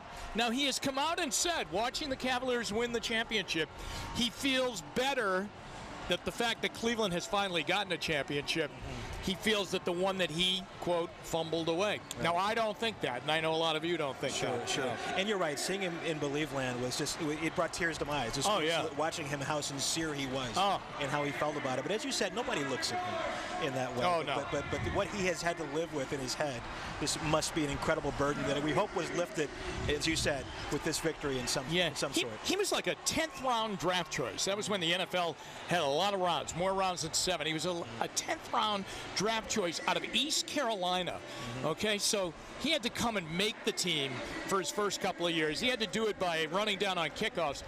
But when they put that backfield together of Mack and Byner, and they both rushed for over 1,000 yards in the same season in the 1 year, Ernest Byner was he was the little engine that could. Yeah. He really is. And he's just a wonderful guy. Now, he was like an honorary coach during the Browns offseason. Hugh Jackson brought him in. Ernest has coached around the NFL. He's coached the running back position at various stops. It would be wonderful, and I'll nudge the Browns on this, it would be wonderful to bring him back inside that stadium right there at First Energy Stadium and put him on the Browns sidelines, because I've always felt that, you know how LeBron James really knows what's going on in Northeast Ohio? Right. He knows his audience, he knows his fans, he knows, and he promised them a championship and delivered. I have felt that through the years since the Browns have come back in 1999, not enough of the Browns players, not enough of their coaches not even at times their front offices, have known enough about the passion and the history of the Cleveland Browns. Now, you would get no bigger heart and passion than Ernest Byner. So maybe Hugh Jackson is going to, keep him along. But it was wonderful to see him back there, and he just had an instantaneous connection with these young players. And, of course, the Browns have many of them now coming into this year. So it's great that he's here today. And I know that along the parade route, he's probably getting saluted for everything that he did here. And that's got to make him feel so good. He's a great guy, Russ. It's been great for me to be in town and meet these guys that I grew up. I didn't grow up in Cleveland. I grew up in St. Louis, but I knew all these guys. I knew Greg Pruitt. Of course, I knew Bernie Kosar. Sure. And I remember being here not very long. A guy comes up to me in the street. He just said, I wanted to introduce myself. I'm Greg Pruitt. I almost fell down. I remember I'd been here not very long at all. I was having dinner with our then general manager, Brooks Viktorski, and our new general manager, Mickey Burns, and saying how much I admired Bernie Kosar. Yeah. Brooke gets up, comes back with Bernie Kosar to the table. It is just fantastic to meet these people and how down to earth they are, how, as you said, they still have this passion for Cleveland and the Cleveland Browns. Yeah, they really do. And that's the, naturally the Cavs are feeling that with the crowds that they have here right now and have had since they've become a Cav. I mean, they're packed every night. It's a fabulous home court advantage for them. Russ, there was no doubt in my mind and no doubt in their minds that when the series was 3-2 and they were playing Game 6 here in Cleveland, a week ago tomorrow night, that there was no doubt that they were going to win that game because they just were not going to have their season end like it did last year. They were not going to have it end this year in Game 6 at the Q because they're very tough to beat, and the crowd was as loud. Well, you were there. It was as loud as we can ever remember it. I didn't think the Warriors had a shot in that game, and they didn't, as the Cavs really got out in front of them. But, the connection that LeBron has, that's very real, and that really works. That's why I think he was so much more emotional winning this championship on Sunday night than perhaps the two that he won in Miami. We talked about this earlier. Of course, this championship, as you said, it must mean much more to him than the championships he won in Miami. This is a movie. This is a cinematic event. Hometown hero comes in, does well, goes away, becomes the GOAT for a little bit. Absolutely. Comes back, brings the city a championship. And you go back to guarantees and promises, and I was thinking, Jimmy, I know you're a student of this history as well. 1968, when Joe Namath guaranteed a victory for the New York Jets. Now, that was a guarantee. I saw that a little different than a promise. A nuance there. But what LeBron did, I think, has more of a lasting effect in the way that this is something that took some time, and he promised it was going to happen eventually. Right. It wasn't braggadocious. Right. Absolutely. Right. It was not of arrogance or anything like that. He said, hey, I came back here, I promise we'll win a championship, as opposed to Joe Namath saying, I guarantee we're going to win tomorrow. And LeBron's letter was beautifully written and illustrated. I believe Joe Namath, as I remember it that day, he did it on a lounge chair, poolside. Down in Miami. I guarantee it. Yeah, I guarantee it. We're going to win the game. Yeah. Exactly. So you're right. Yeah, you're definitely right about that. I mean, LeBron, it's amazing what he did.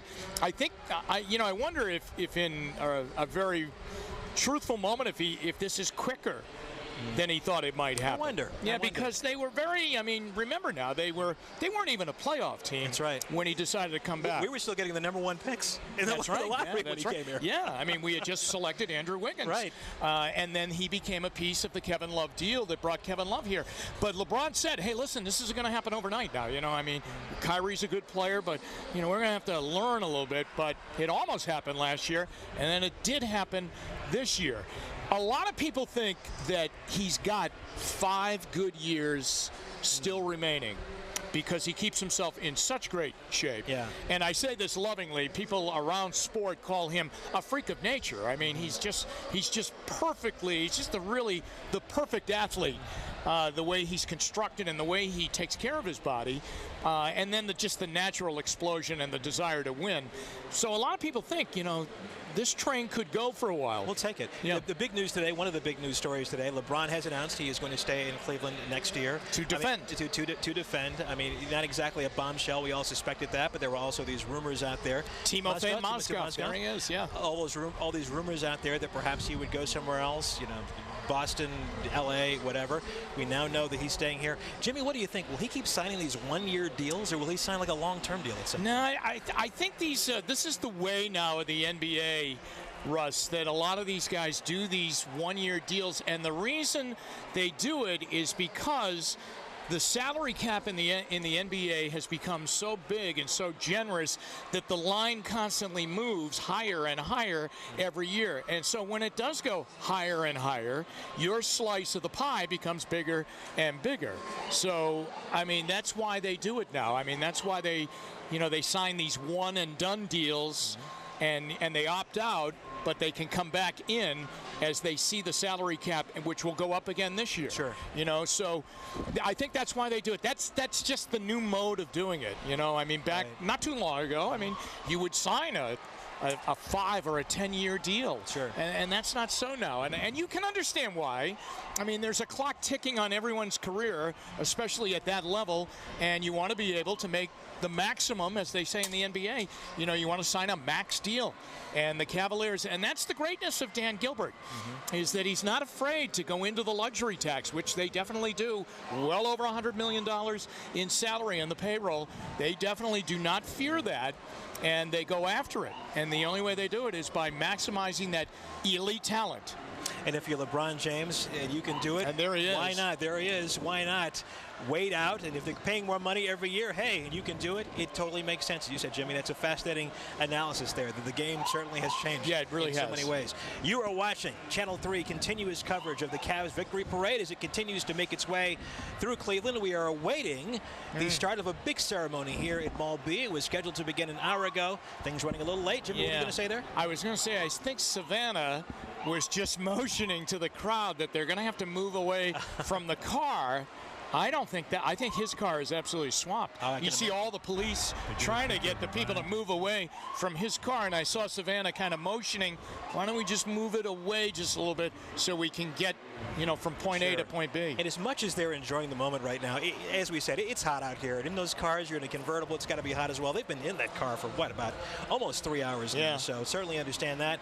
I can't understand why anybody would surround LeBron James's car. It's a mystery to me. We'll get our best people working on that to see what's going on. Our coverage continues after a break.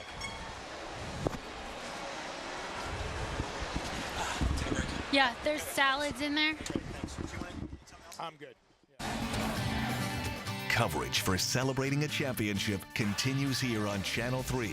Stay with us for more of this historic event live in downtown Cleveland.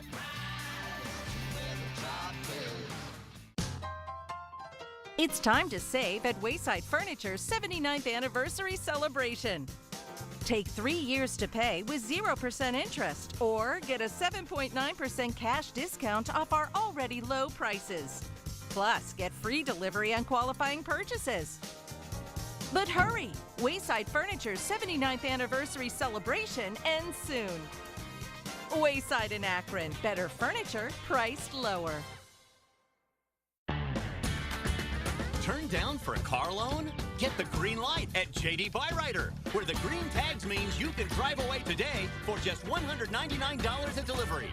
At JD Byrider, you could get a better car that's been serviced and reconditioned, and includes a 36-month, 36,000-mile warranty, low-cost service, low down, and an affordable payment. That's the JD Byrider difference. JD Byrider. Call 855-GO-GO-808 to get started. I had cracked teeth, crowns. My teeth were really, really bad. I started hearing about dental implant surgery. When I researched and saw what Clear Choice could do, I thought, maybe this is for me. At Clear Choice, we bring hope to millions who suffer from missing or failing teeth. With dental implants that look, feel, and function like strong, natural teeth. All the specialists, with all the technology they need, are in one spot. It makes delivering this 21st century world-class dentistry very easy to do, and we do it in one day. They can do something permanent that's always there. You never take it out, and it gives you that solid foundation. Call today to schedule your free comprehensive consultation and ICAT 3D imaging scan. We'll even talk financing options while you're here. When those folks gave me the mirror and I looked at myself, these tears, it just makes you feel good.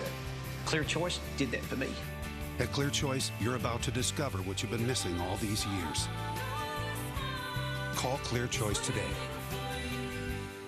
There are a lot of places to buy flooring in Northeast Ohio, but there is only one Flooring Concepts.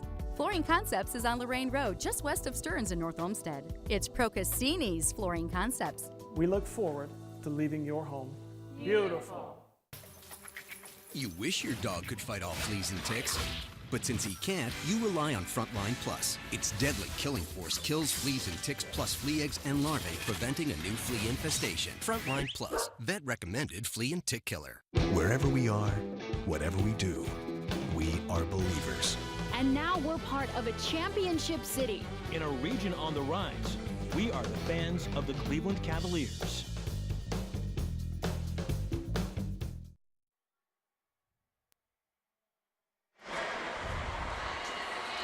All right, we're back here live on the day that the Cavaliers and the city of Cleveland come together to celebrate the Cavs winning the NBA World Championship, first in franchise history.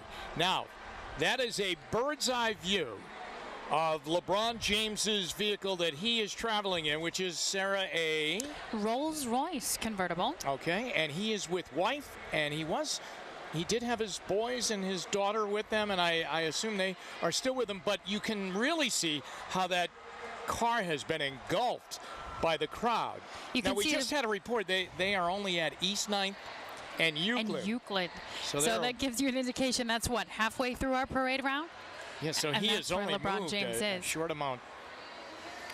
Let's go, you see the officers walking alongside of him. We know there's a pretty good security presence, just trying to keep people off that vehicle, but also trying to keep the parade moving. Yeah, exactly, yeah. So as we pull back there, okay, now he's starting to come down 9th Street, and he's right at Lakeside right now. So that's a little bit better. Yeah, okay? That's better than we thought. He's beyond Euclid. He's right about to make that left. Maybe in the next few minutes or so onto Lakeside Avenue. And we're zooming now back in to the intersection of East 9th and Lakeside, where you can see the crowd. So again, the plan is to get them here. They may take a short break. They've been in those cars a long time.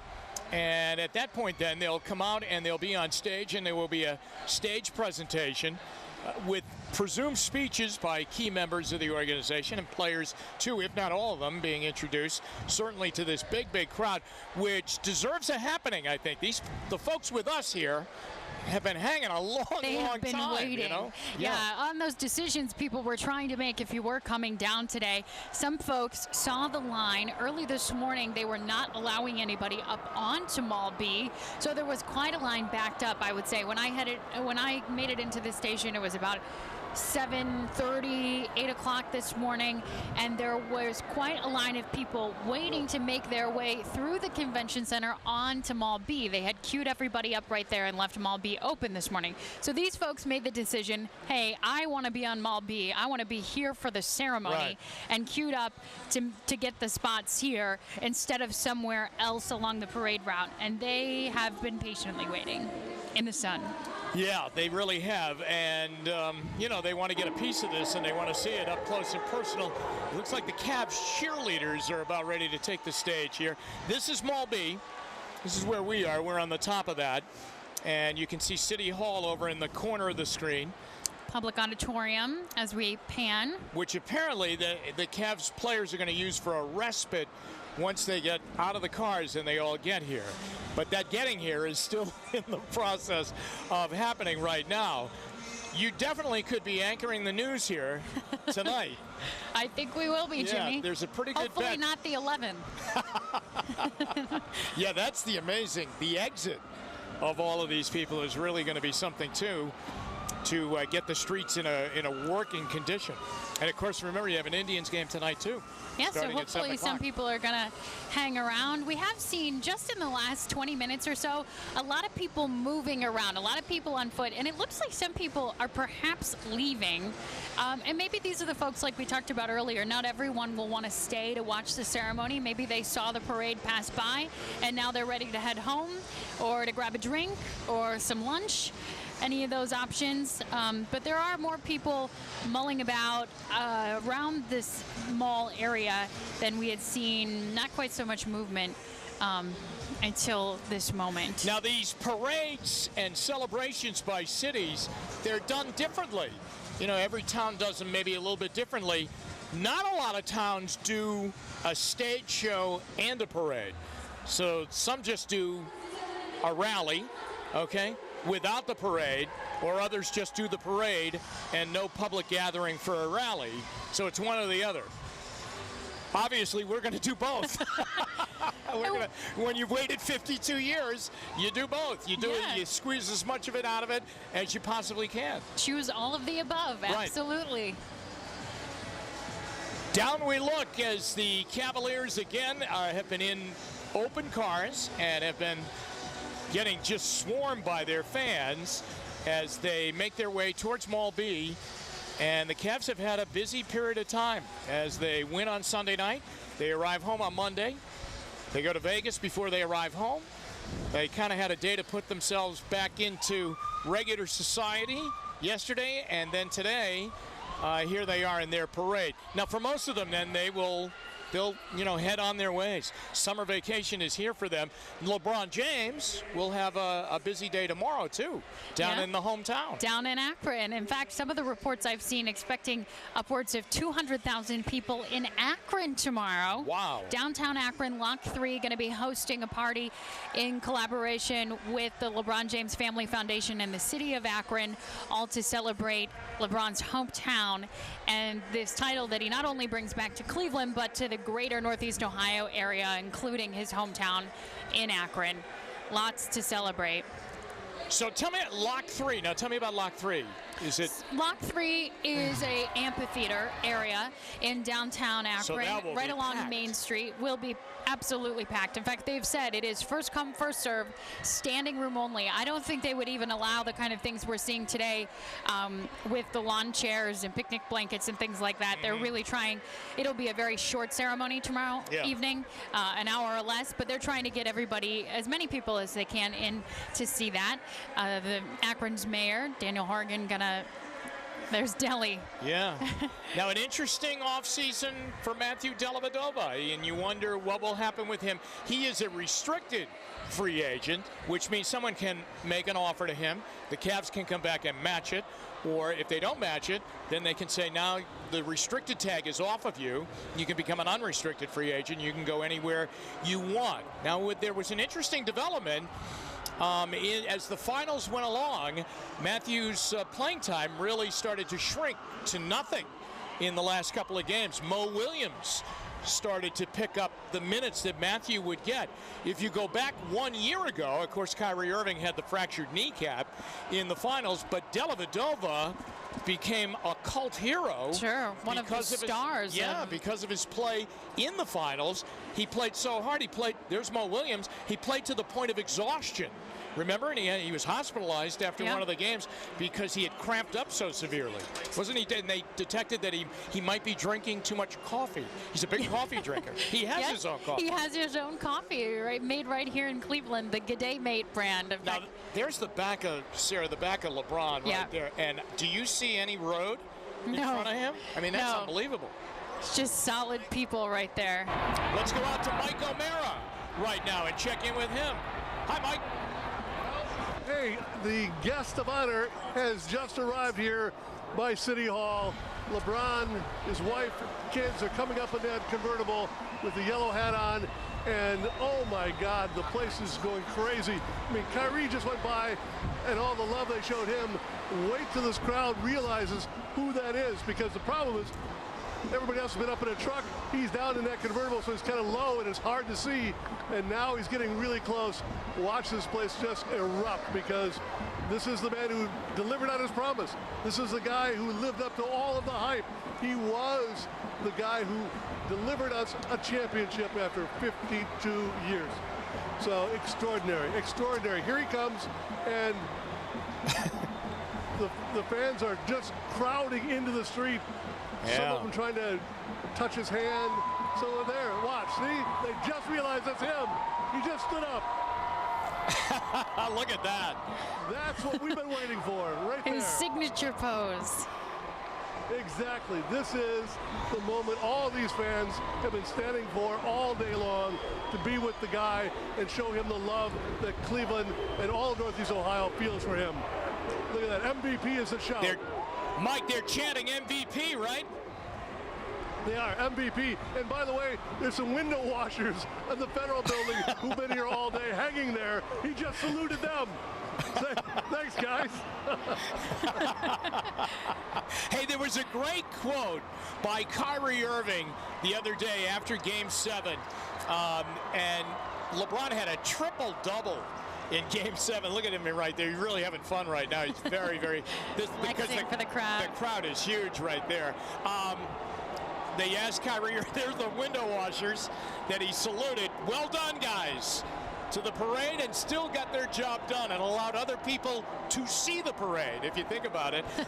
Kyrie Irving said, this guy just got a triple-double in Game 7 of the NBA Finals. In other words, I just watched Beethoven. And he's right. I mean, he's right about that. A masterpiece. And when we looked at the statistics for the entire series, Jimmy, LeBron was leading in 5 statistical categories. And there are only 5 that they There are only 5, so all of them. Yeah, scoring, rebounded, assists, steals, blocks, and of course the blocks really flourished during the 3-1 comeback. That's when he challenged them and really got into their heads. I mean, anytime they were going up for a layup, I mean, that's an easy shot, right? But they were getting the ball swatted away from behind, and suddenly, you know, he's in your head. He really was. He played so well skill-wise in the finals, but I really think mentally he also beat the Warriors. I think that they realized this guy's like Secretariat. I mean, he's never going to stop. He's just coming at us from every angle. A phenomenal performance. I mean, historical. I mean, he's one of the 5 greatest players in the history of the game. And we've talked about the miles that LeBron has put on his body as a 31-year-old player in the NBA. But he has also said that he's never been a better player than he is as he's reaching his full potential now. Yeah. And part of that is the mental game, right, Jimmy? It is, yeah. And the other thing, you know, he's truly a guy that every summer, Sarah, at some point, he'll take a vacation here and he'll unplug. A couple weeks from now, we'll see him on the banana boat. You know that? That's right. Yeah, that's the great shot of him and Dwayne Wade and all of his buddies with their wives and girlfriends down in Florida. But here's the thing about him. He'll go back into the gym. He goes back into the gym, and he'll work on some aspect of his game that he wants to improve on. Imagine that. He wants to improve on it. But he'll find something. I mean, whether it's free throw shooting or his low post game that he worked on, I think, a couple of years ago with Hakeem Olajuwon, who wanted to teach him how to play down the low post. He'll do something to make himself a little bit better, but he's really enjoying the crowd. There you go. Standing up, arms spread. And the MVP chants, I think, are back. Yeah, that was another thing I think that he, look at, he's joining in. That's fantastic.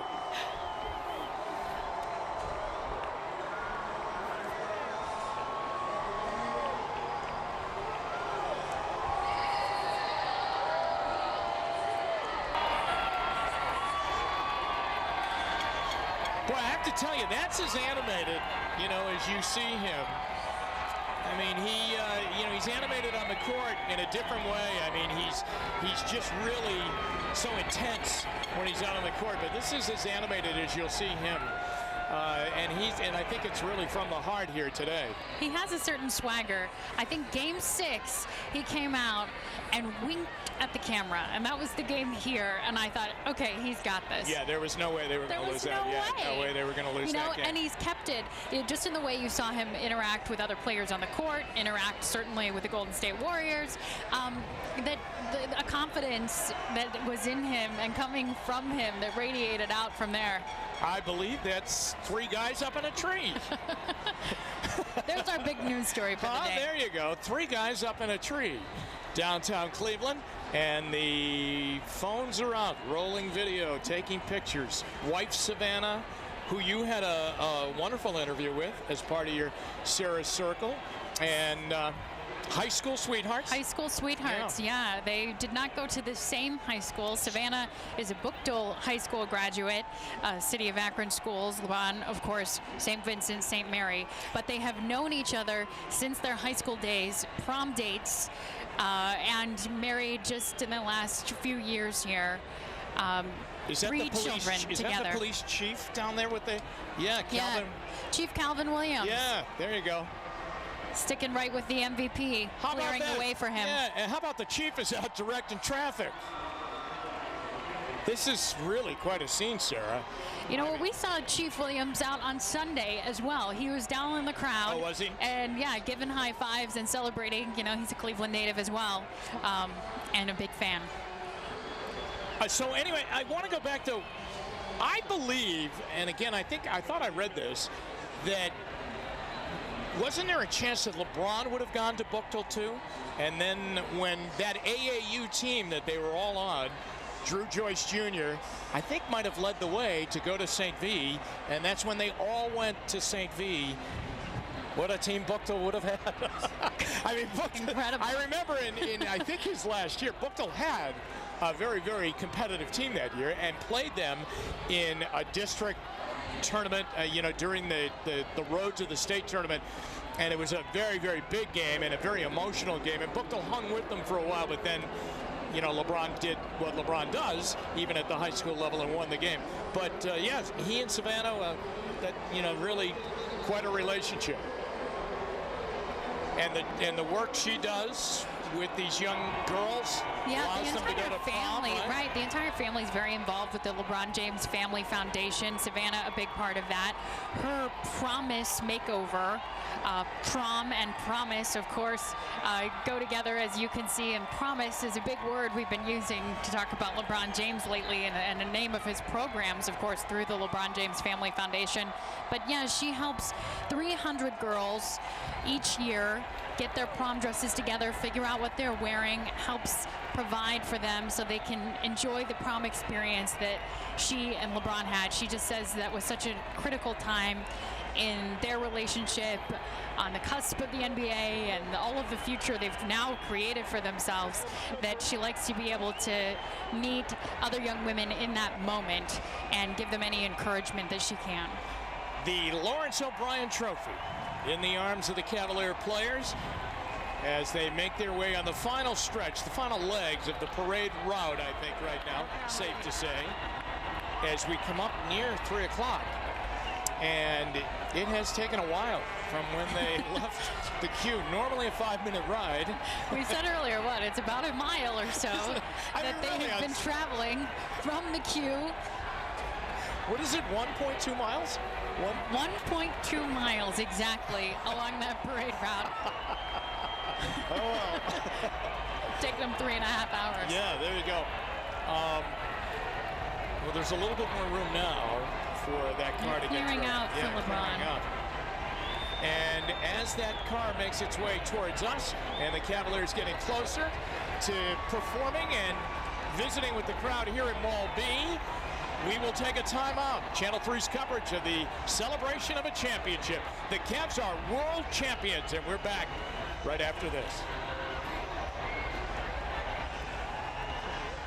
I have a list. Okay. So, she needs automatic emergency braking, blind spot detection, and lane departure warning. All available on the Elantra and Sonata. And a better warranty than Toyota, Nissan, or Chevy. America's best warranty, standard with every Hyundai. Let's check in with the boss. Okay. Sorry, excuse me. We'll take both. Lease the Elantra for $119 a month, or the Sonata for $149 a month. Just one. She seems like a great boss. Has someone close to you died or suffered a severe injury because of addiction to prescription painkillers such as methadone, OxyContin, oxycodone, fentanyl, hydrocodone, morphine, Opana, Dilaudid, or anxiety or sleep medications such as Xanax, Ambien, or Valium, you may be entitled to compensation. According to the Center for Disease Control, deaths from prescription painkillers have reached epidemic levels. If you know someone who has taken a prescription painkiller and suffered severe injury or death, call for a free case review. 3, 2, 1, Wednesday. The coffee, the kids, the commute, the cubicles, the hot water heater. The hot water heater? Well, it is hump day, and it's not payday. It's between paychecks. There goes your budget. Wait, no it doesn't. You know where to go. Advance America. You get the money you need in minutes. It's easy, it's fast, it's done. Hump? What hump? Huh? Fast loans up to $10,000. Advance America. Power on. Hey, Ed, I see the service truck. Did your AC go out again? Isn't that the third time this year? You should just replace that old thing. I just can't afford it right now. You can't afford not to, you mean? I just got a Linux system last year, and it is so much more reliable and efficient. I'm going to save a lot of money in the long run. Let Weather King Heating and Air Conditioning replace your old furnace or air conditioner and save you money. Call Weather King Heating and Air Conditioning. Lennox. Innovation never felt so good. It's the grand opening of the brand new Building 9 store on Route 18 in Medina. 42,000 square feet of building packed with bargains. See our multi-truck closeout kitchen cabinets starting at $49. Vinyl windows from $79. Save on vinyl siding, $49 to $52 per square. Located between Route 77 and Route 71, minutes from Restaurant Hill in Montrose.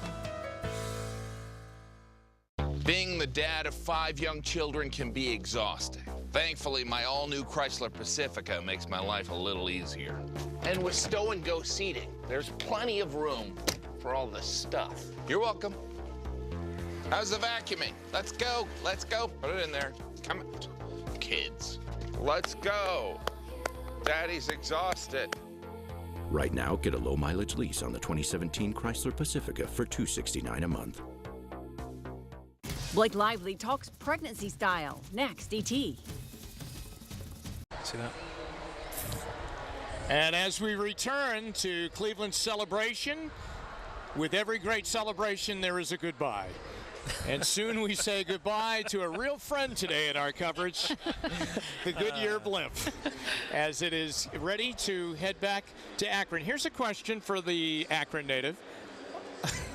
I'm looking at you. Here's the question. Here's the question coming your way. Does the Blimp get back to Akron before the Cavs get up on stage? How long is the trip to Wingfoot Lake? We gotta ask ourselves that. I gotta tell you, I think that's a push right now at the pace of the parade. Wow, I wonder what Vegas would say about that. The odds of that. Yeah, what do you think? the odds are. Well, how long a flight? I need a little more information before I can answer. What do you need? Wind speed and all that? Yeah. I need to do a little calculating, but I think that there's a good chance the Blimp makes it back to Akron. Of course, the Akron celebration continues tomorrow night over at Lock 3, the city of Akron putting on a celebration in collaboration with the LeBron James Family Foundation and expecting a crowd, maybe not quite like this, but of tens of thousands again in Akron tomorrow to celebrate LeBron James. No parade, though, right? No parade. Just a 8 p.m. ceremony up on the stage at the amphitheater at Lock 3. You know, Russ, while you stepped out there for a moment, Sarah and I were calling the play-by-play of what was going on here. And the police chief is out. He stepped in to try and get the crowds away from the LeBron James car and clear it away. White hat, starched white shirt, black tie, looking good, looking on the job. He's not behind some desk rubber stamping anything. He's out there. He's back to his beginning days as a cadet. He's out directing traffic. Did he get it done? Say he did. I noticed an avenue. If the Browns made holes like that, you know, their running game would be a lot better.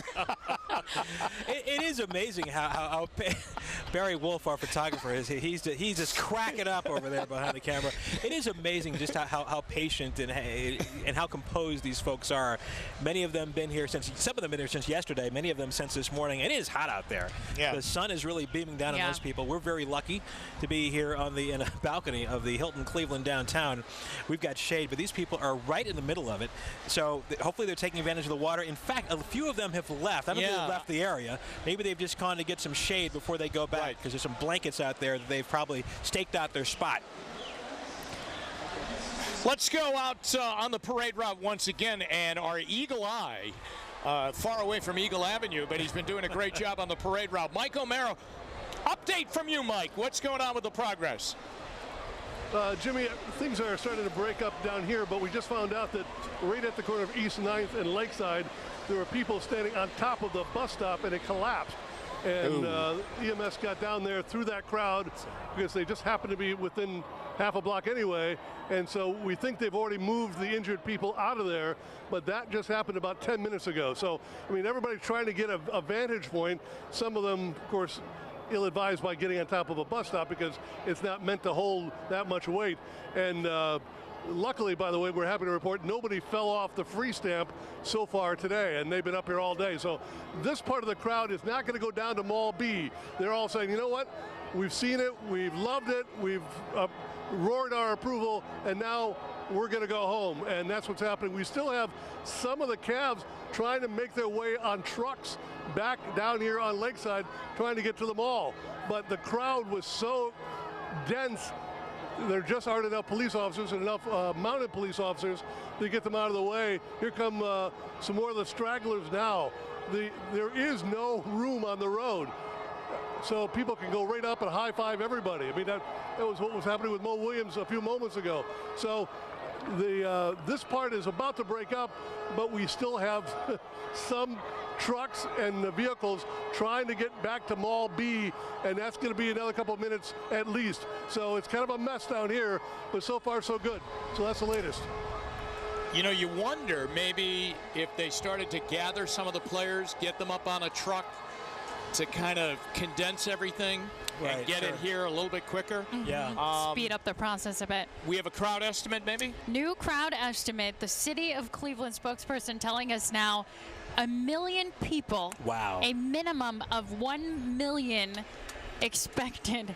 Can you believe that? That is the new crowd estimate. 1 million people down here in downtown Cleveland to celebrate the championship Cleveland Cavaliers today. That is amazing, and that is not some Yahoo making that. Right? That is the City of Cleveland saying that. That is amazing. My goodness. I wonder how they do that, though. You know, it's funny. I don't know about how here. do they estimate? I know that? in past year, other places I've lived, they do it on a grid system. Oh, okay. They say they do it like if X number. Producer Brian Crane's like. We had Brian. I had Brian Crane out with one of those things that you do at a Regal Cinema. Right. But it ended at 100. So he's got an abacus over there as well. But no, I know sometimes they take a grid system. They say if X number of people are in this grid, and they just kind of multiply that. So that's usually how they do it. I'm guessing that's how they did it here as well. But that is amazing. 1 million people in downtown Cleveland. I'd be curious to know if that has ever happened before in history. Yeah, I can't imagine that it could have. I really don't. Yeah, I really don't. I mean, what would have brought 1 million people down to Cleveland before at one time? I think you're going back to the Great Lakes Expo, in the 30s, potentially. I don't know what type of 1936, 1937, when it was down along the lakeshore. I don't know if that's when as far as you would have to go back to find those type numbers. Yeah. And the population of Cleveland, the city, much greater at that point than it is today in terms of just numbers within the city limits. Sarah, when did you go to your first Cavs game? Did you go as a kid? Did you ever? Yeah. Did you go to the Coliseum? Were you a Coliseum kid at all? Did you go out to Richfield? I don't remember the Coliseum. Oh man, I'll tell you what. I remember coming down. They're showing a video right now of the old Cavs, and they're Wayne Embry. What year was that? Well, when I got here, I don't know when it opened. Somebody back at the station can help me, but I mean, when I got here in the mid '80s, the Coliseum was a beautiful place, and the strategy at that time was to put that arena there, and the Cavaliers wanted to be able to draw from Cleveland and from Akron. Thus Richfield. They put it there in Richfield. And I have to tell you, when I travel down 303 right now and you go by where it was, it's just a meadow, an open field now. But, man, it had some memories. I mean, Frank Sinatra, like was 1974 in October. That's when it opened up. And then when they made the move here, you know, in '94, when they built the, at that time, Gund Arena, and came downtown, then there was all these stories about what would they do with the Coliseum.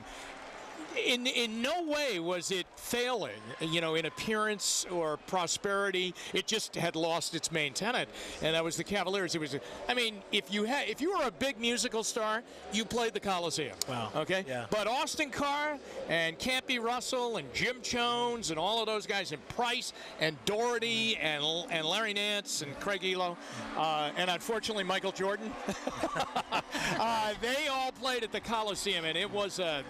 I got to tell you, it's a very, very beautiful place. I loved going to the Coliseum. The Miracle of Richfield. The Miracle of Richfield. Yeah, it was played out in the Coliseum when they knocked off the Washington Bullets at that time, and then moved on to play the Celtics in the Eastern Conference Championship. A Celtic team that went on and won the title, but the Cavaliers took them to a surprising 6 games in the series, and had Jim Jones not broken his foot, there's a lot of belief that the Cavaliers might have been able to upset the Celtics and go on to the NBA Finals. But the Coliseum was a wonderful place. Now, forgive this question, but I ask it for all of us who were not here during this time. They put that Coliseum there because it was drawing a lot of folks from both Akron and Cleveland. Is that correct? Is that the reason for that? That was the strategy, okay? Right. It was, I believe it was Nick Maletti that really, you know, came up with the idea that, hey, listen, that we have 2 markets here. You know, it's kind of like the Browns dabbling with, hey, Columbus is there. Why don't we go maybe train some down in Columbus and try and attract that market? So you had the Akron, you know, market, and you had the Cleveland market that was, and that's where they decided to do it, that they could draw from both. Now, whether or not it worked, I don't know if there were statistics. I'm sure marketing, you know, organizations or marketing branches of the organization could come up and say, yeah, we have as many season ticket holders from Akron as we do from Cleveland. I still think it comes down to, if you have a good team, they'll find you. That's true. You know, you could put an arena anywhere if you have a good team. And they had some good teams. It was a loud place. It was just beautiful. It was, you know, tricky to get to. There were, you know, it was a country road out there. Right. So it was really something. And in the winter it was really dicey. But fond memories of the Coliseum.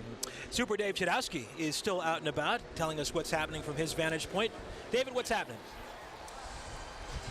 Guys, great listening to you. You're doing a great job. Jim, you're bringing back so many memories. I remember when I was in 8th grade going to Great Northern and getting on a bus to go out to Richfield Coliseum to see those great Cavs teams. It's a shame one of those teams didn't win. Let's bring you up to speed on what's going on. Craig, if you could get a shot over here, it looks like the parade has wrapped up and all of the fans are walking in many different directions. It's everyone's going everywhere. I don't know if you can see the ambulance over there. That's the 2nd ambulance I've seen.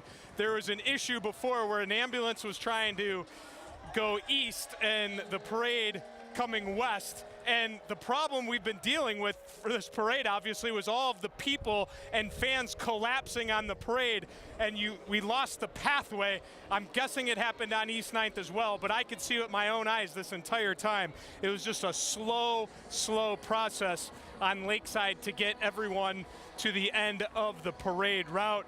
Fans here have been coming up and asking me, hey, is it over yet? Have they reached the point? I would not say anyone's upset here, but definitely people getting anxious, restless. It's hot. There was actually a point where it got really dark, and I went like this. I'm like, what's happening? The blimp went over the sun, and it just got completely dark, and everyone cheered for about 3 seconds because it's very, very hot, and the crowd got a little bit of relief there. So they've been trying to entertain the crowd with the cue sticks and the dance team and playing videos on the screen and just trying to get everyone to, you know, be ready because we're getting close now. We're actually seeing the end here of the parade as it's come to a finish, and we're getting ready to go on. A couple things you guys talked about that, you know, really I thought was interesting. Earlier on, a while ago, you were talking about Ty Lue and just, you know, what a great job he did and the personable person he is. And I got to tell you, yeah, just an outstanding job by Ty Lue, especially there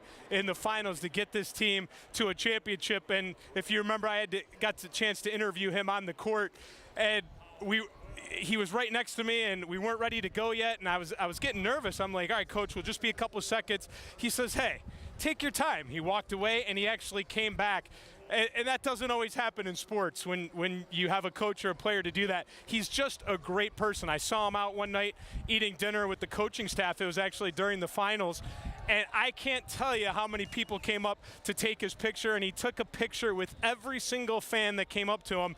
And I got to be honest, it was right before Game 6, and he had a lot on his plate. He was taking a break, and he was there for the fans. And I think that's the emotion that's coming out for me today is I can't believe I am seeing what I'm seeing in all different directions. It's incredible. And I sit here and think, it's an unbelievable party, but it's not like Cleveland can go back and say, well, we did this 10 years ago. This is how you put a parade together. It's not like a lot of cities that have done this many times over and over, and they go, oh, we'll just do it like last time. This is a first for everybody. It's a first to cover the event. It's a first to watch the event. It's a first to put it together. So it's taking a little extra time, but in the end, who cares? Another note I found interesting is just as you watch these players smoking the cigars with their shirts off and how close they are, being on the road, and I'm starting to go long here, so I'll get it back to you, but it brings back the memories of my trips to all the different cities watching this team. And I could probably give you a couple great stories from each city, but there's one that really stood out to me, and it was in Atlanta, and it was on an off day, and they didn't practice, they just had film, and the media is invited to the hotel, and you could come there and talk with the players. And I really find that fascinating because you get to see the players in a different light than in the locker room, a little more unplugged, and you get to see what they do away from the court. And in that Atlanta trip, it was on a Saturday. It was in between games. The next game was going to be a Sunday. And after our media session, we were at the team hotel, so that's pretty cool to see, where they're at. It's unbelievable. And typically, they go back up to their room. Who knows what they do later on. But right after we were done, LeBron James walked out of the hotel, had a security guard in the front, security guard in the back. And I just sat there and I thought, wow. LeBron James is just walking on the streets of Atlanta right now. Imagine if you're a fan of LeBron James or just the NBA, and all of a sudden, here comes LeBron James walking down the street. And I'm reminded of that because of all the fans trying to get close to him right now and these players. This is a once-in-a-lifetime opportunity for these fans right now. Some got to go to games, some didn't. People came from all over. And I just think how exciting it is for these people to be here right now to get a glimpse of that. And also, in that Atlanta trip, when LeBron walked off, Richard Jefferson was with him. Channing Frye was with him. Tristan Thompson. That wasn't as much of a surprise. Those guys hang out together on the road. They're close. But also amongst that posse was Kevin Love. And I just sat there and thought, you know what? Kevin Love's going to hang out with these guys. What about all these stories about how they weren't getting along? Clearly, this team gelled and came together in the playoffs, and that was obviously a huge key. And they always talked about how they liked being on the road, and it brought them together. And it worked. And this team got it done on the road. They beat Golden State in the finals in Game 7, and now we are here to enjoy every single minute of it. And I'll tell you what, as Craig just got a shot of the street there, you can see it's dispersing now. But here we go. The party's going to be here in Mall B now, as we will wait to see who comes up on the stage first. It's going to be electric, and I can't wait for it. Guys, like I say, Jim, on Channel 3 Sports, here we go. Here we go. Incidentally, new crowd total over the PA, 1.3 million, they're saying. Wow. Yeah. Wow. And we built it up with drama. They ran music underneath that. 1.3 million. Wow, the Channel 3 Orchestra once again kicking in right on cue there. Our coverage continues after a break. Stay with us.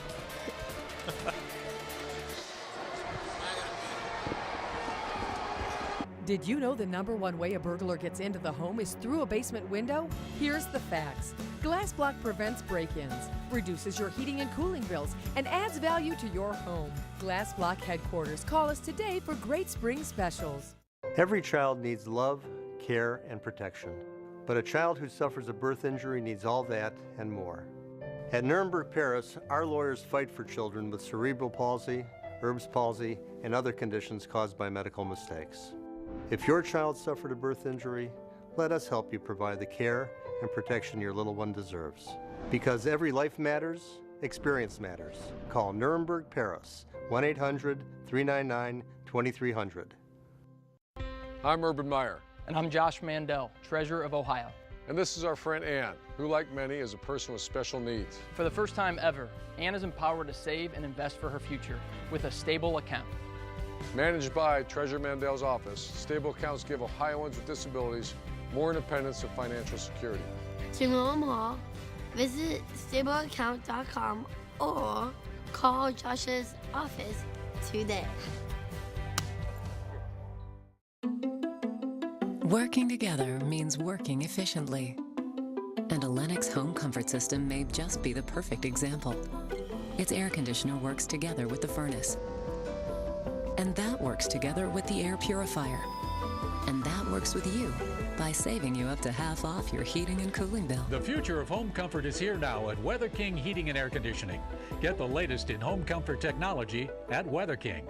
Lennox, innovation never felt so good.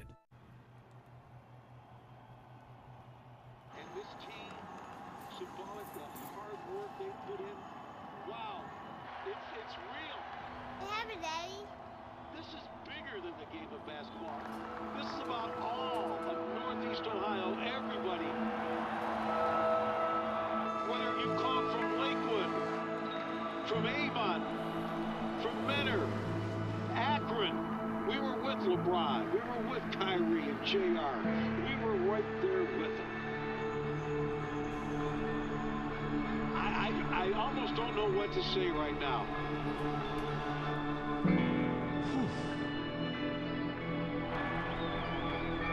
I'm looking at the fans. I don't know if they know what to do. It's been 50 years. Come on, we can celebrate, people. We're the champs. Did you know that most break-ins occur through your basement? Keep your family and your home safe from intruders in harsh winter weather by getting Glass Block. At Glass Block headquarters, we specialize in keeping your family safe. With professional installers, a rock-solid warranty, and the best prices around. Call us today.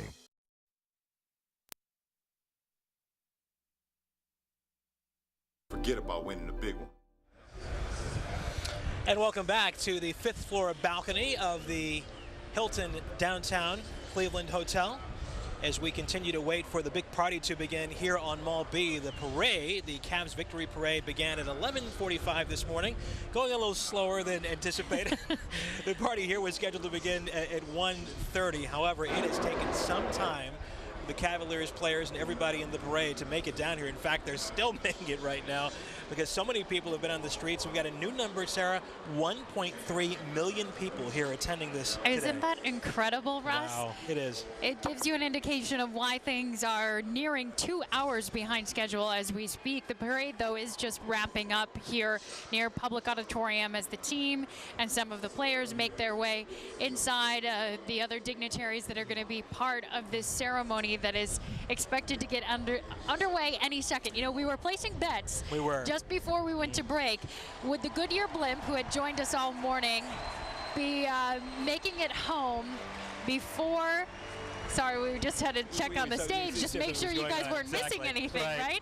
But would the Goodyear blimp make it home to Akron and Wingfoot Lake before the team got out on the stage? Well, thankfully, Goodyear got in touch with us, tweeted me, Keith Price, one of their spokespersons, telling us that it'll take about an hour for the blimp to get home. So we'll start the clock and keep an eye on that. Hopefully the team will be out before the blimp is in fact back home. Sarah Shookman talks the blimp answers. I mean, that is pretty impressive. As we look behind us here, you can see it right there. That's the stage where everything will take place. We're jumping around. They're jumping around. There is some activity up there, and one of the things probably holding us up, and aside from the things that we talked about and the fact that it took so long for people to get down here, is once they do get here, the players and other dignitaries are going to go in Public Hall and kind of, get situated. They've been in the hot sun for about 2 or 3 hours. Then they're going to come over here, and then we're going to have the big party here on Mall B. As we have been here throughout the day, we have seen this place just fill up. We gave you the numbers a minute ago. That's throughout the parade route. But not only Mall B, but also on the other side of that is Mall A. And that was about half full, I guess, when we got here, say, 8:45, 9 o'clock this morning. Now that is completely full, packed to the gills, as they say. And you have to imagine a lot of the folks that have filled into Mall A and some of the surrounding areas here are coming from a different place on the parade route that would be closer to that side of the city. You know, they're coming either from East 4th Street or outside of the queue where this all started this morning around 11:30 and making their way towards the stage that has been set up at the end of Mall B here, sort of the middle of the city, all of the action. And there's a lot of lighting, there's a lot of sound equipment, there are some big screens where we've seen a lot of the same hype videos and other entertainment components that they've put together that we were watching during the finals run up on the big screen, the Humongotron at the queue. You know what's really funny is we've been watching this loop of showing the last few seconds of Sunday's game, seeing these inspirational videos you talked about. The response from the crowd is just as enthusiastic the 20th time they play that as it was the first time it is played, which says a lot for Cleveland fans. Also, you got to give a thumbs up to these fans who have been here for so long. It is hot there in the sun. We're very lucky we're here in the shade, but it is, with that sun beaming on you down there, it's got to be hot. People are being patient. They're keeping their composure. One small incident to tell you about, and Dave Chudowski, Super Dave, touched on this a minute ago. A bus shelter on East 9th collapsed. Several injuries have been reported. We don't know how serious those injuries are, but right now that's the only case that we know of any type of problem that has taken place here on the parade route or here at Mall B. So we'll get you more on that in a bit and get you updated, but that's pretty good if that's all that has happened thus far. And this goes back to Sunday night, Sarah, when you and I were on the roof of the Jack Casino watching the celebration below. Only 5 reports of any sort of police activity that night. And that was there was a case of assault. Nothing major, though. I say assault, it sounds worse than it is, but nothing major. But if you talk about all those people who were downtown on Sunday and you're talking about 5 incidents involving police, that's pretty good. Yeah, I think percentage-wise, you're looking at a very minimal amount of incidents for the number of people, the amount of crowd control that Cleveland police were faced with on Sunday night. That was just a dress rehearsal for what they're dealing with today. And the police chief, Calvin Williams, was very honest with us yesterday, saying they didn't know what to expect. We've never done this before. Here we are, and it is beginning. I think we're starting to get some folks on the stage here. We turn around and take a look. Urban Meyer getting the microphone up on stage at the moment. Jimmy Donovan stepped away for a second. He actually called LeBron personally to find out what do you say? What's Let's go. the deal? Yeah. Huh? Hey. Don't use it all up today. You got that thing down in Akron tomorrow. He needs a galley boy. He needs a little energy boost here. Ah, that's right. Yeah. Where is the Swenson's truck when Didn't you need you ask for this right here? Hang on, Sloopy? I did, I think this was by request, Jim Donovan. Yes.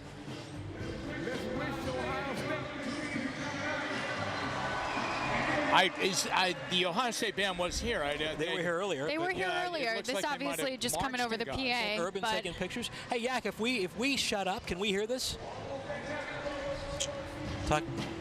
Talking to our producer. Thanks, Coach. I'm in love with you. Come on, everybody. Give it to me one more time. Here we go.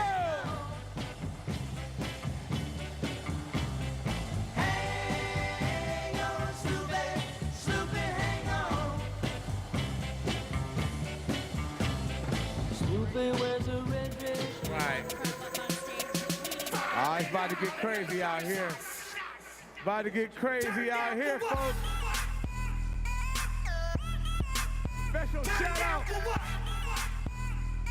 We got Josh Cribbs in the building, folks. Oh, the great Cribbs. Former Cleveland Brown, The Josh great Cribbs. Cribbs is in the building. Huh? Let me tell you, he would have taken care of that Draymond Green. The great Cribbs. They came from all over the country.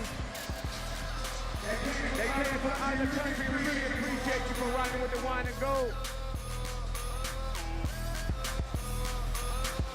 Special shout out to everybody over here in the back as well, too. special shout out to everybody in the back. The back of that stage. Y'all been rocking with us all game long. That crowd is huge back there. Thank y'all. Appreciate y'all patience. So I would imagine the only reason that they would be there staying there must be a video board over on that side. I would think so. Yeah, they must be able to see a lot of what we're seeing. Be able to see. One thing that's encouraging here is the VIP section, which is directly in front of the stage from this angle. Looks pretty filled up. So hopefully that is some indication that things will begin. Well, Lakeside Avenue is completely clear right now. The parade has ended. Lakeside clearing out. It's if they could flash the lights, maybe they're starting to do that here and saying, find your seats. That's it. This is not Phantom. No, and intermission's over. As we talked about, so many things affected by today's parade. In fact, Playhouse Square rescheduled all of the shows they had tonight. Phantom of the Opera and also Steel Magnolias. I would imagine you could not. You couldn't have got downtown. No way. No, you I just wonder about, for instance, the Indians tonight. That's right. And look at what you're going to have going out. That's true. You got that coming in. And where do they park? Again, going back to the original schedule, it would have made sense. Because if this began at 1:30 as scheduled and ended at 2:30 as scheduled, you're right. It would have been. It would be on our way. But as it is, oh my gosh, you're right. That's how will people get in? What time is first pitch? 7:10, I believe. 7:10 tonight. 7:10. We're on that back to the 7:10 starts. And we'll see what happens. What would be interesting now is you go through evolution when you finally win something, okay? And it will be interesting to see how hungry the Cavaliers are next season. There was an interesting perception of the Golden State Warriors in the finals that when they got ahead 3-1, they did not practice as well.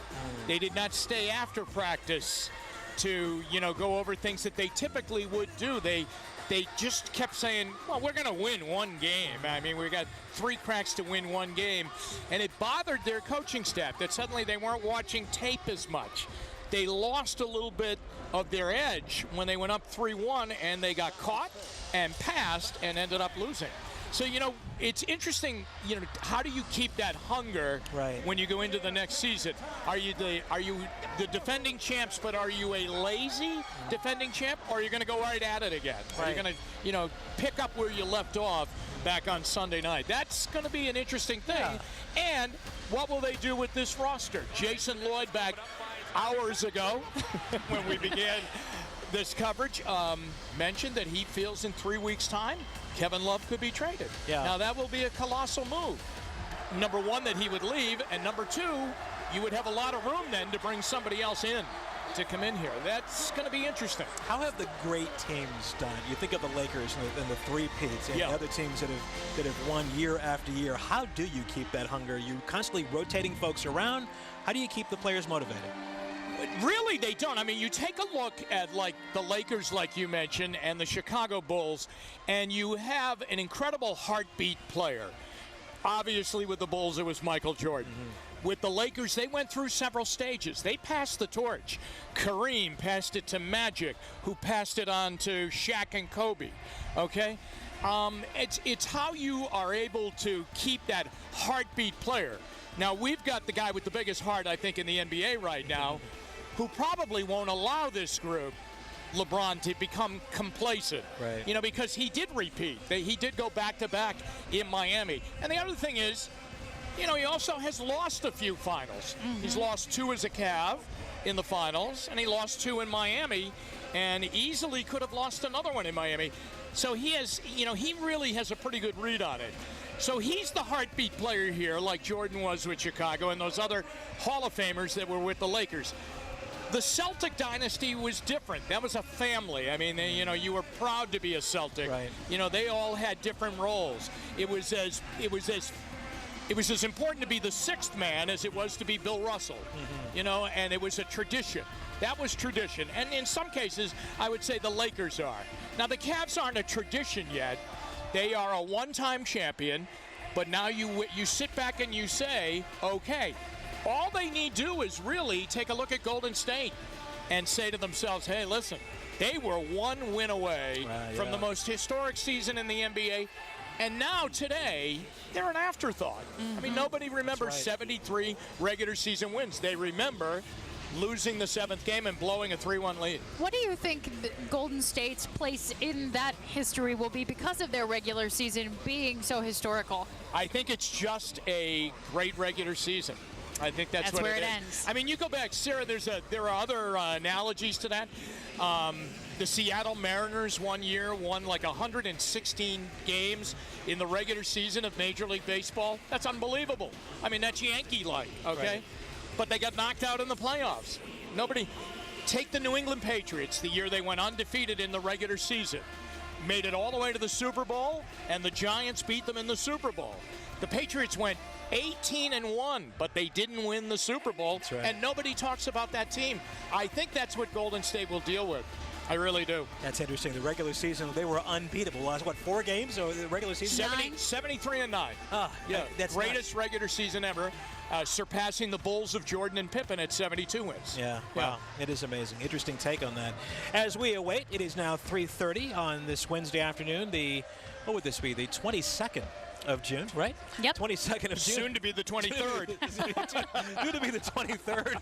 As we await the big celebration here on Mall B, the Cavs victory parade has ended. It has made its way through the streets of Cleveland. The players now, the dignitaries in Public Hall, getting all set to come out at some point, we hope very soon, and take that stage and give folks here quite a show. We can't wait. It's coming up very soon, we hope. They have turned up the tunes. The lights are flashing. There's some dancing going on down there. That's always a good thing. Folks Dancing going getting on on their here feet. as well. It sounds like my wedding reception. You just had to share your anniversary with the Cavs, didn't you, Jimmy? I'm still sharing it with you. Did you have this many people at your wedding reception? Just a little bit under. We had a $1.2 million, catering bill. We couldn't have gone 1.3. Our coverage of the Cavs victory parade and celebration continues here from Mall B. After a break, you're watching Channel 3. Empire Today's whole house sale. Buy 2 rooms and get carpet, hardwood, tile, or laminate for the rest free. As many rooms as you want when you pay for padding and installation. Get this carpet free, this hardwood free, and this laminate free when you pay for padding and installation. Don't miss buy 2, get the rest free. As many rooms as you want, even your whole house. Schedule now. 800-588-2300 Empire. Today.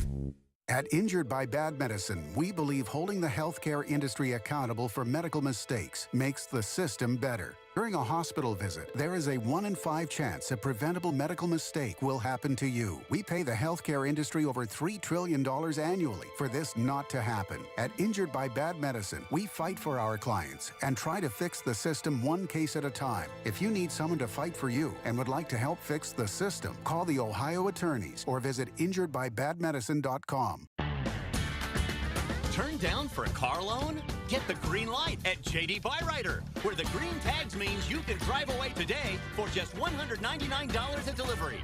At JD Byrider, you could get a better car that's been serviced and reconditioned and includes a 36-month, 36,000-mile warranty, low-cost service, low down, and an affordable payment.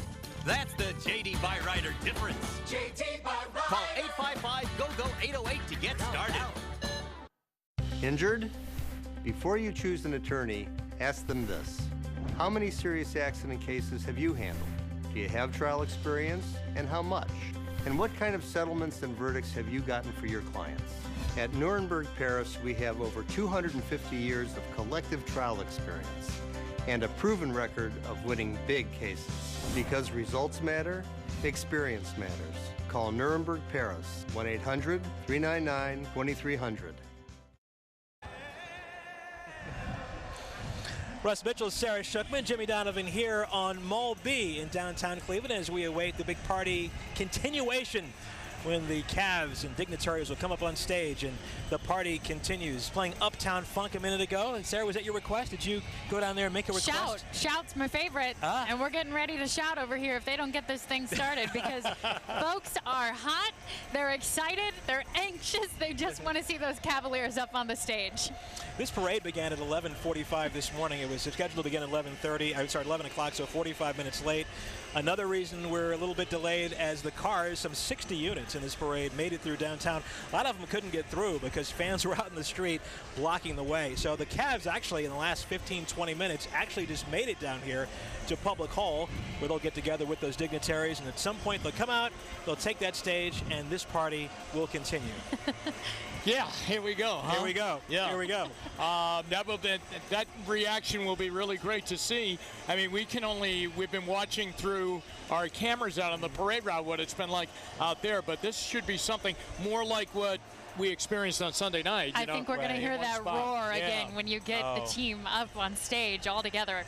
It's going to be something. And as we look down on Mulvey, it's been packed pretty much all day. In the last few hours, it's become even more so. However, because it is so hot out here and the sun is really beaming down on these people, we have a nice breeze where we are. There's a nice breeze down there. But some people have not left the area, but have kind of come off to the side to sit in the shade for a bit because it can get pretty toasty there. There have been vendors out all day long selling water. You've been seeing people sprayed with water from hoses. So hopefully people are being cool. We can say they're being cool in the sense of they're very, very patient. There are no reports of any issues down here as far as police incidents, except for one that we're still trying to get really a beat on East 9th. There was something involving a bus shelter that collapsed in some way. Don't know if that was because people were on it. I think that was the initial report. People were standing on it. Yeah. On the roof. Okay, well, that makes total sense then. Well, getting more reports on how seriously those people are injured, we hope to hear more about that a little later. But as you guys pointed out, the fact that they're playing the music a little louder, the fact that the lights are going, is encouraging. Maybe something's going to happen very soon. Or soon enough, anyway.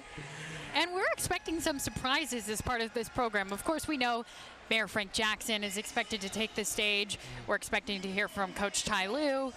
LeBron, I'm sure, going to get his chance in front of the microphone.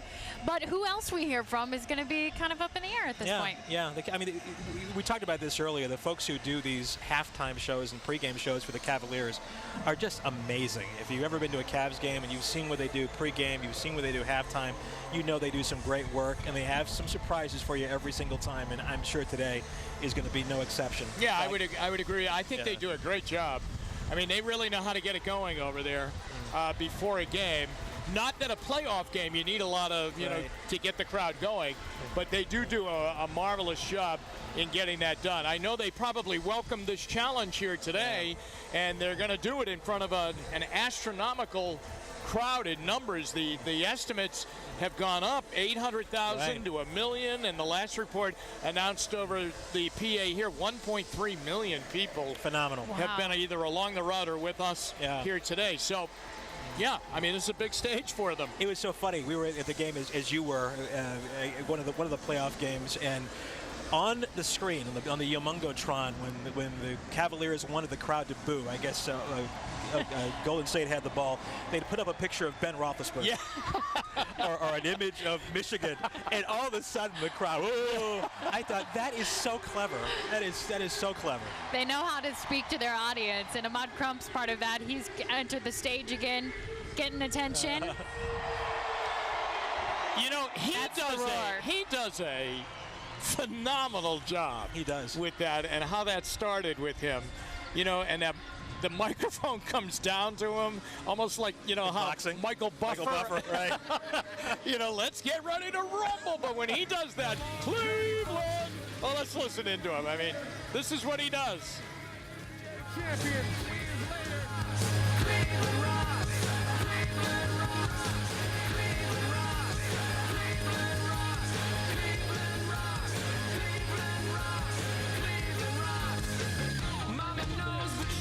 To the finals. Remember what horrible starts Golden State would get off to in these games. I mean, they scored like 11 points or 13 points in the first quarter of a game. I mean, this is the highest scoring team in NBA history. And really, I think that that crescendo of crowd, is the definition of home court advantage. And it really bothered Golden State early in games, which made them swimming against the tide all the time in these games. I mean, they'd be down by 20 points in a blink. Well, I mean, don't discount the crowd being not much more than a sixth man in those situations. Sure. It's like playing 10 men against your 5. I mean, they couldn't do anything right, and it just kept accumulating. Well, have you heard the Sarah Shookman formula as to who's going to win the game? No. That night? We were at the game, several times, and that one night where the Golden State scored 11 points. We had to sneak out early. We had to sneak out early the first quarter. Sarah's thing is, at the end of the first quarter, whoever's ahead, that's going to win the game. You know what? She was right every single time.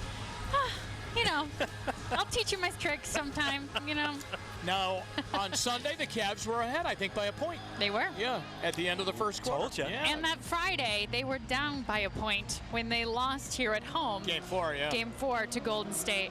So, yeah, I don't know. You got a good indication of where things were going in this series right off of that first. You might be onto something, Sarah. Yeah, I don't know. I mean, Good I luck. think I'm going to leave those Channel 3 projections to you, Mr. Donovan. I don't want to take over on any of that. You have a very good track record. Best of luck in your career at ESPN. No, I think you need all 4. But yeah, I know what you mean. And Super Dave talked about it a lot. The Oracle being a very hard place to play for that same reason, that you have the crowd's involvement and that the Cavs were up against that in 4 games of this 7-game series, but they overcame. And this crowd, part of this crowd that was in Quicken Loans Arena for 3 of those home games this series, they were part of it too. Yeah, they really were. It was an amazing thing to watch, Sarah Shookman, when you called it just like that. As we look, You're giving me way too much credit. As we look at malls A and B, just packed to the gills, waiting for this party to start, to continue here in the mall. These people have been here all day, been so patient. Let's see. Looks like people are coming to the stage right now. There are more and more coming up on the stage right now, which is a very good sign that this crowd will soon get their heroes in front of them.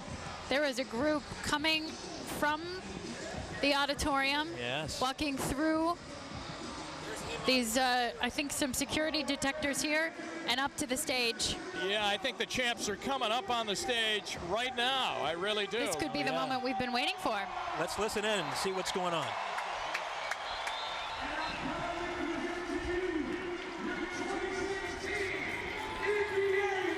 World champion, you're Cleveland.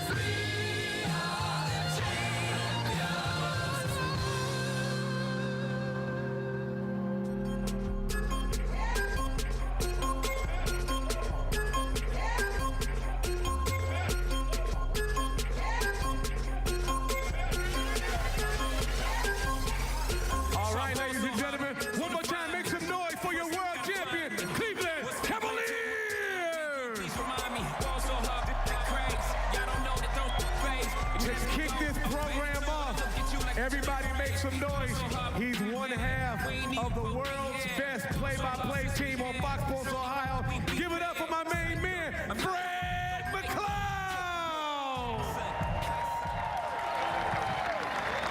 Wow, White and Gold Nation, you guys are unfreaking believable. I pride myself in having a mental thesaurus up there, but I cannot come up with a word that describes this day or this basketball team, so it's indescribable. But my goodness, you look to the north, you look to the south, east, west, White and Golders all around, and we want to welcome you fans, Cavalier fans around the country watching on the Fox Sports Go app, and around the world. We receive tweets from every continent, so we're going to welcome you to Cavs.com, and we feel you, we hear you, to celebrate this championship. I do know one thing. I said in a broadcast earlier this year, how do you stop LeBron James? And I said, don't Google it because there's no answer. We now know the answer. 1.3 million people have stopped LeBron James for one day. He was stuck in traffic. But nobody else in the playoffs could stop him.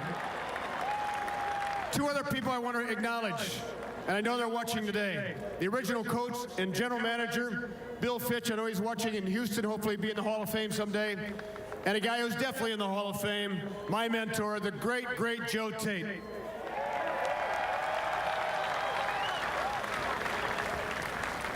All right, we got a couple of gentlemen who know this community and this city and this region better than anybody. And we first welcome up the mayor, the Honorable Frank Jackson.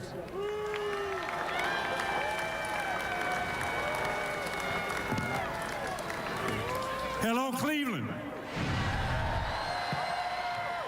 And what are you talking about, man? I don't know what you're talking about. But anyway, how does it feel to be a champion? You know, anytime something good happens, one thing about that, it always happens on time. And what we have to do is show gratitude and appreciation. So in that regard, I have a couple of proclamations. One for Dan Gilbert and Coach. Coach, Dan. Hey, Coach. How you doing? How you doing? Yes, sir. Thank you very much. Thank you. And this is these are two proclamations, not declaring this Cavaliers Day, but really saying that this is a holiday in the city of Cleveland. So I have one for Mr. Gilbert and one for the coach. And one other thing before I finish is that we always want to make sure that people feel welcome. And so I have for both Dan Gilbert, the coach, and for all the players, a key to the city. So thank you very much.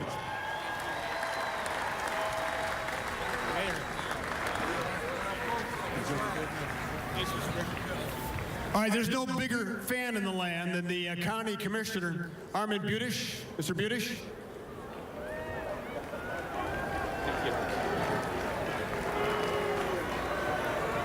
Hello, everybody. First thing, I'd like to ask for a moment of silence in memory of the death of the Cleveland Curse.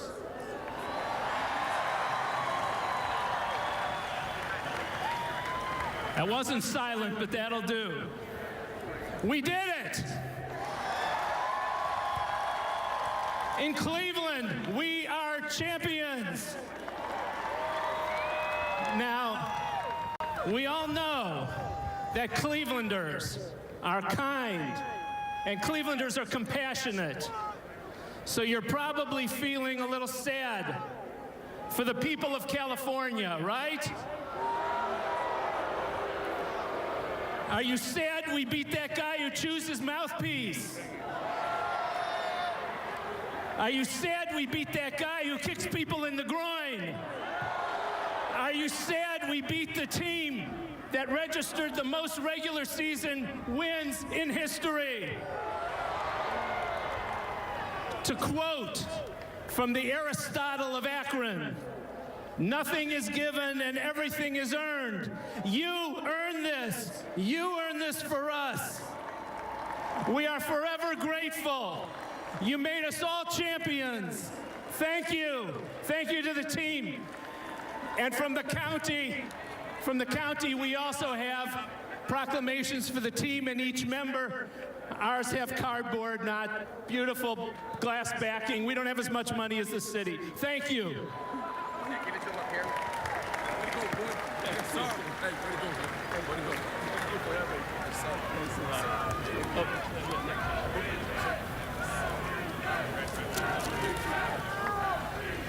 All right, as you may know, all the watch parties were packed. And each fan who came through the door paid $5.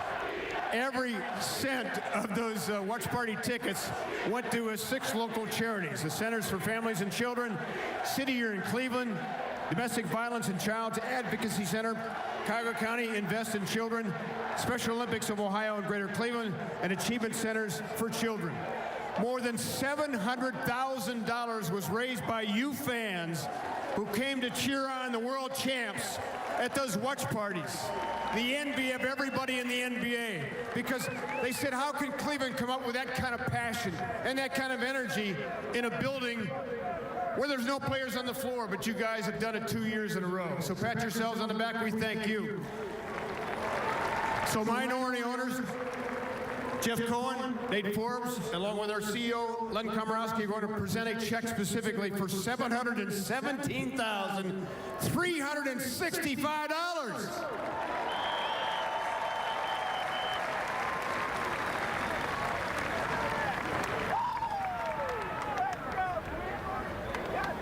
All right, the next gentleman, well, 2 actually, but the next gentleman specifically was described to me as a gentleman who can see around corners.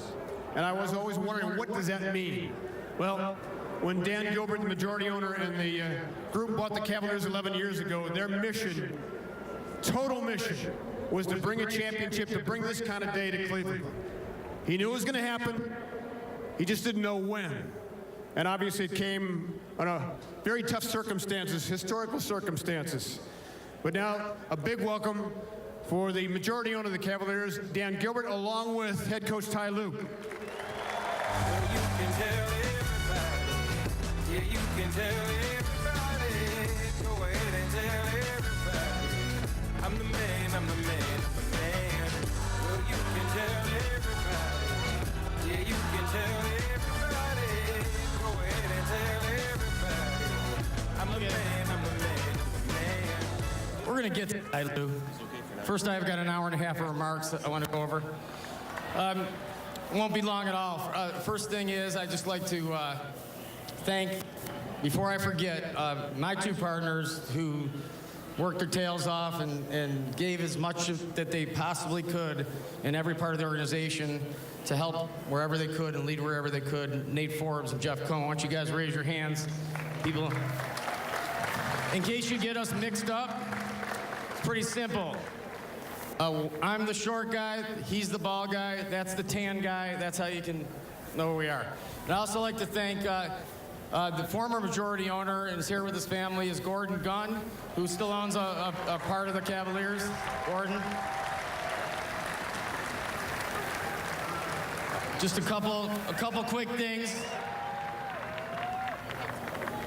You know, in that parade this morning and looking at all the massive humanity, Cleveland humanity, Ohio humanity, and seeing the incredible support for this team, for this franchise, players, coaches, front office, the support for the business folks that run it, just the support of your city is truly an overwhelming thing. And I have to tell you, a lot of people think professional athletes sometimes, well, they're in it for this, they're in it for that. I could tell you, every single one of these guys, every one of these coaches, everyone in our front office, first and foremost, we're in it for the fans and the people of Cleveland, Ohio, and the Northeast Ohio.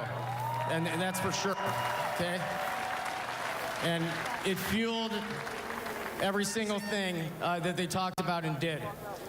2 people I just want to make special remarks to. I don't know if it's going to be a set interview here. We could do one. Nah, we won't do that. Okay. There's a guy that took over mid-year although was with us the previous year and through half year, and I think you know who he is. And he has a certain way about him. In fact, before we even made the change and he became the head coach, we would say to ourselves, why is it that every arena we go into on the road or restaurant or anywhere, everybody's just coming up and hugging Ty Lue like he's, you know, what is so special about that? Everybody loves this guy. You know, he walks in, people come up to him. He's incredibly charismatic, motivational, and smart, as you saw. And I just have to give my hats off to him and his entire coaching staff for the great job they did. Ty Lue and his coaching staff. So thank you, guys.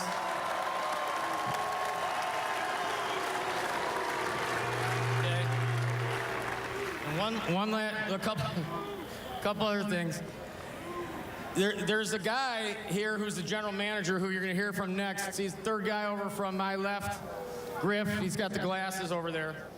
He's the general manager of this organization. Means he puts it together. He sets the pace. He sets the culture. He makes the trades. He does the draft picks. He signs the free agents. He does all that. But more importantly than that, there was something that he did when we were down 3 games to 1 in the NBA Finals.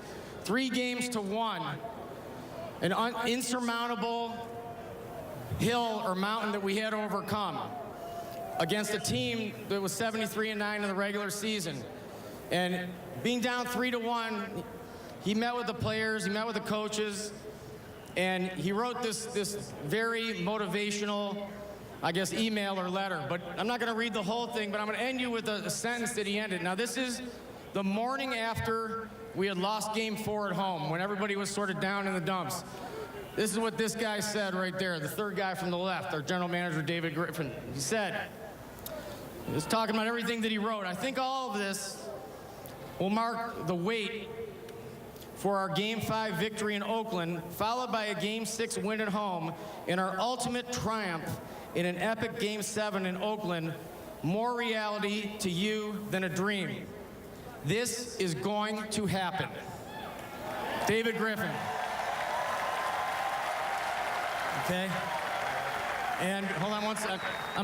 Hold on one second, David. You can hold on. Thank you very much. And this guy, without this guy and what he did and what he said and the tone he set, you know, it's hard to say whether we'd be here or not. But I'll tell you one thing for sure, we wouldn't be here if the leader, the hometown MVP, not come back to his state and do what he ultimately said he was going to do. And I'd like to thank him for his leadership, and for LeBron James, everybody, and the entire team.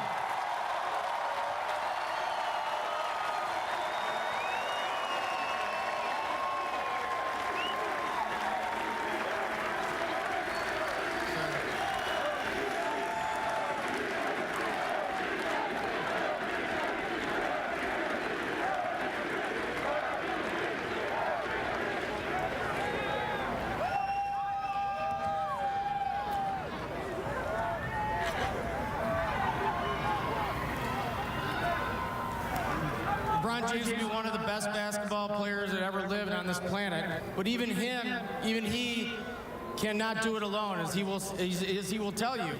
It needs great players and great people around him, which he certainly has with the rest of these guys who have done beyond what anybody could have expected or realized. They love each other. They love the franchise. They love the team, and they performed and they made it happen. And no words will ever express all of our appreciation for every single player, all you guys, you know, Kyrie, all of you, every single person here, Tristan, everybody. Thank you all. Thank you all. And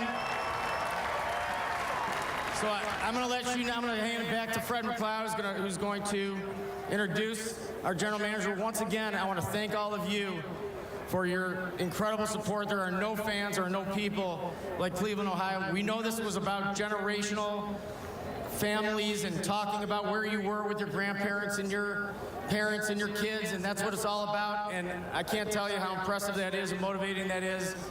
And take it from here and rebuild your city as well, because things are going great. There's cranes in the sky. Let's keep the winning going. Thank you all. Thanks. All right, Griff to me is like an NBA chef. He's like the Michael Simon of the NBA because he took last year's team. What's he do? Because you got to have, obviously, a team that mixes well on the floor but off the floor. So he brings in Jordan McRae. He brings in Dante Jones, Mo Williams, who fit like a glove, Sasha Khan, and the father of Lil Kev, Richard Jefferson. They fit like a glove. You have to have that to win a championship. Oh my gosh, and Channing Frye. I am no longer his favorite broadcaster. Sorry, Channing. All right, but anyway, the architect deserves so much credit. We welcome David Griffin. Gospel, homie, take 6, take this, haters. That don't kill me, can only make me stronger. Wow, this is unbelievable. Anybody feel like a champion today? So when you win, everybody gets credit they don't deserve. I'm really honored by the comments Dan made, but I'm humble enough to accept what Kyrie said to me afterwards, which was, I know that was supposed to motivate us, but it was like you handed us a school syllabus. So it de-juiced me just a little bit, but it's okay.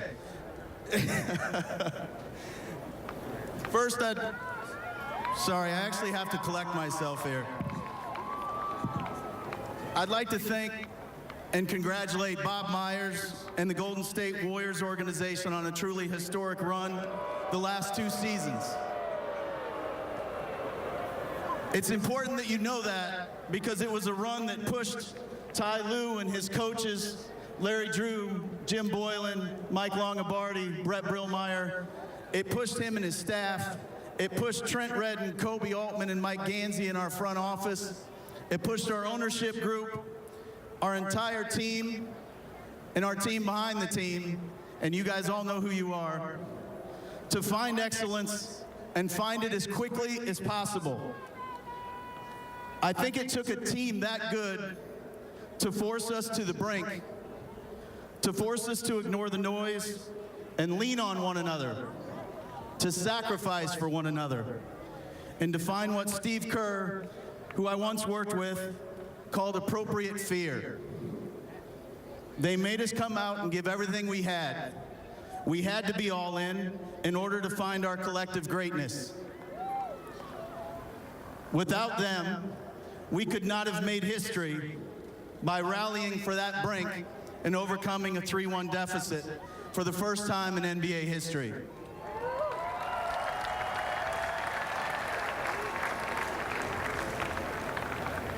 So here we are, Cleveland.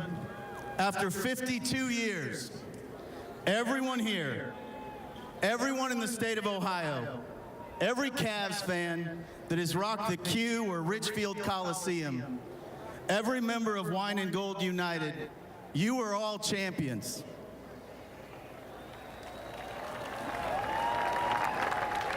But with that, I'd like to challenge you, and some responsibility comes with this. We can no longer be the city that defines its failures by titles.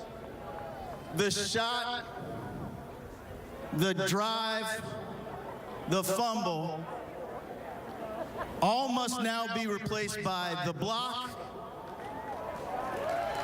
the 3, and the D.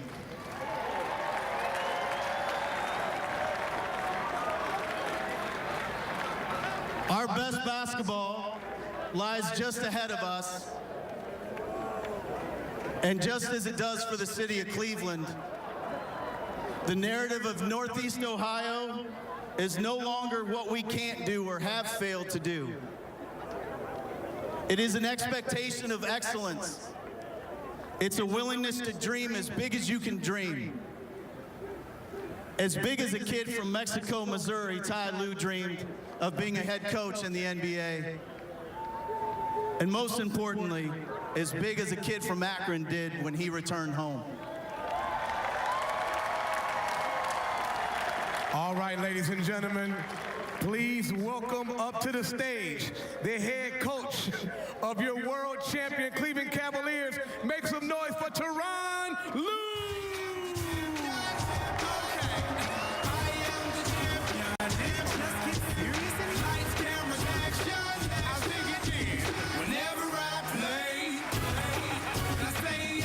Hello, Cleveland.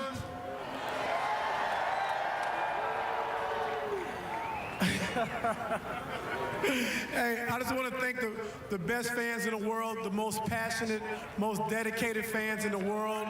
I know it looked rocky for a second, you know, being down 3-1, but y'all stayed loyal, y'all always supported, and y'all never lost faith. So for that, I want to thank you very much for myself, my coaching staff, all the players, Cleveland Cavaliers organization, and I just want to say, we did it, baby!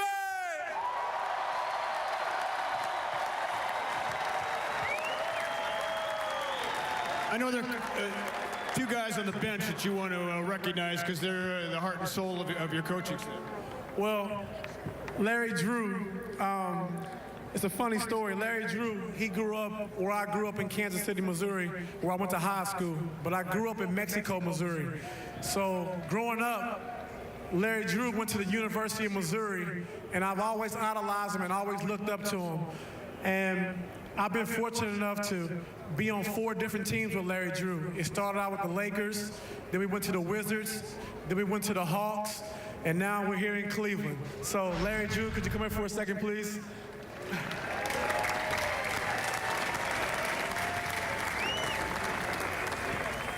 And I know we won a championship, but, you know, things were very hard to start. You know, the way things happened and all the scrutiny surrounding this team and, you know, having to win a championship here was a lot of pressure. And every single day, old school right here helped me out every single day. When I was ready to jump, he was there to save me every single day. So I want to say thank you to Larry Drew for always having my back. Another guy we have, you know, old school also is Jim Boylan. Come over, Jim.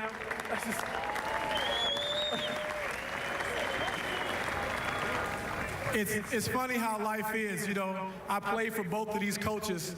I played for him in Milwaukee. I played for LD in Atlanta, in Washington, and now we're here together. But these 2 guys have saved me. You know, they've been around. They have over 100 years coaching experience. So when things got tough, they always stood behind me, and they always knew the right thing to tell me. So I want to thank these 2 guys, and also an addition that came in second half of the season when I took over is Mike Longobardi. And we were together in Boston, and he came in. He did a great job with our defense. We took a lot of stuff early on, but we got it together, and I wanted to credit the players for sticking with the program and understanding what we wanted to do. But I also want to introduce the guys behind the bench, all right? Brett Brillmeyer. Come on, Brett. Come on out here now.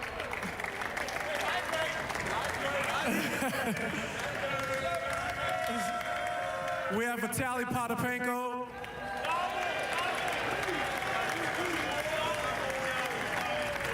We have a Cleveland native, James Posey.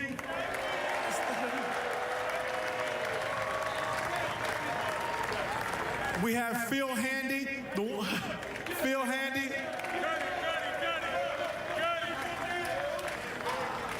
When you see Kyrie Irving, Iman Shumpert, LeBron James, with all those crossover moves and all that, it's come from this guy right here. Our advanced scout, we have Stephen Giles. Steve, come up here. There we go, Steve-O.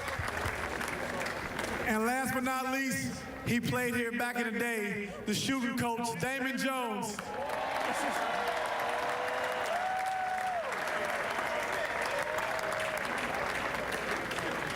So I just want to say thank you to the state of Ohio, to the city of Cleveland. We did it. It took all of us to do it, the whole organization, and I'm just proud to be the first one to bring you guys a championship. So thank you.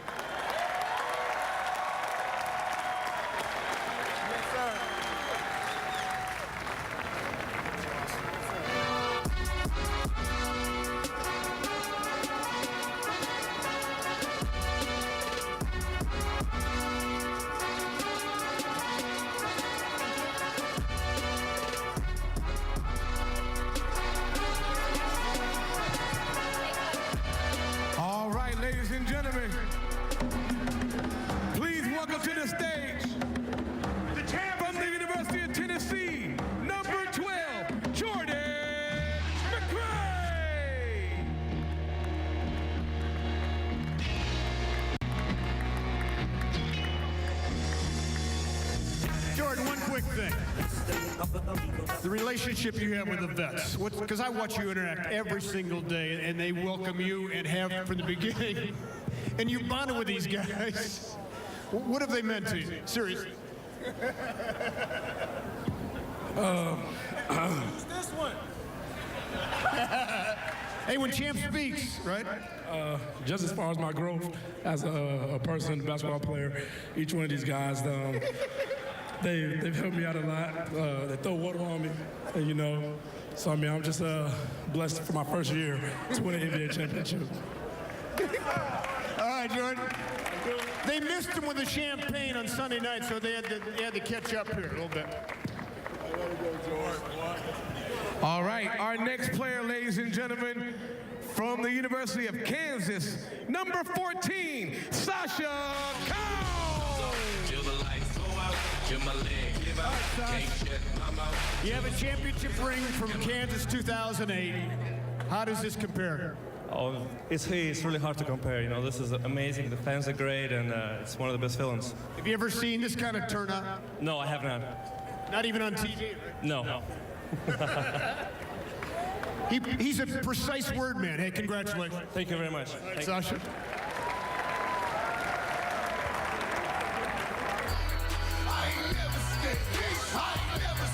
All righty, folks, our next player from Duke University, number 30, make some noise for Dante Jones.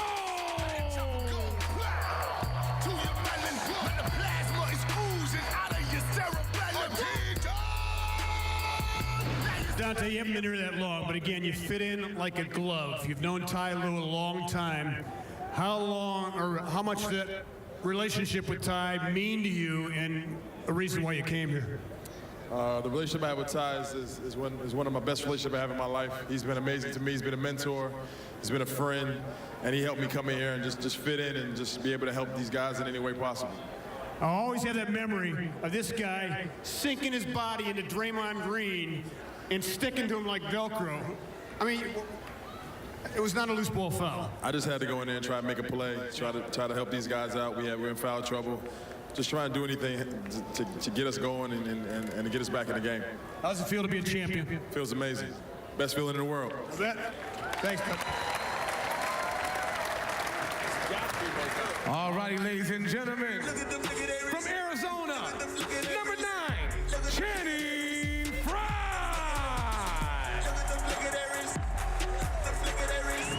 Ooh, look at this athleticism.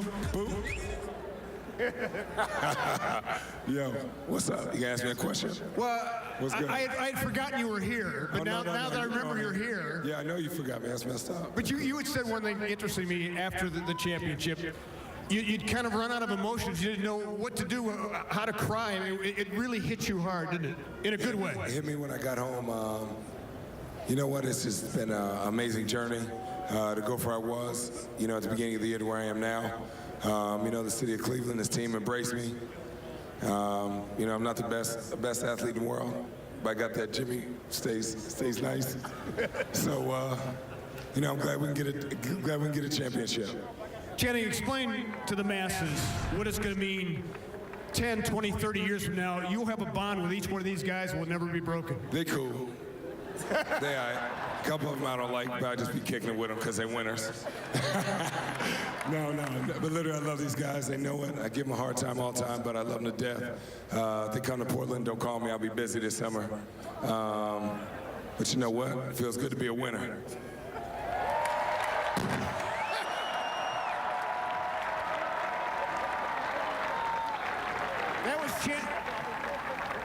That was Channing's first turnover of the year, by the way, just in case you're curious.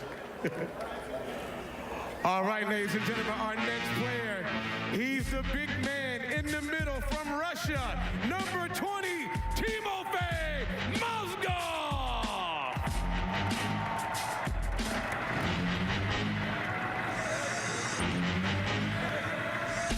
You want to say a few words first? Hey, from Russia, we love guys.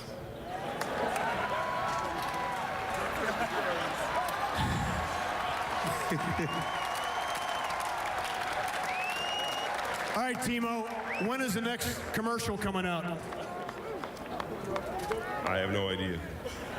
He has no idea, so you advertisers out there, right? You're available? Yeah, I am. Call me. Call my agent. Call his agent. What will you remember most about this whole experience, though? At the Brew Garden. No, for the rest of my life, I know I was the best team in the world, so it's all I need to know. Big hand for Timo! Ladies and gentlemen, from St. Mary's, number 8, Deli Matthew Dellavedova.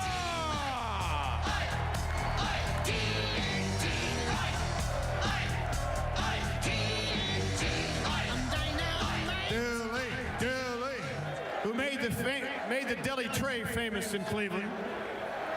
Deli, I don't get it. You played at St. Mary's in the Bay in Moraga, California, about, I don't know, 10, 15 minutes away from Oracle Arena, and they didn't give you any love there. What's up with that? It's just the way it worked out, I guess, but it's you know, one of my home away from homes, and it was nice to win there, and I can actually go back and enjoy the Bay Area and San Francisco now because it was a bit tough last year. All right. Everybody knows your story. After playing St. Mary's, coming to the Cavs, undrafted free agent, now you're a champion. It proves to everybody out there, take no for an answer. Never take no for an answer. What's it mean for you to stand up this stage, going to get fitted for a championship ring when maybe a lot of people didn't think you would get here? It's just an amazing feeling, and you know, a lot of hard work and sacrifice, and especially by my family, my mom and dad and sisters and girlfriends, so I want to thank them. And then I really want to thank everyone in Cleveland for welcoming me, all the support you guys give. You guys are the best fans in the world. I love you guys. Thanks, Tony. Our next player coming to the stage from Georgia Tech, number 4, Jumpman, Iman Shumpert.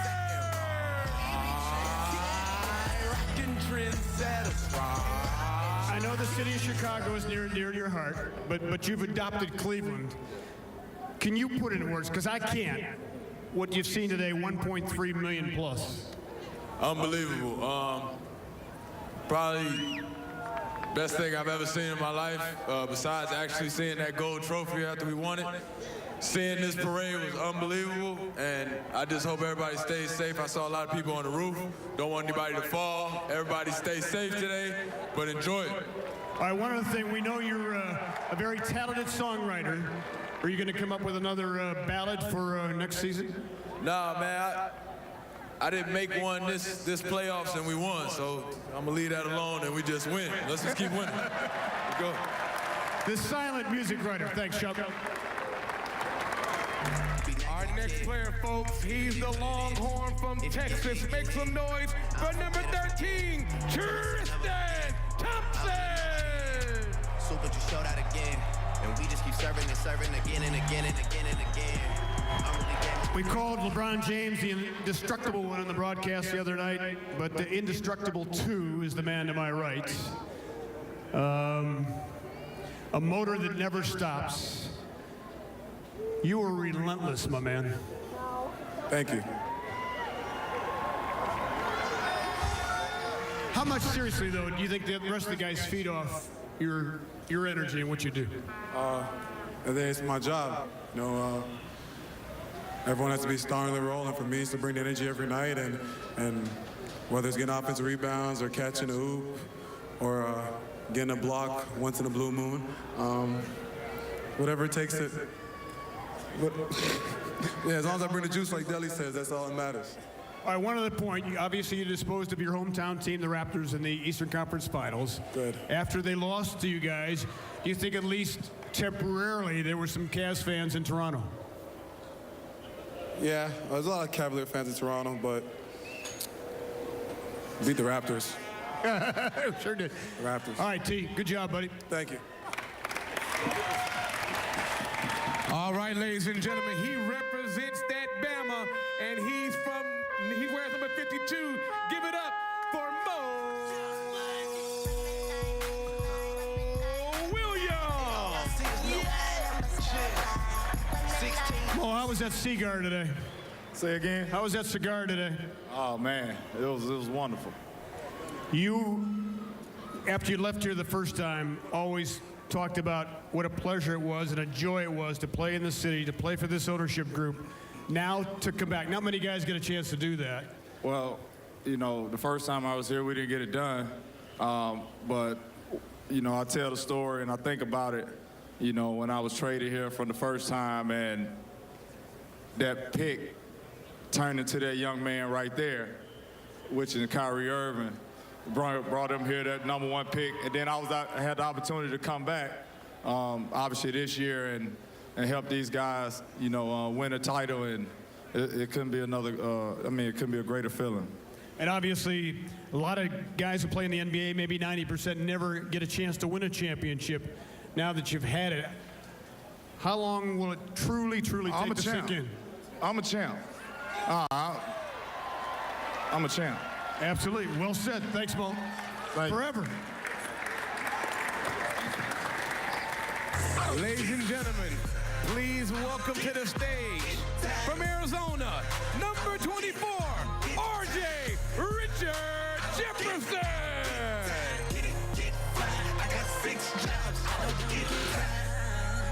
All I got to ask is, where is little Kev? I don't see him up here. Little Kev is tired. He had a long night, so he's chilling. Are you a politician? One more year there, Cheney. One more year. How do you say no to that? You guys think I should play one more year?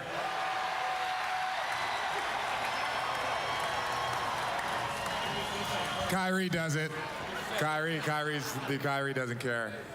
If you guys want me to play one more year, I'll play one more year. There you have it. That's it. I'm out. This is called a rally exclusive. You heard it here first. RJ coming back.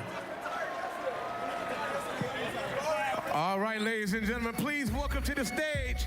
He represents the #1 champ, James Jones.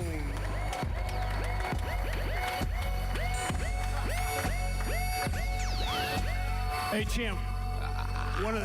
First of all, this guy can do whatever he wants when he eventually plays. Hopefully he plays for a long time. I'm going to answer my own question. 2 years ago, everyone knows that outside of basketball, the most important thing to me is my family. They're here with me in Cleveland. But 2 years ago, I made a decision to leave my home, Miami, and follow my brother LeBron to Cleveland to do the improbable. 2 years later, I gained 13 brothers, and we do the impossible. We made history, and I'm glad to be a part of it. Thank you, Cleveland, for giving me the opportunity. Nice, champ. All right, folks, coming up next, from St. Benedict in New Jersey, number 5, Swish, J.R. Smith. Awesome. Oh, God. She think I'm awesome. Choppers wanna follow me. I'm so awesome. Out here like a fox. I'm not wearing a shirt, so don't ask. Yeah, but I saw your shirt in one of the buildings back there. It said, "We found your shirt." Did you see that? Yeah, I think the last time I took my shirt off was after the game. I gave it to my dad, and I ain't put one on since. We absolutely loved what you did on Father's Day, because you expressed love for your parents like we all do. And on Father's Day, did anybody have a dry eye when they saw JR at the podium? No. But the fact that you could share it with them, can you put that into words? Nah, I mean, it's everything I dreamt it would be and more. I mean, spending it with my family and my friends, with y'all, is the best feeling in the world. With these guys who I go to battle with every single day, blood, sweat, and tears, I appreciate every last one of y'all. I love y'all from the bottom of my heart, I promise. And this is for us. Thanks, JR.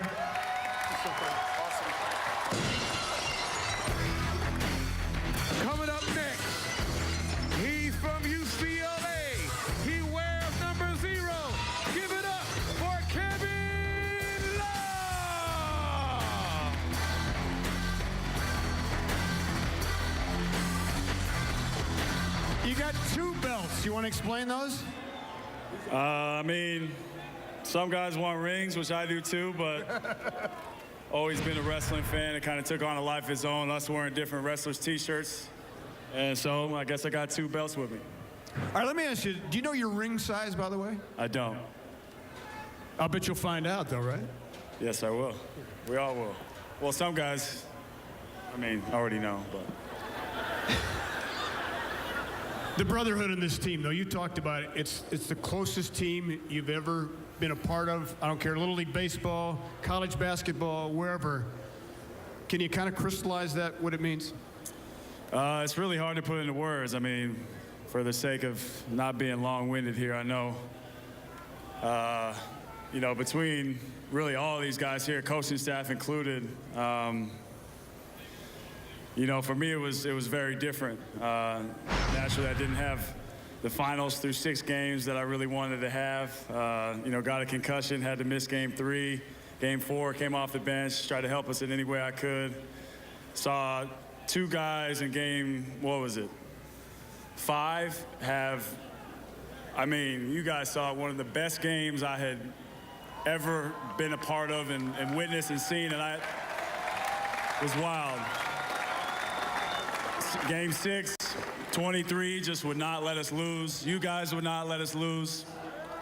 And then game 7, anything can happen. And you know, we got to ultimate prize, but none of this could have happened without these guys. We're all brothers, and we're forever solidified, forever connected. Big hand for Kevin Love.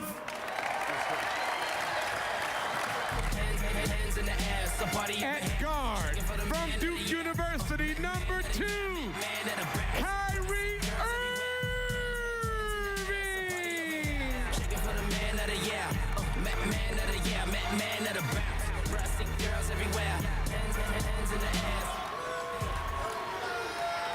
All right, Uncle Drew.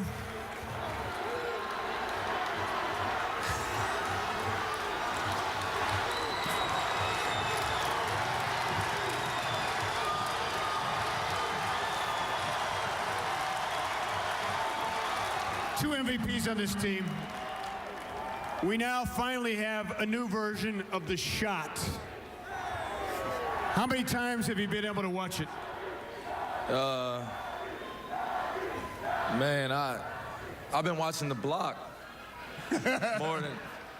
more than anything because, you know, there's no shot without The Block. So, you know, you see a guy chasing down a shot like that, and then I get a chance to, on the biggest stage, Game 7, man. I wish I wouldn't trade it for the world. I wouldn't trade the world for it. Is there any one thing that you would like to say to your teammates in front of 1.3 million people? Oh, it don't matter how many people there are. Look, man, from the bottom of my heart, there is, and these guys know me. They know how crazy I am. But after the game, and I know we all felt it, but there was a reason why all of us were put together. There was a specific reason why every single guy is here. Like, just think about our journeys, the adversity, everything we've dealt with in our lives, the ups, the downs, championship winners, Eastern Conference champs, Western Conference, or whatever you've done, we're all together and we're all bonded for life. And this is an unbelievable ride that I'll remember for the rest of my life. And the only question that can ever be said about this team is, what's next? What's next? So, from the bottom of my heart, man, this was a very, very special year. I wouldn't trade it for the world, man. I love all y'all, man. Real talk. On souls, on Big B's, you heard? Kyrie Irving.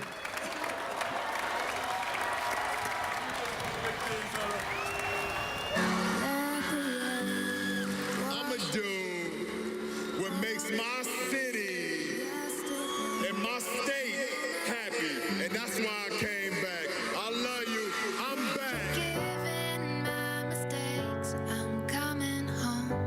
I'm coming home. Tell the world I'm coming. Why does this one feel different? I'm home. I came back for. I'm at a loss for words. This is unbelievable. It doesn't feel real right now. I'm back where I belong. Yeah, I never felt so strong. I'm back, I'm feeling like there's nothing I can't try. And if you with me, put your hands high. I'm back where I belong. From St. Vincent, St. Mary High School, in Akron, Ohio, number 23, LeBron James! For you, me put your hands high. The dreams are filled, you're rocking with the best. I'll be on the phone. I hear the tears of a clown. I hate that song. I always feel like they talking to me when it comes on. Another day, another dawn. Another Keisha, nice to meet you. Get the math, I'm gone. What am I supposed to do when the club lights come on? It's easy to be pumped, but it's harder to be Sean. What if my twins ask?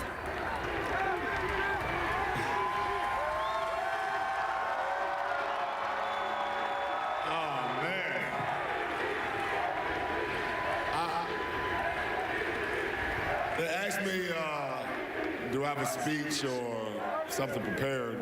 I really don't. I'm just gonna speak from the heart like I always do.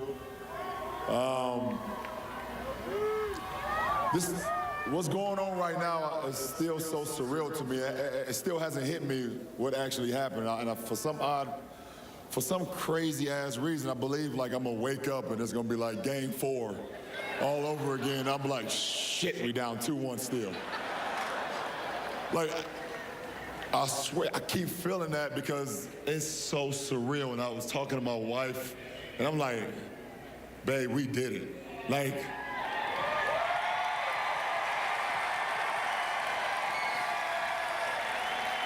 you guys always see the finished product, and when we step out on the floor, either 18 minutes before the game, or if Kyrie's taking a long time to put 2 pair of socks on and his shoes on, we come out at like 12.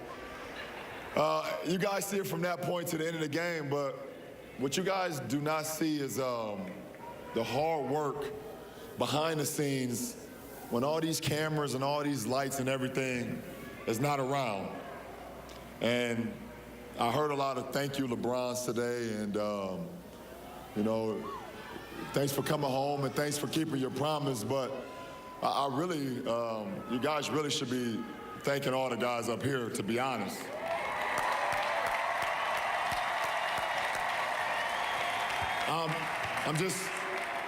I'm just one man. I'm one man with a plan, with a drive, with determination, with will, with a belief, a strong support system at home. But I'm just one guy, and I look over here and I look at Jordan McRae, a young guy that came to our team, from the D League, and just automatically. Just bought into what we wanted to do. And he was ready to do anything that we asked from him, being a young guy. And to my brother, JJ, that I seen a lot of things when there was like LeBron James made 6 straight finals appearances. Well, shit, James Jones made 6 straight as well.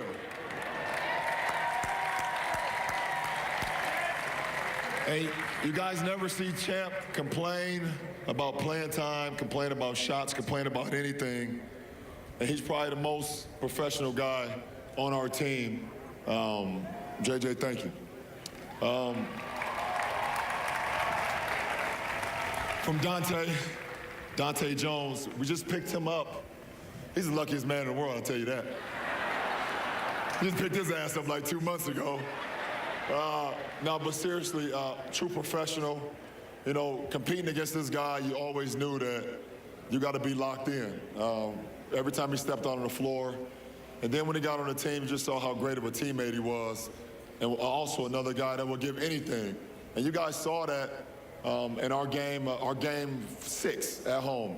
J.R. Smith picks up 3 fouls. Iman Shumpert picks up 3 fouls. RJ had 3 fouls at halftime. And Coach Lou and myself and Kyrie, we had a lot of faith in Dante, and Dante had faith in himself and gave us a huge boost to close out that quarter in Game 6. So thank you, Dante. Mo Williams, having Mo back, You know, me and Mo had some unfinished business last time we was together in 09 and 10. Making it to the Eastern Conference Finals, losing to Orlando. Making it to the second round, losing to Boston. And we went our separate ways. But when we had an opportunity to pick him up in the offseason, I think it was great for our team, and I'm happy to be able to share this moment with Mo, share a championship with Mo, because we had unfinished business, so thank you, Mo.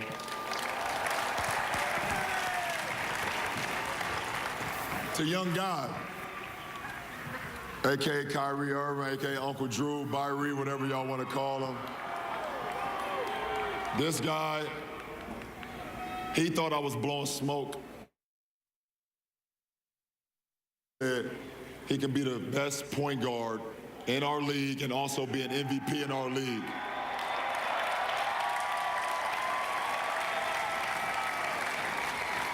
And I know every single one of y'all watched that finals. Y'all saw what this guy is capable of doing.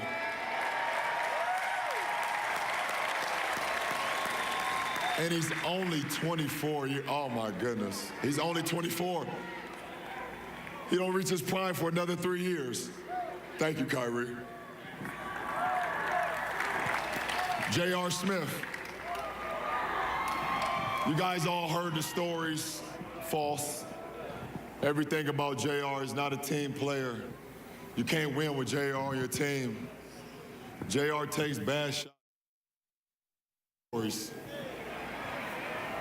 But when our GM came to me and said that we had an opportunity to get J.R. Smith from the New York Knicks, by the way, the New York Knicks said it was just, J.R. was a throw-in, by the way. Yeah, we'll leave that to the side. But I was like, I would love to have J.R. Smith. I know J.R. Smith, and I know what he's capable of doing. And he showed not only is he a hell of a three-point shooter, he's a hell of a defensive player as well, two-way player. Thank you, J.R. Smith. Shump. Want to thank Iman Shumpert, another guy that we got in that deal from New York. Young, hungry, guy that would do anything. Last year, you guys don't even know this because we don't never put out our medical reports about being injured or anything like that. Shump played all last year in the finals with a partially torn groin and a partially torn shoulder last year. You guys don't know that. Because it's not about that. We don't want sympathy. We just want hard work and dedication. And this guy right here will run through that, whatever the hell that is, that brick building right there. Shump will run through it. Now, I don't know if he'll go head first because he love his haircut, but he'll go face first. Shump, thank you. Delly.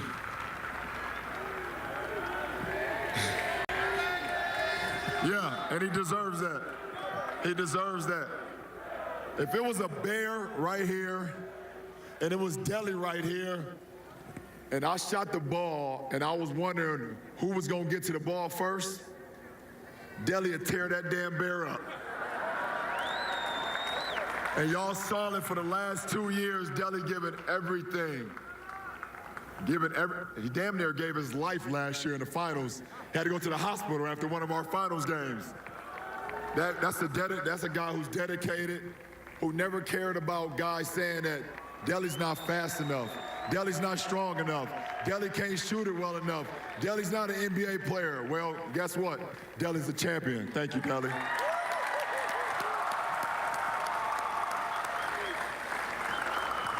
Timo. Another ex-Knick, but we leave that to the side too again. When we got Timo, I remember when Griff said we was gonna get Timothy Mozgov. You guys wanna know what's crazy? The first time I seen Timo, we were actually in Golden State, about to play Golden State. And obviously last year you guys knew, if you covered us, what you guys did, that we needed a little bit more size in our interior, a little bit more athleticism. So I come down the elevator, and Timo is in the lobby, and I swear it looked like I seen the biggest human being I've ever seen in my life. I looked at Griff, he said, he's a big motherfucker, ain't he? Absolutely. And when I seen the very next night, him sprint from baseline to baseline, block shots, tip dunks, alley-oops, I said, we got a great one. And also, Timo, thank you so much. You're a champion as well. Sasha, now a good friend of mine texted me the other day by the name of Mario Chalmers. And he said, you know you can't win a championship without a Jayhawk on your team. I said, damn, you kind of right, huh? I won 2 in Miami with you, and then I get another one here with Sasha being an ex-Jayhawk in Kansas. Sasha, everything you did this year that no one's seen, working out with Timo every single day, committing to the game every single day. You worked out every single day with no vision of the coaching staff or us saying, oh, Timo, Sasha, you're gonna play. You're gonna get minutes. No entitlement all year, and you gotta be an unbelievable person, an unbelievable professional to be able to take that and still come to work every single day and give it your all. Thank you, Sasha. Little Kev, AKA RJ, Dick Jefferson, whatever you want to call him. You guys don't know this story either. See, I got a lot of stories, but I want to thank DeAndre Jordan, because if DeAndre Jordan did not decide to go back to the Clippers, we wouldn't have RJ on our team. You guys can Google the story. I'm not going to tell you the rest of it. But if it weren't for that guy, we wouldn't have him. And from the day one that we got RJ, I knew I finally had a guy that was playing behind me that I can trust, that I could count on. But I don't think he realized that he was going to eventually be playing 35 minutes in finals games. And that's why he said he quit the other night. RJ, man, like you said, your first 2 years going to the finals, me and you being on finishing third, everything that you've been through in your career, I'm just happy that I was able to be a part of you winning your first championship, brother. Thank you.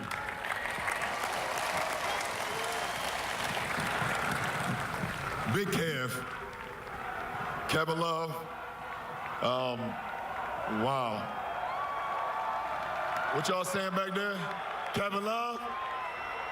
Oh, turn around. I'll be there in a little bit. Give me a second.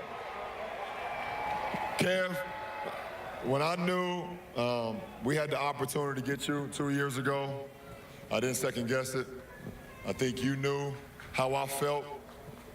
I told you in the 2000 Olympics that in order for us to win a gold medal, you had to be our anchor in the interior. And you looked at me like, man, you don't know me, shut the fuck up. And for the last 2 years, you kind of looked at me like that a few times as well. But this guy is so misunderstood. Everybody says, well, he's not a team player. He's not a winner. He doesn't do what it takes. And you guys saw his struggles throughout the finals. Everything that happened from the concussion to sitting out to him having his shooting struggles and things of that nature, and everybody just burying him alive throughout the finals. And to be able to respond like he did in Game 7,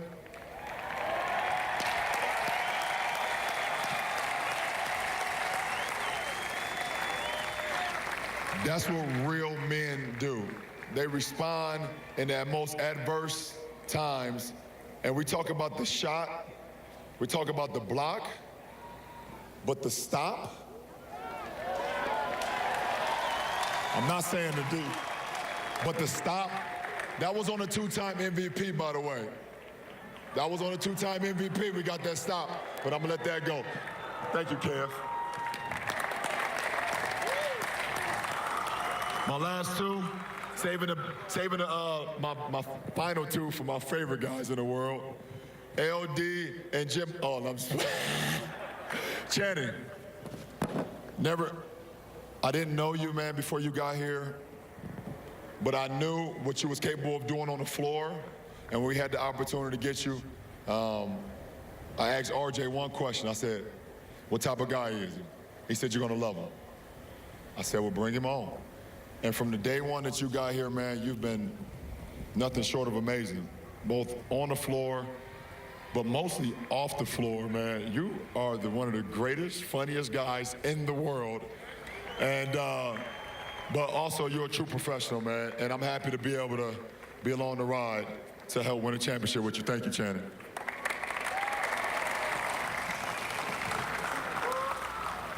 And last but not least, my little brother, Double T, who I've been taking care of since he was 17. And, you know, just to see this guy grow every single day, it's been unbelievable to be a part of it. Double T, you're amazing. They talk about someone being reliable. I mean, 390 straight games. That's reliable. Knowing when you get on the court, there's going to be that guy there every single night. That's a treat to have, man. And I love you, little bro. Always and forever, man. I love all of y'all, man. Thanks to all of y'all, dog. I really appreciate it. So, thank you for all the LeBron wishes and coming home wishes and all that, but I'm nothing without this group behind me, man. I'm nothing without the coaching staff. I'm nothing without the city. You guys are unbelievable, and these guys told me I got to turn around, so I'm nothing without y'all. I love all of y'all. I love all of y'all, and we get ready for next year. One final thing. One final thing, if we can. And to me, I've been waiting to do this. I remember the '64 Browns as a little kid when we upset the Colts and nobody thought we had a chance.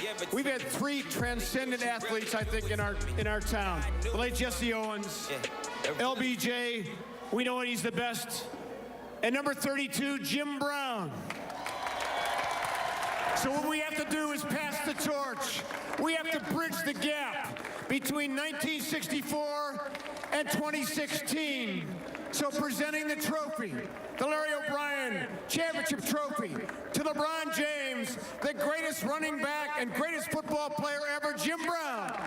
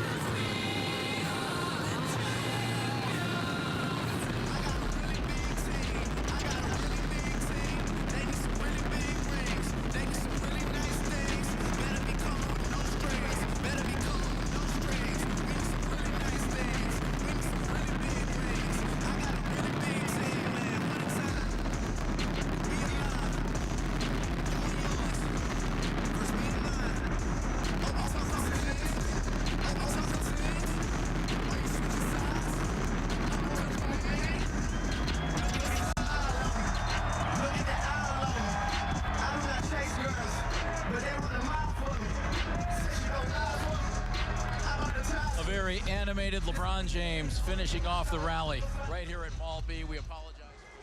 And welcome back. Russ Mitchell along with Sarah Schuckman and Jimmy Donovan. You have just seen the big presentation, the culmination to the big Cavs victory parade today here on Mall B. I want to apologize for a little bit of the profanity that you heard there. Folks obviously very excited about what happened. We want to apologize to you for that. But overall, what a fantastic show. What do you think? Yeah, it really was. know, the Cavaliers are up there, and you can obviously feel that that's a family. I mean, in some ways, I mean, all of them connected. They all had different paths to get here, either by trade or by draft or by friendship of LeBron, but they all had a piece of this, and I think they explained that, whether it was on the court or whether it was just making them a better team as a hard participant in practice, as some of the players that we don't see. Everybody had a role. Everybody had a role on that coaching staff. David Griffin had a big role as the general manager, and the owner had an open checkbook to pay as much as it would take, and well over the salary tax, the luxury tax, to make this happen. When that all fits in, and you have the greatest player in the world, it works. Everybody got their props, certainly. You did. You got to hear from all of the players, which was kind of a neat moment, I think. You got a sense of the team camaraderie, and you also got to hear LeBron talk a lot about some of the struggles they've been up against, whether real or perceived on our end, some of the things we've heard over the course of this season. If you were really clued into the team and paying attention to every article and every rumor coming out this way, LeBron sort of dismissed a lot of that today and said, this is a team that came together, played together, and got the job done together. A big number when you think about what happened here today, the biggest number you're going to hear, the folks who came downtown today to be a part of the celebration, 1.3 million people. The original estimate was maybe 500,800,000, and the numbers kind of went up throughout the day. But when it was all said and done, 1.3 million people. Things were delayed today. They didn't start when they were originally scheduled to start, but I don't know. I looked out here. I don't think anybody went home before this thing started. No, I think they waited for the fireworks to end, and now you're seeing people stream out behind us, you know, ready to get a bite to eat or something along those lines. But yeah, I think people were definitely wanted to be here, wanted to be a part of every element of today's experience, a historical experience for so many of us. Yes, and once again, kudos to this crowd here who had to wait so long today in the hot sun. A lot of waiting time, a lot of when are things going to happen. It was hot out there. People stuck Cleveland around. fans. It We're was Cleveland worth fans. the wait, It was right? worth the wait certainly, but people behaved. People did a really great job. It was fantastic. In that You know, as well. I would guess that if the NBA season somehow was flipped around and it ended in the winter, and if it was 20 below, you would have had a shot of having 1.3 million after 52 years of not celebrating a championship. That's just what it's all about. It really is. And the wait is over. And you know, you carry yourself around a little bit better as a citizen and a lifelong resident in Cleveland. Yeah, we talked about that. A little swag in town today, a little more bounce the ounce. That's that sort of thing. Bounce the ounce, maybe not the thing to make. Hedging your step. How about what is it called? Pepping your step. There you go. Bounce the ounce. That's something totally different. Dave Chudowski is down. He's been out here all day long, letting us know what's happening from his vantage point. David, what do you see? Well, what I saw was just probably the greatest moment in Cleveland history, really. I mean, this town is all about its sports, and we finally ended the drought. And I got to tell you, there's a few moments that really stood out to me. Number one is Dan Gilbert talking about LeBron James and turning around to him, and you think about the decision and the letter and that they were able to come back together and finally a championship was brought. That was an amazing moment for me. Another thing I found interesting was David Griffin and the email he sent to everyone when they were down 3-1, because we're all wondering how the heck they came back when they were down 3-1. That's great leadership. That's inspiring when your leader does that. Another thing that stood out to me, LeBron James. It's all about him, right? And he came back, and we all say he's the reason why we won a championship, but yet he turned around and put the focus on all his teammates. Again, LeBron James on point. And also, if you listen closely, you could kind of hear LeBron talk about, you know, hey, I said bring this guy, or Mozgov looked at him, and it just goes to show you LeBron. I mean, yeah, David Griffin did a great job, but LeBron was the man behind putting all this together along with Griffin. And my last thought, it goes back to this morning. I said what the Cavs told me, everyone that would be on stage, and I said there has to be somebody else. Now, he didn't talk, but that moment, Jim Brown handing the trophy to LeBron James, there's nothing more that needs to be said. Back to you guys. That really was something. what a moment just to watch that, the symbolism of that moment and everything in it. Yeah, was great. It's really been great that Jim Brown has always been in touch with this thing, and Jim Brown's still very attached to his team, the Cleveland Browns, and with Hugh Jackson coming in now, really wanting him to even be more a member of the Browns family, and to explain what all those young Browns players need to realize, and that is the connection that organization and that tradition has to its fans, and that you have a great responsibility to play that way. And when you play with LeBron James, you have a great responsibility to play your best. That's an honor to play with him and an opportunity to be the best. Totally. Akron proud today, right, Sarah Schuckman? Absolutely. We had the Goodyear blimp hanging out with us for a good part of today's broadcast, which was a great partner for us. Akron proud today, and Akron will be proud again tomorrow when LeBron goes to celebrate there at Lock 3 tomorrow night. That is right. You've been watching our special coverage of Cavs Victory Celebration Day. A special edition of Channel 3 News at 5 comes up after break. We will see you very soon. Coverage for celebrating a championship continues here on Channel 3. Stay with us for more of this historic event live in downtown Cleveland.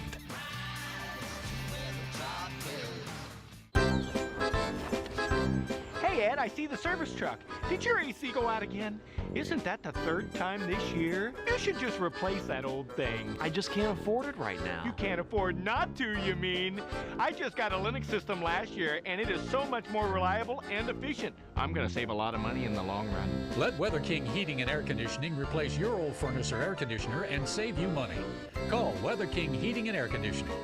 Lennox, innovation never felt so good. The time to talk about Alzheimer's disease is now. More than 5 million Americans are living with Alzheimer's disease, and the number is increasing. Of the top 10 causes of death in the U.S., Alzheimer's is the only one that can't be prevented, cured, or even slowed. But you can help. During Alzheimer's and Brain Awareness Month, visit your local Good Neighbor Pharmacy for free information on the 10 warning signs of Alzheimer's and to make a donation to the Alzheimer's Association. For more information, visit your local Good Neighbor Pharmacy in June and help fight this terrible disease. It's time to save at Wayside Furniture's 79th anniversary celebration. Take 3 years to pay with 0% interest, or get a 7.9% cash discount off our already low prices. Plus, get free delivery on qualifying purchases. But hurry! Wayside Furniture's 79th anniversary celebration ends soon. Wayside in Akron. Better furniture, priced lower.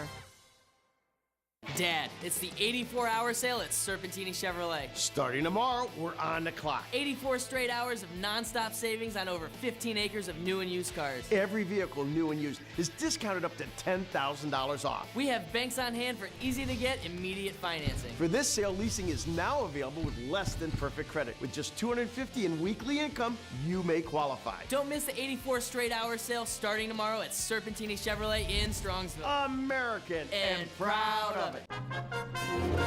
A customer tweets, "Bank fees make me physically ill. #overdraft." How do you respond? Sounds like a medical problem. I'd send her to a hospital. # not the bank's problem. At Huntington, she can link with her savings account, and then we transfer the money for free. We do that for a fee of $10. To transfer her own money? # obviously. Free transfers from savings when you're overdrawn. Welcome to Huntington, one of Money Magazine's best banks in America. Window Nation summer sale is here. Save thousands with buy 2 windows, get 2 free. There is no limit. Buy 4, get 4 free. No payments and pay no interest for 12 months. We'll even pay your electric bill until your new windows are installed. Call Window Nation today or shop online at windownation.com. The Volkswagen Jetta is now more fun to drive than ever. Allow us to illustrate. Little help here? It comes standard with a lean, mean, turbocharged engine, with even more horsepower to really get your heart racing. Yeah! And this Jetta is amazingly fuel efficient, so the fun doesn't have to stop. Hey, can you give me a little, Thanks, bud. Hurry in and get 1.9% APR for 60 months on select 2016 Jetta models released as 2016 Jetta S for $149 a month. This is a special edition of